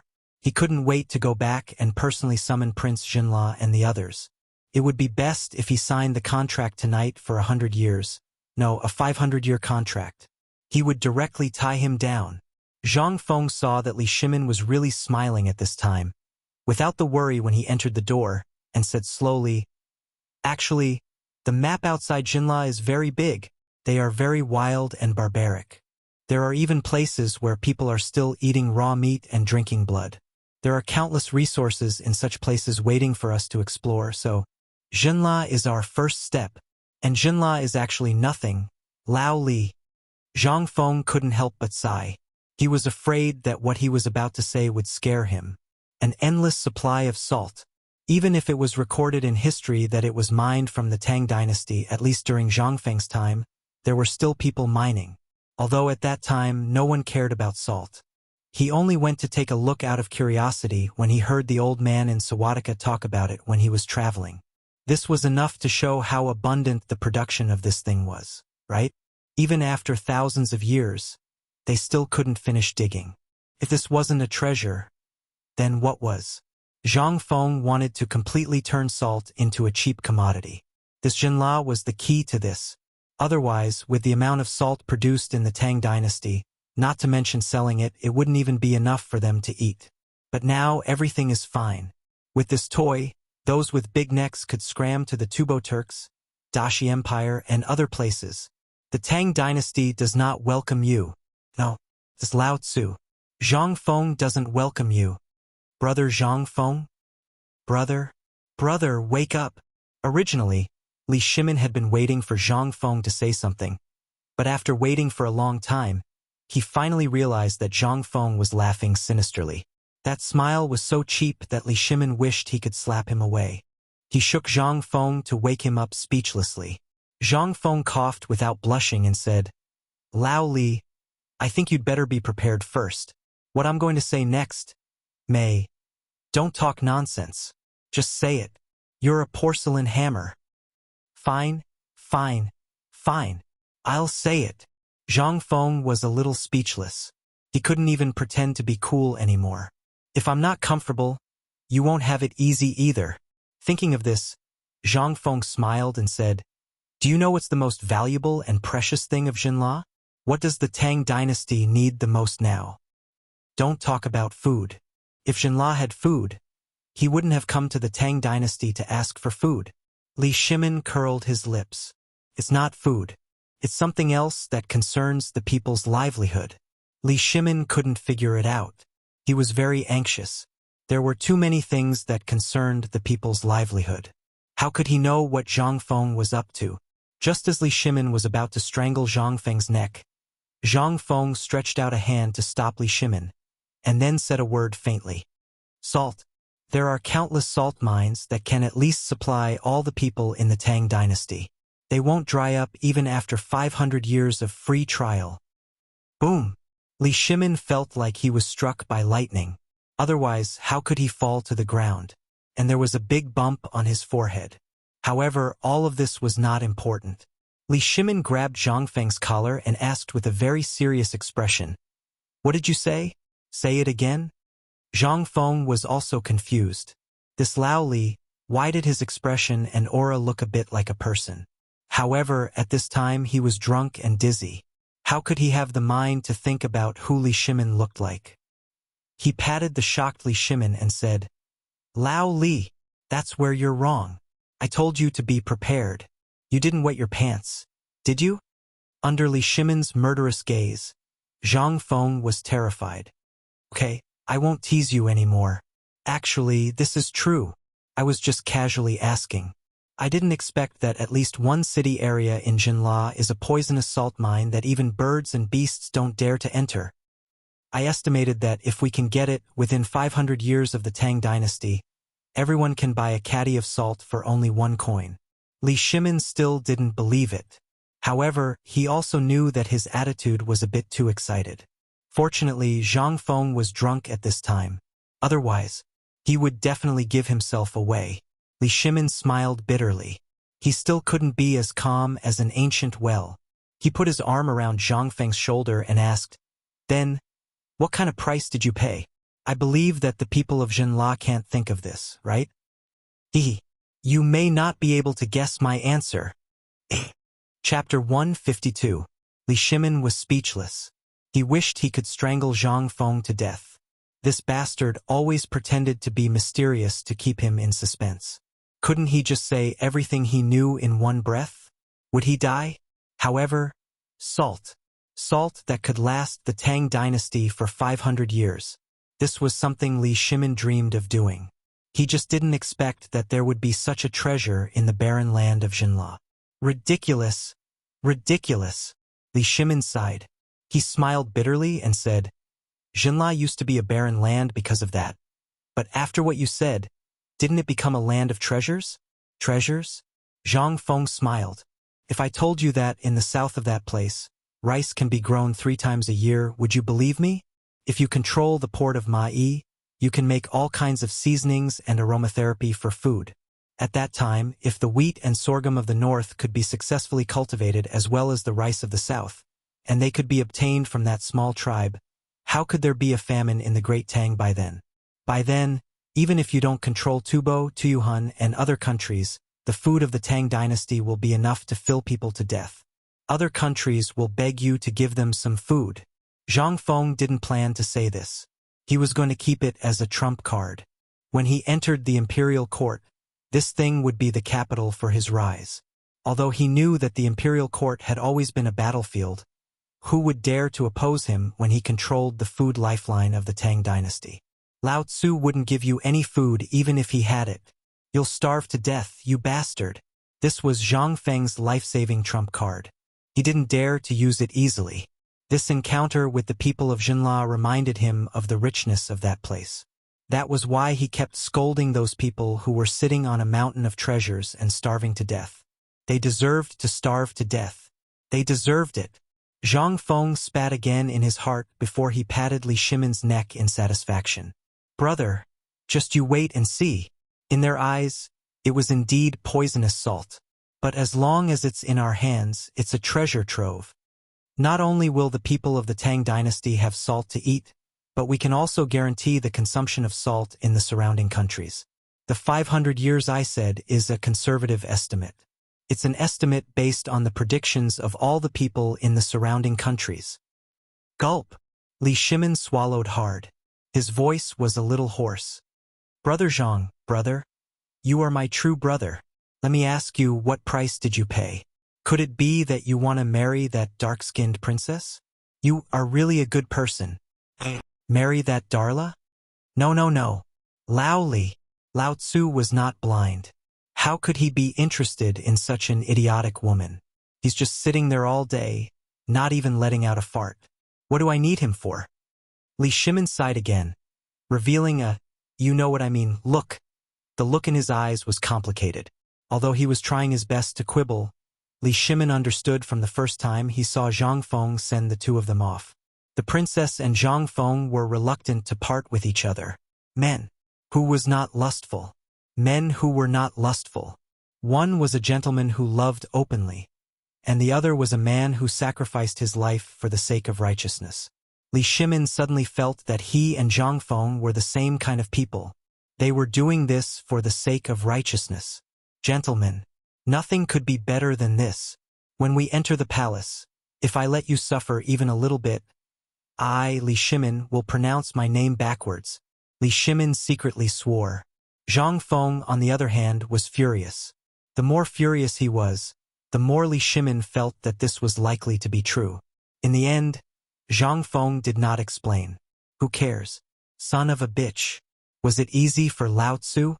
Come on, don't be so upset. Men. Although the Jinla girl is a little tanned, I've been there before. It's the same even if I blow out the lamp. But to be honest, I saw that girl. Other than being a little tanned, her figure is really good. In Chang'an City, you can't find someone like her. Enough. If you continue, Lao Tzu will get angry with you. Zhang Feng was furious. If he had known, he would not have brought this up. Zhang Feng hurriedly changed the topic. The price I paid this time is actually not much of a price. A cart of poisonous salt or in 10 caddies of food. Do as you see fit. Get lost, get lost. Lao Tzu wants to sleep. Zhang Feng was speechless. He did not want to talk to Li Shimin anymore. This old pervert was always staring at women. Lao Tzu was a good youth of the 21st century. If he did not even have this bit of aesthetic sense, then what was the point of living? I'd rather die. Li Shimin was also furious. He stood up with a bang. He did not even care that his robe was torn. He asked in a trembling voice, "You said, a cart of poisonous salt? 10 caddies of food?" Zhang Feng said in a low, muffled voice, "Just 10 caddies. As for what kind of food you give him, it's up to you. I don't care. But you must keep the price as low as possible. Give him a blow and give him a sweet date. Otherwise, if others take advantage of the loophole, or if those people from the Ministry of Revenue and the Ministry of Agriculture find out, you will lose your life." Are my Ministry of Agriculture and Ministry of Revenue so unreliable and greedy? Chapter 153. Li Shimin was at a loss for words. Although he knew that the Ministry of Revenue and the Ministry of Works were very pedantic, was the monthly payment really that serious? What kind of person would be described by Zhang Feng as someone who valued money as much as his life? "Brother Zhang Feng, what you said is a little too much. Although I've heard of the Nashi people, they are a little pedantic, but it's not like what you said, right?" Li Shimin still wanted to fight for it. He was definitely burning up. Was this his imperial court? "This is the imperial court." Zhang Feng testified for him. Zhang Feng's expression was solemn. Although he was tongue-tied, his face was red, and his head was dizzy. He still knew the seriousness of the matter. "Lao Li, we are brothers. That's why I'm saying so many heartfelt words to you. You must remember that the people don't fight with the officials. You must remember this. Although the current emperor is a good emperor, the group of officials around him are a group of people who have lived a life of wisdom. If it involves their interests or makes them feel that you threaten their interests, they will not hesitate to kill you. This is the reason why I asked you to get in touch with Zhang Sun Wuji. He is the Minister of Justice, the Emperor's brother-in-law, and an experienced official. He knows a little about the ways of the world. So, get along with Zhang Sun Wuji more. Even if you earn a little less, don't provoke the Ministry of Works and the Imperial Court. If such a day comes, you'd rather hand over all the technology and assets you know, or throw them to Zhang Sun Wuji. Run as far as you can. That's the best. The Imperial Court is a nest of quarrels. Your every move is no different from a flea in their eyes. But once a flea like you touches the foundation of their life, they will slap you to death without hesitation. Zhang Feng said with a heavy heart. Li Shimin was silent. He knew best what the Imperial Court was like, but he was still very grateful to Zhang Feng for his advice. He only dared to say such words because he truly regarded him as a brother. If it were anyone else, who would dare to say such words? Who would say that? Although Jinla looked like a fat piece of meat, once this fat piece of meat made people jealous, he would immediately become a piece of smelly meat that attracted flies and smelly bugs. Thinking of this, Li Shimin wanted to get up and give Zhang Feng a Confucian bow, but he couldn't get up after a long time. After a few jars of wine, they were all drunk. How could he still have the strength to get up? Li Shimin didn't get up anymore. After some jesting, he asked, "In the middle of Jinla, there is Nanzhao. It won't be easy to get there." "Bye?" Not a fart. Zhang Feng couldn't take it anymore. He roared with bloodshot eyes. "Do you have a pig's brain? I just told you to get closer to Lord Zhangsun. It would be best if you could pull in that fearless Chang Yaojin. At that time, when you go to Jinla, you only need one token from the two of them, and it will be enough for you to go unimpeded. And you can get the goods just by sitting in Chang'an City. Why do you have to go to Jinla? Do you think it's too easy?" Li Shimin was despised again. But Li Shimin didn't care. He asked about the specific industry plan again. That was the extinction plan. The more he talked about this plan, the more excited Li Shimin became. At the lowest price, they would exchange food for poisonous salt mines, and then process it a little. The first salt, which was the poisonous salt, would be sold to the Turks, Tubo, and Tuyuhun. Then they would exchange the salt for food without silver. 1 caddy of salt would be 1 caddy of fine grain. In just a few decades, the entire grassland would be full of big-necked people. At that time, they would have no combat power. If they wanted food, they would have to use resources to exchange with the Tang dynasty. Then, they would distribute all the cattle, sheep, and horses on the grassland to the people of the Tang dynasty. No one would want them. Nonsense. They were all farmers. Who didn't want to have a mule to farm? At that time, not to mention that there were many cattle and sheep on the grassland, such a big Tang dynasty, with 1 sheep per person, would be distributed to them in minutes. At that time, there would no longer be a sheep, a cow, or a horse on the grassland. Would a people on horseback without a horse be worthy of it? And what would the Tang dynasty pay for it? His decision was to put in a little effort, collect the goods, and then throw them to the people who were lining up to ask for them. Done. He didn't even need to carry them on his back. Who wouldn't be willing? The more Li Shimin listened, the more excited he became. In the end, his whole body trembled like a pendulum. Extinction plan. This was really a F***king extinction plan. Moreover, the Tang dynasty didn't even have to pay a penny, but they made a lot of money and firmly controlled all the countries in their hands. Li Shimin almost choked. Brother Zhangfeng, are you really not an immortal? Immortal. Zhangfeng, who was dizzy, laughed and said, "Have you ever seen any immortal?" Li Shimin shook his head. "That's it. No one has ever seen an immortal. How can I be an immortal? If I were an immortal, wouldn't it be great if I could turn stone into gold in 1 breath? Would I have to work so hard?" Li Shimin blinked and didn't say anything. He knew he couldn't win. However, this plan caused him to become anxious again. He cupped his fists, staggered up from the ground, and was about to slip away. But he was caught by Zhang Feng. "By the way, Lao Li, I almost forgot. Why did you come to me? Did you encounter any difficulties?" Chapter 154. Li Shimin was also stunned when he heard that. He rubbed his groggy head for a long time before he remembered the purpose of his visit. He personally went to the counter to take a herbal teapot and drank a mouthful of cold tea. Then, he threw it to Zhang Feng and said, "If you didn't mention it, I would have forgotten. I think you did it on purpose. You even saw through that." Zhang Feng took the teapot with a smile and leaned himself against the wall to drink. Sigh. When Li Shimin thought of the business, his whole spirit was refreshed.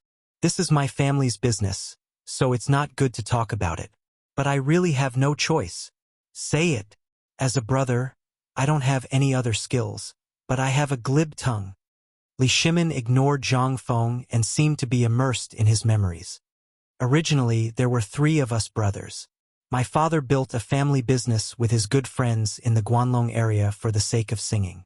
At that time, I was going to take the imperial examinations and become an official, but my father promised that as long as I helped the family work hard, he would let me be the head of the family in the future. Then your father went back on his word and let your brother be the head of the family, right?" Zhang Feng asked with his eyes wide open. Li Shimin didn't say anything and nodded. Zhang Feng suddenly had a strong interest in Lao Li. "Lao Li? Don't tell me you're that person in the palace? F***ck. Your experience is so similar." Zhang Feng's words instantly alerted Li Shimin. He didn't know what was wrong with him that made him see a clue. He laughed and said vaguely, "How can my identity be compared to that person?" "That's true." Zhang Feng smacked his lips.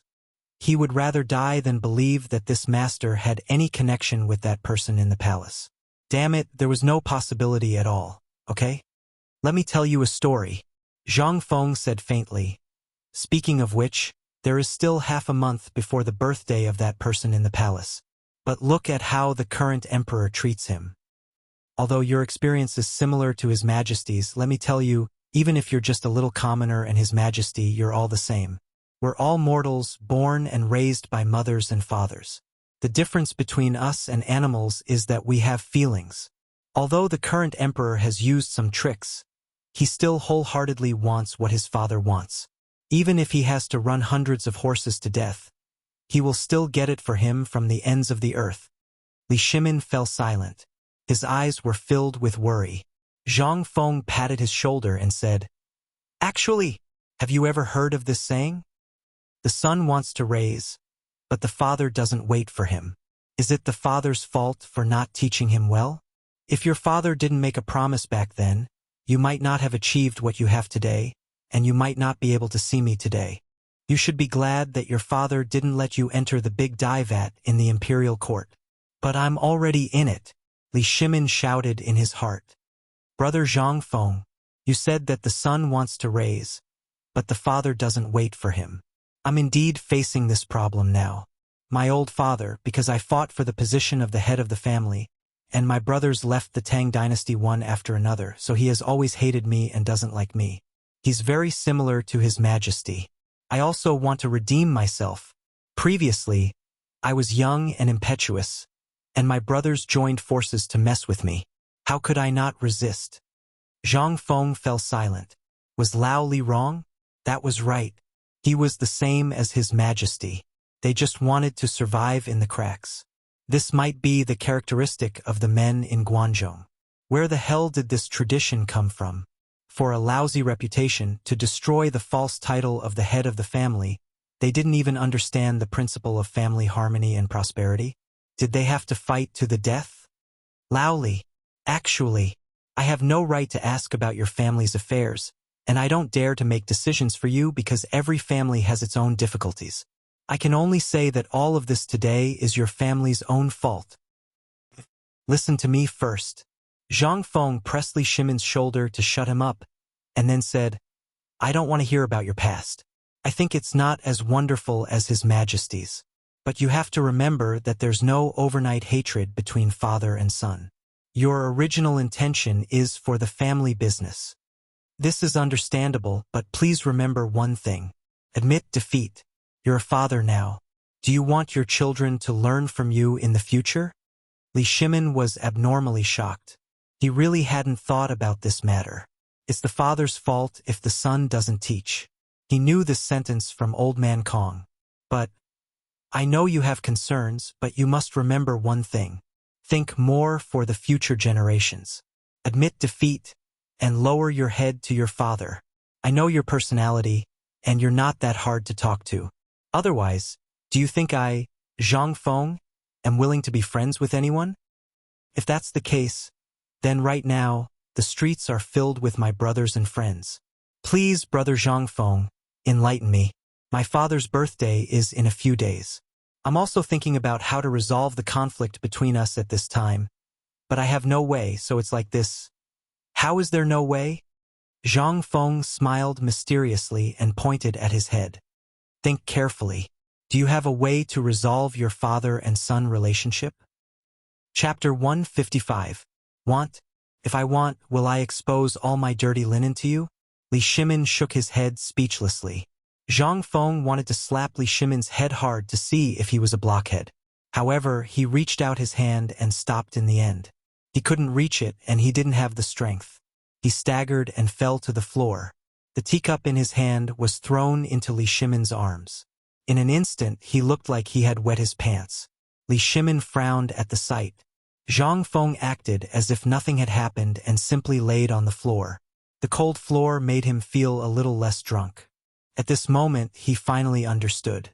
Why did those drunkards prefer to sleep on the floor and the curb instead of sleeping on a bed when they were drunk?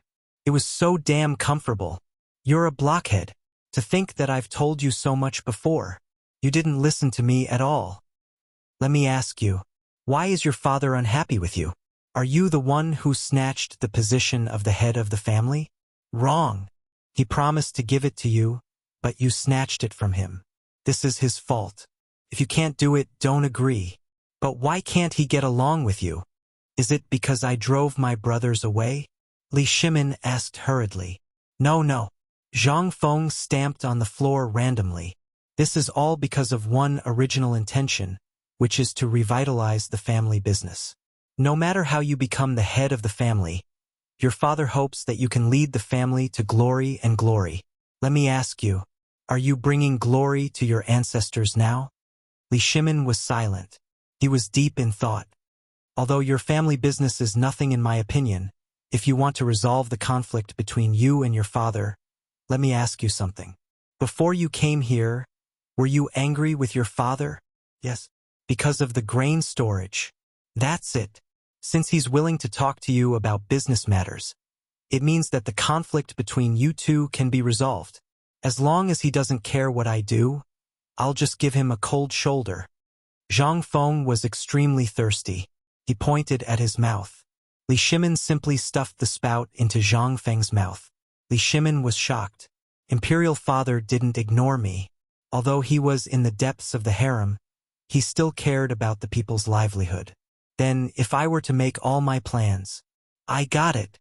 Brother, do you mean that if we tell him all our plans and prove that we are working hard for the sake of the family, our conflict will be resolved? If you don't want your father to be angered to death by you at his birthday, then go ahead and say it. Zhang Feng was speechless. I said you have a pig's brain, and you really do have a pig's brain. Where is your business sense? It's really hard for me to imagine how big your business is. How can you ask such a stupid question? Li Shimin was instantly ignited. Alas! Damn you, is this how you talk to your old brother? Do you look down on your old brother so much? I'm already having a headache, so why don't you come up with an idea? Are you insulting me? Hey! It seems that it's a good thing that you can lose your temper. Zhang Feng smiled embarrassedly. Before this matter is confirmed and the contract is signed with Jinla, as well as the matter regarding Tufan, we have to wait until the contract is signed. Until the deed is done, don't tell anyone. Otherwise, you can go find a crooked tree. What for? Li Shimin was confused. This crooked tree, however, Li Shimin instantly understood. He was so angry that he blew his beard and glared. However, Zhang Feng didn't wait for him to lose his temper and said, "From the way Jinla's people came today, I can see that this is a good day. For the birthday of the person in the palace, you have to seize the time and try to drag the emperor or Zhangsun Wuji down in these 2 days, no matter the cost. In this way, you can sign the contract. It's best if the contract is signed by Tubo, Tuyuhun, and Jinla. I'm sure that the main reason why Tubo and Tuyuhun are here is because of this. Are you so sure?" "I'm so sure." Zhang Feng was certain. This matter has been left unchecked for a long time. I think it's already June. Logically speaking, they should be freaking anxious, but they haven't done anything. That means they're waiting for the drought in Longyu Dao. Li Shimin was also shocked. He thought carefully for a while.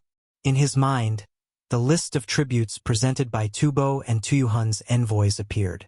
He didn't notice it before, but now that he thought about it carefully, it was really more sumptuous than before. Could it be that what Zhang Feng said was true? This time, they wanted to use the birthday of the retired emperor to confirm this matter? How confident are you? Li Shimin grabbed Zhang Feng, who was drinking water, and asked. 80%. If the retired emperor doesn't cause trouble. It was a sure thing. Although Zhang Feng said it was 80%, it was definitely 100%.